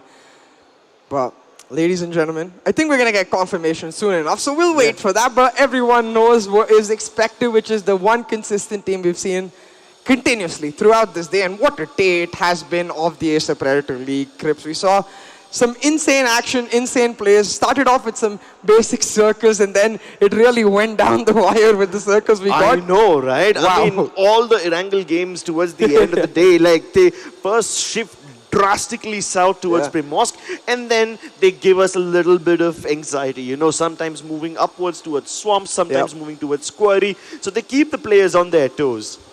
And really, I think that's where we got to see the best come out. The players forced to make those spontaneous decisions, forced to adapt on the fly, and really forced to show that they are capable of playing different styles, encapsulating different opportunities. And that's why we saw the best come out, with Welcome to Minas picking up the win in that last match. Exactly, and we've seen different kinds of moves from Welcome to Minas as well, right? We've seen them make moves which result in their downfall, and then we've seen them go for the preemptive rotations in the last game, which got them the dub.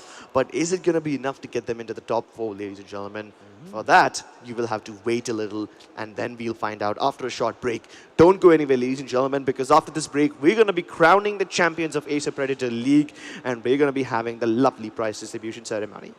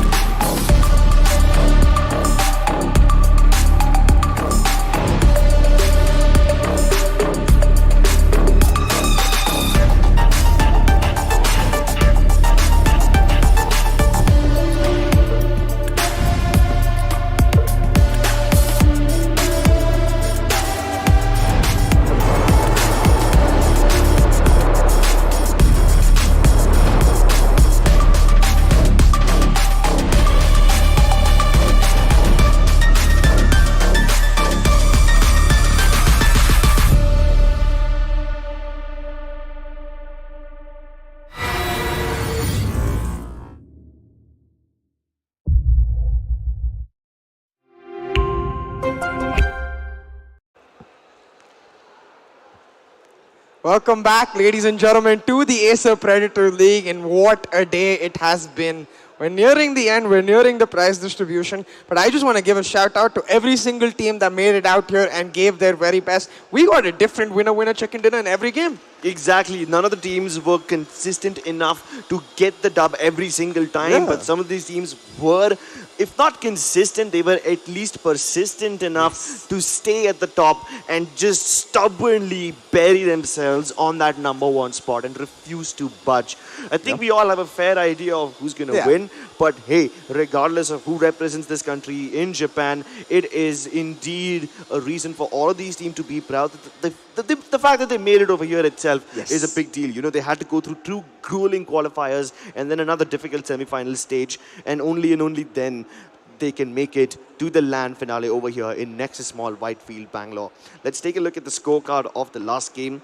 And soon after that, we're going to be seeing the overall scorecard where we find out who's going to be the team that goes to Japan. 22 points picked up for Welcome to Minas. So I wonder if they managed to squeeze their way in to the top 4. Like, you have to remember that even the second place team, which was before this game, the Uncrowned Kings, was at about 38 points. Behind them, it was the God Squad at around 31 or 32 points, I believe. So 22 points is more or less that entire thing. Might have squeezed their way into that top 4.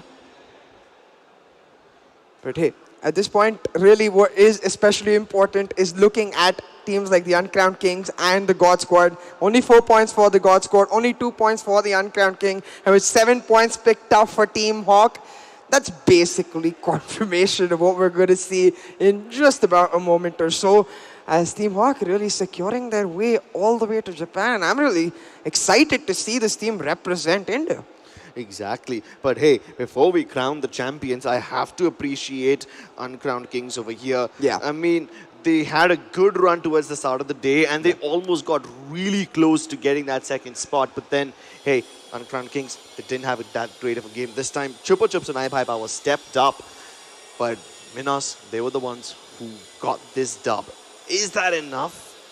Do you think we'll see them in the top 4? I think they might miss out by a few points.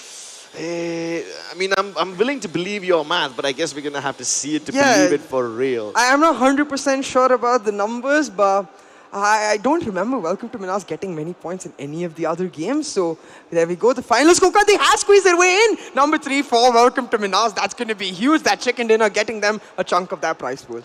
Quad Threads also managing to get into the top 4, tied with Welcome to Minas. Both these teams and the number 3 and number 4 spots have the same amount of points, but because Welcome to Minas have the more consistent placement points, they are the ones who've been given the 3rd spot, although both of them will be walking away with the same prize. Uncrowned Kings still retain the number 2 spot. Even though they had a bad game 5, they did enough to embed themselves into that second spot and get that silver medal. But ladies and gentlemen, your winners of the Acer Predator League India is none other than Team Hawk with a grand total of 54 points. Let's have a round of applause for them. Absolutely brilliant. We've seen monstrous plays from every single player in that team. We've seen the caliber that they've been able to achieve. Consistency was key. The only match they dropped the ball was match 4, and that was mostly because of that crazy circle towards the east and the death herd coming into play. But once again, let's give it up for Team Hawk. They pick up that victory overall. They're going to be going to Japan. Yep, and I wonder what kind of things are going on in their mind right about now. Of course, the fact that you get to celebrate is one thing. The fact that you now have to face stronger teams and start preparing for the international leg of this tournament is a completely different beast. But I guess those are problems that they can deal with tomorrow, because tonight they will dine and they will celebrate. I hate he certainly will. I think he's going to be picking up the MVP too. Of course. Yeah, he just absolutely popped off today, Hades. And I have to give shout out to Hades and Killua especially, because when you go back to, I believe it was match 2, they had a good start in match 1, but in match 2 they were caught unaware. There you go, the MVP on your screen, Hades. But I remember match 2 they were caught unaware, and Hades and Killua really held it on strong to get them those crucial points. And given the fact that it was really the momentum that ended up establishing themselves as champions, you have to wonder what would have happened without that play. Oh, I can think of some things that might have happened. I mean, the MVP at least might have been different, but hey, Yeah. you have to give it to this guy. Absolutely talented people over here at the Nexus Mall, Whitefield. And you can see, I mean, He's not talking about us, don't worry. okay, see ya. Okay, I'm talking about the people behind us. There's some of the most talented teams in the country right here, and now we have found the king of them all. We have found the people who will take the throne, and that throne might just be, you know, business class seats to Japan. Oh yeah, most definitely. And really, like you said, they're gonna have to start planning for the teams now, but they also get to start planning for the trip to Japan, the sights they're gonna see, the food they're gonna eat. I have to say I'm a little jealous, but hey, they've earned their spot there, and they've most certainly established to the other teams that they're gonna be a competitor to be wary about, and I'm glad that we get the very best from our nation representing it. Gentlemen, we have our winners, and very soon we'll be starting the prize distribution ceremony as well, not just for PUBG, but also for Dota 2. We've had an amazing day of esports action. We've seen some of the most amazing Dota teams battle it out, and the most talented PUBG teams also battle it out. And now we're going to throw it off to our MC, AK Rahman, and he's going to be the one on the stage talking to the players and felicitating them for their wins.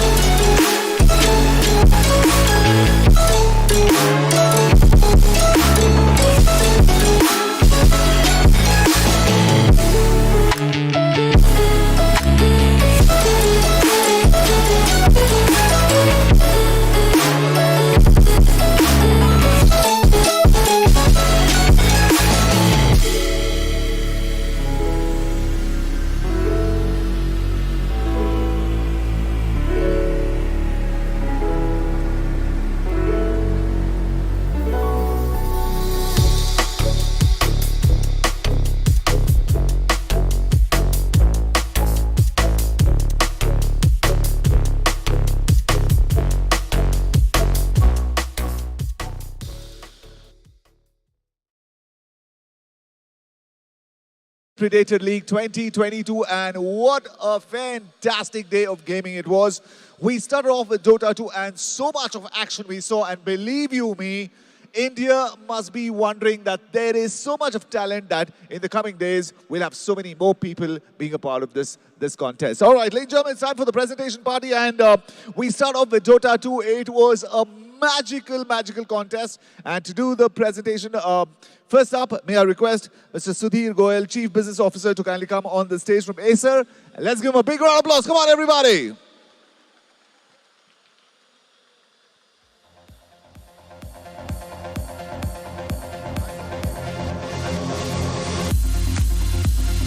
I'm just going to have a little word with Mr. Sudhir Goyal. Sir, it's been a fantastic contest. Acer playing a big role in it, and it gives a big message for all the kids out there. Yeah, I think number one, I would like to thank the organizers. It was a wonderful event. It's difficult to organize such a event for about 8 to 10 hours. So thank you, everyone. And Acer has been pioneer in the gaming in India, and we continue to support the gamers. Predator League has been a event which we've been doing for the last 4 or 5 years. I'm sure it will motivate a lot of gamers to perform well. Thank you. Thank you so much. And ladies and gentlemen, the competition, the contest was keenly fought. It was just about nerve-wracking, and it went to the wire. And we've got the runners-up. Please give it up for Team Oops.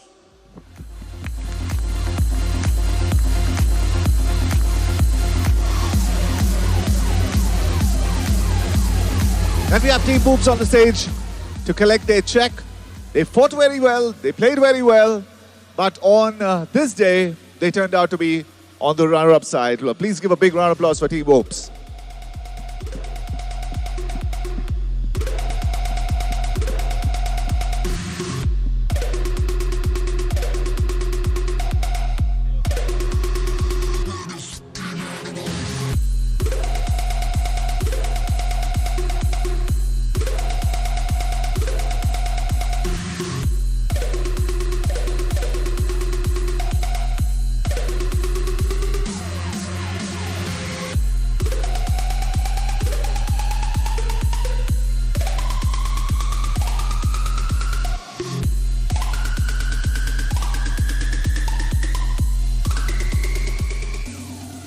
All right, Team Oops, very well done. Well, today you started off very well, but finally it didn't go your way. Yeah, things like mistakes happen. So here on, what's the strategy going to be? Are you going to work on this and again give it a fight? Yeah, definitely. We will come like stronger. We will practice on our mistakes. So yeah. All the very best. You did well. Let's give them a big round of applause. Come on, everybody. Runners up with 1 lakh rupees. Check. Team Oops.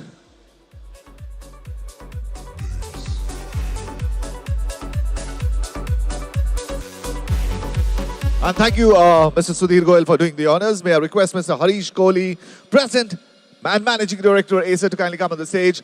And we'll find out the winners coming up on the stage and collecting their prize.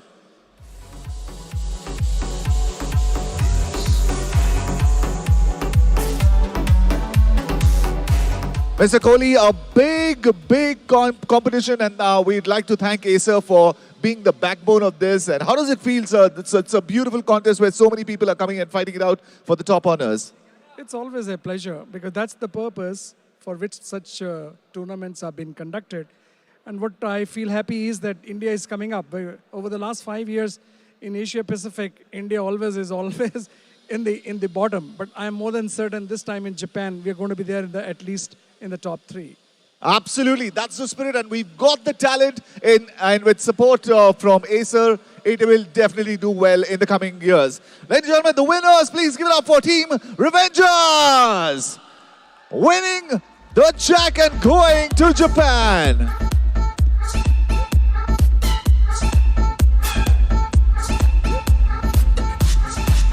Team Revengers, can we have you on the stage?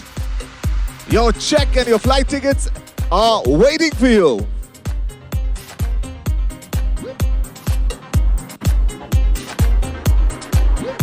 All right, well, they're already celebrating, so what we'll do is we'll make sure that we're going to hand over the check and the tickets to them a little later. Thank you so much for doing the honor, sir. Let's give a big round of applause for Mr. Kohli for coming on the stage. And may I request Mr. Ambrish Mahajan, Chief Customer Support Officer, to kindly come on the stage.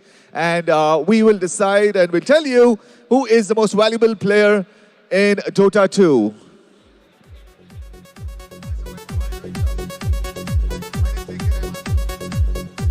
All right, great competition. What do you have to say about this, sir?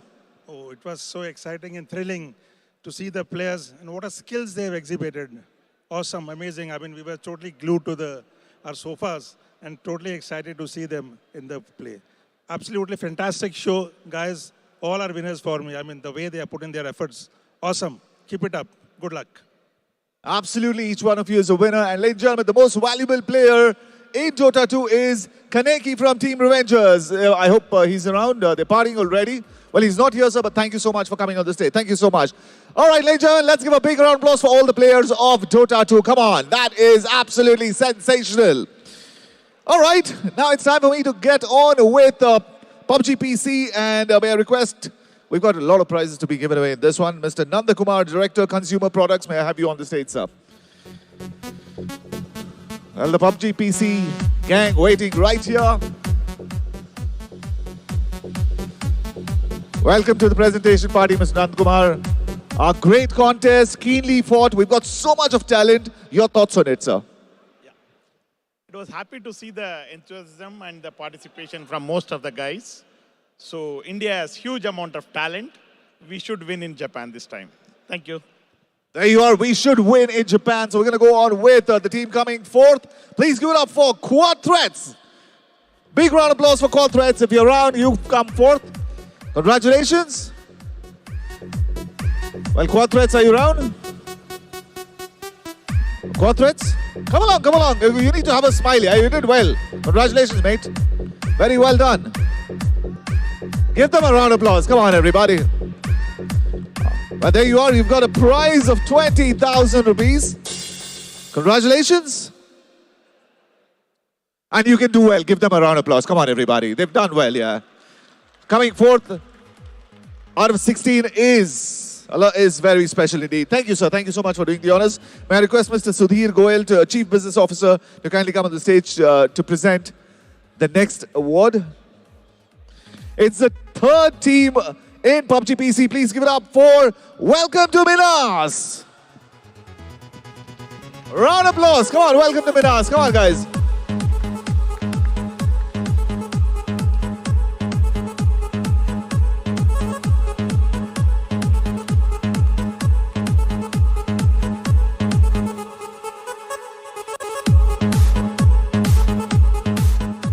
Congratulations, you win yourself 40,000 rupees. Well done, guys. Round of applause. Come on, everybody. Welcome to Minas, winning the third prize, 40,000 rupees. Well done, guys. Well done. Very well done. Thank you so much for doing the honors, sir. And now may I request Mr. Sanjeev Mehtani, Chief Sales Officer, to kindly come to the stage as we welcome the runner-up in PUBG PC. Before that, Mr. Mehtani, we'll have a word with you, sir. Great day for esports, great day for gaming. What are your thoughts on it, sir? I think the kind of enthusiasm which I have seen here, it shows that India is actually coming now. And the kind of young players which we have, future is always bright. I think we'll do much better this time at Japan. And not only today, the way our Predator League is going, I think next year will be more grander than this. So thank you guys for participation. Thank you so much, and constant support from you is making India wake up to esports. And believe you me, I was on Instagram and I have to tell you this, there are people glued, there are kids glued to this, and they want to do well, and they could be the next generation of winners from India on world level. All right, ladies and gentlemen, it's time for the runners-up, Uncrowned Kings. Give it up!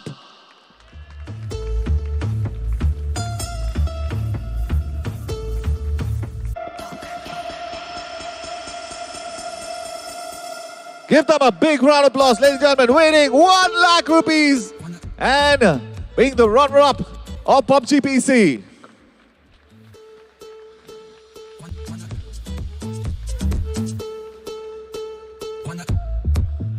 I'm just going to have a word with the captain.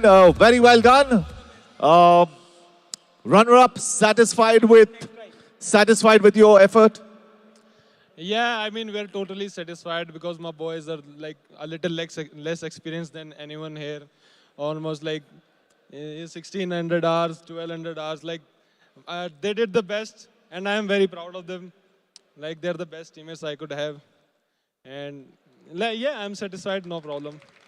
You know, I like the spirit, and you know, it's like Virat Kohli saying, "Mere bacche mere saath hain, and we're going to do well in the next time." Guys, you guys are very good. I like the focus. Give them a round of applause. Come on, everybody. Fantastic. God bless you. Very well done. Thank you so much. All right. It's time for the moment of truth. This is going to be special. Ladies and gentlemen, 16 teams from across the country. And believe you me, a lot of effort which has gone into this. Hours of practice, lots of strategy, lots of planning, lots of correcting mistakes, and coming this far. Fighting it out with 15 really special teams from across the country and coming out as winners. Coming out as undisputed champions, representing India on the World Forum, going to Japan and fighting it out with the best of the best in the world. And this is unreal. May I welcome Mr. Harish Kohli to kindly come on the stage to give the prize for the undisputed champions of PUBG PC. This is the biggest prize. Ladies and gentlemen, please give it up for Havoc!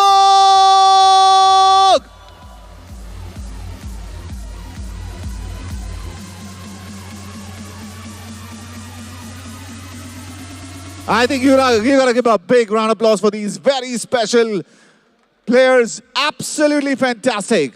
They win themselves a check of 2 lakh rupees and the trophy of Acer Predator League 2022.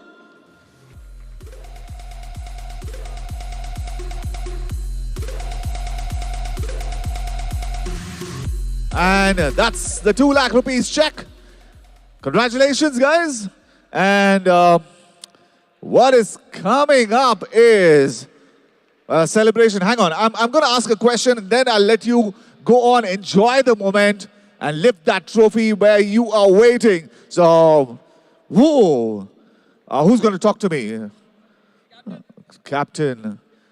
You can't control your smile. Yeah? You just right there saying that, give me the trophy, let me celebrate. Coming this far, how does it feel? It feels really nice, and the reason behind my smile is this is the third Acer Predator from me, right?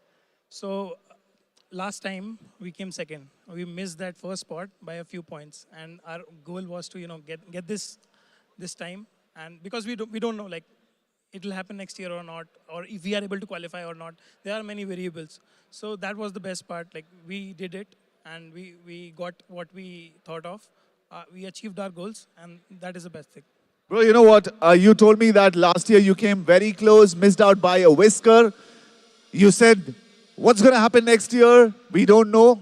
But looking at your performance, I'm going to tell you something which you are not going to tell. You're going to do much better than what you did today, and you will shine on world platform. Right now, your moment. Give it up, ladies and gentlemen, the champions of Acer Predator League 2022. Please give it up for Havoc! Turn up the speakers.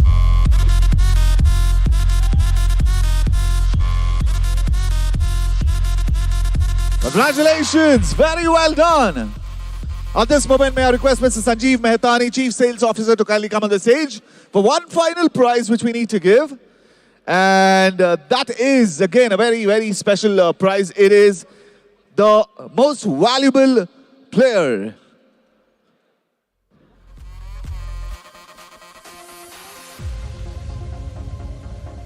All right, congratulations, Team Havoc. And Mehtani Saab, I want you to stay here because we've got the most valuable player. Gentlemen, your trophy is there. It's time for you to celebrate. Please welcome Hades UWU. Let's give it up. Hades, let's give it up for Hades. Come on, everybody. He's right here, the most valuable player. Ladies and gentlemen, from Team Havoc, and you are taking home a lot of prizes. Here it is, 20,000 rupees. I think everybody's got to give a big round of applause. Come on, everybody. This is special. Very well done, guys.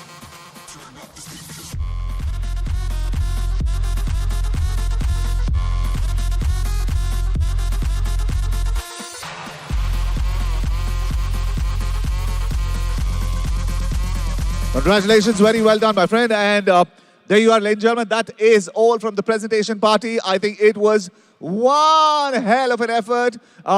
It's thanks to all the online viewers who've been here, glued onto the screens for a long time, giving us a lot of support. Thank you for being such an ardent viewers of this great contest. And a big thank you to Acer India for being such a big support. And we'd like to thank a whole lot of our friends around here. And there's something very important which I'm missing out. Okay, we've got Revengers, the Dota 2 winners, suddenly saying that Meri trophy kahan hai? Ladies and gentlemen, please may I request Mr. Harish Kohli to kindly come on the stage and do the honors. And we've got Team Revengers right here. Let's give them a big round of applause.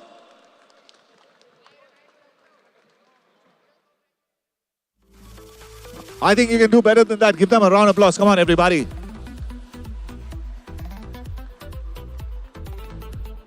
There you are. Congratulations. And this is the prize money of 200,000 rupees. Congratulations. The picture which is going to go on a long way.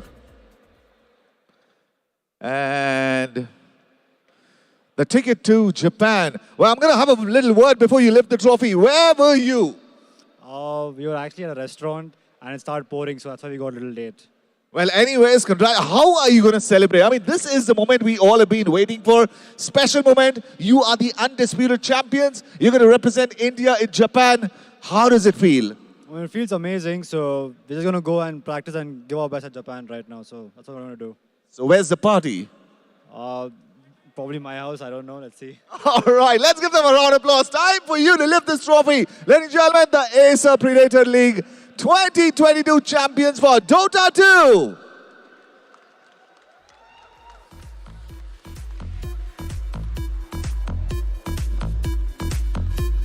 And we've got one more prize which was left. And may I request Mr. Amrish Mahajan to join us on the stage. And that is the most valuable player in Dota 2. And that is again from your team, Kaneki. Congratulations. That is your prize which is going to come here. And give a round of applause for Kaneki for being the most valuable player from Team Revengers.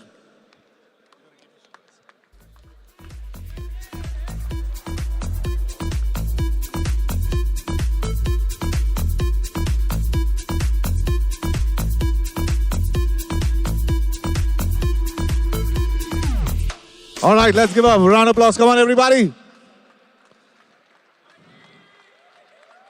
Fantastic, fantastic, fantastic. Very well done, guys. Very well done. Thank you so much for coming on the stage, collecting your prize, and thank you so much. It's time for you to party. And there we are, ladies and gentlemen. Thank you so much, my brother. And there you are, ladies and gentlemen. It brings us to the end of the presentation party, but I'd like to thank all our viewers back home for being such ardent supporters. Without you, this would not have been possible. A big thank you to Acer. A big thank you to our technical teams. A big thank you to everybody who's a supporter of esports. And a big thank you to everybody who wants India to do well on the World Forum. We've had a great time, and we're going to come back again with the next season of Acer Predator League 2022. Till next time, my name is Acer Rahman, saying take care, good night, God bless.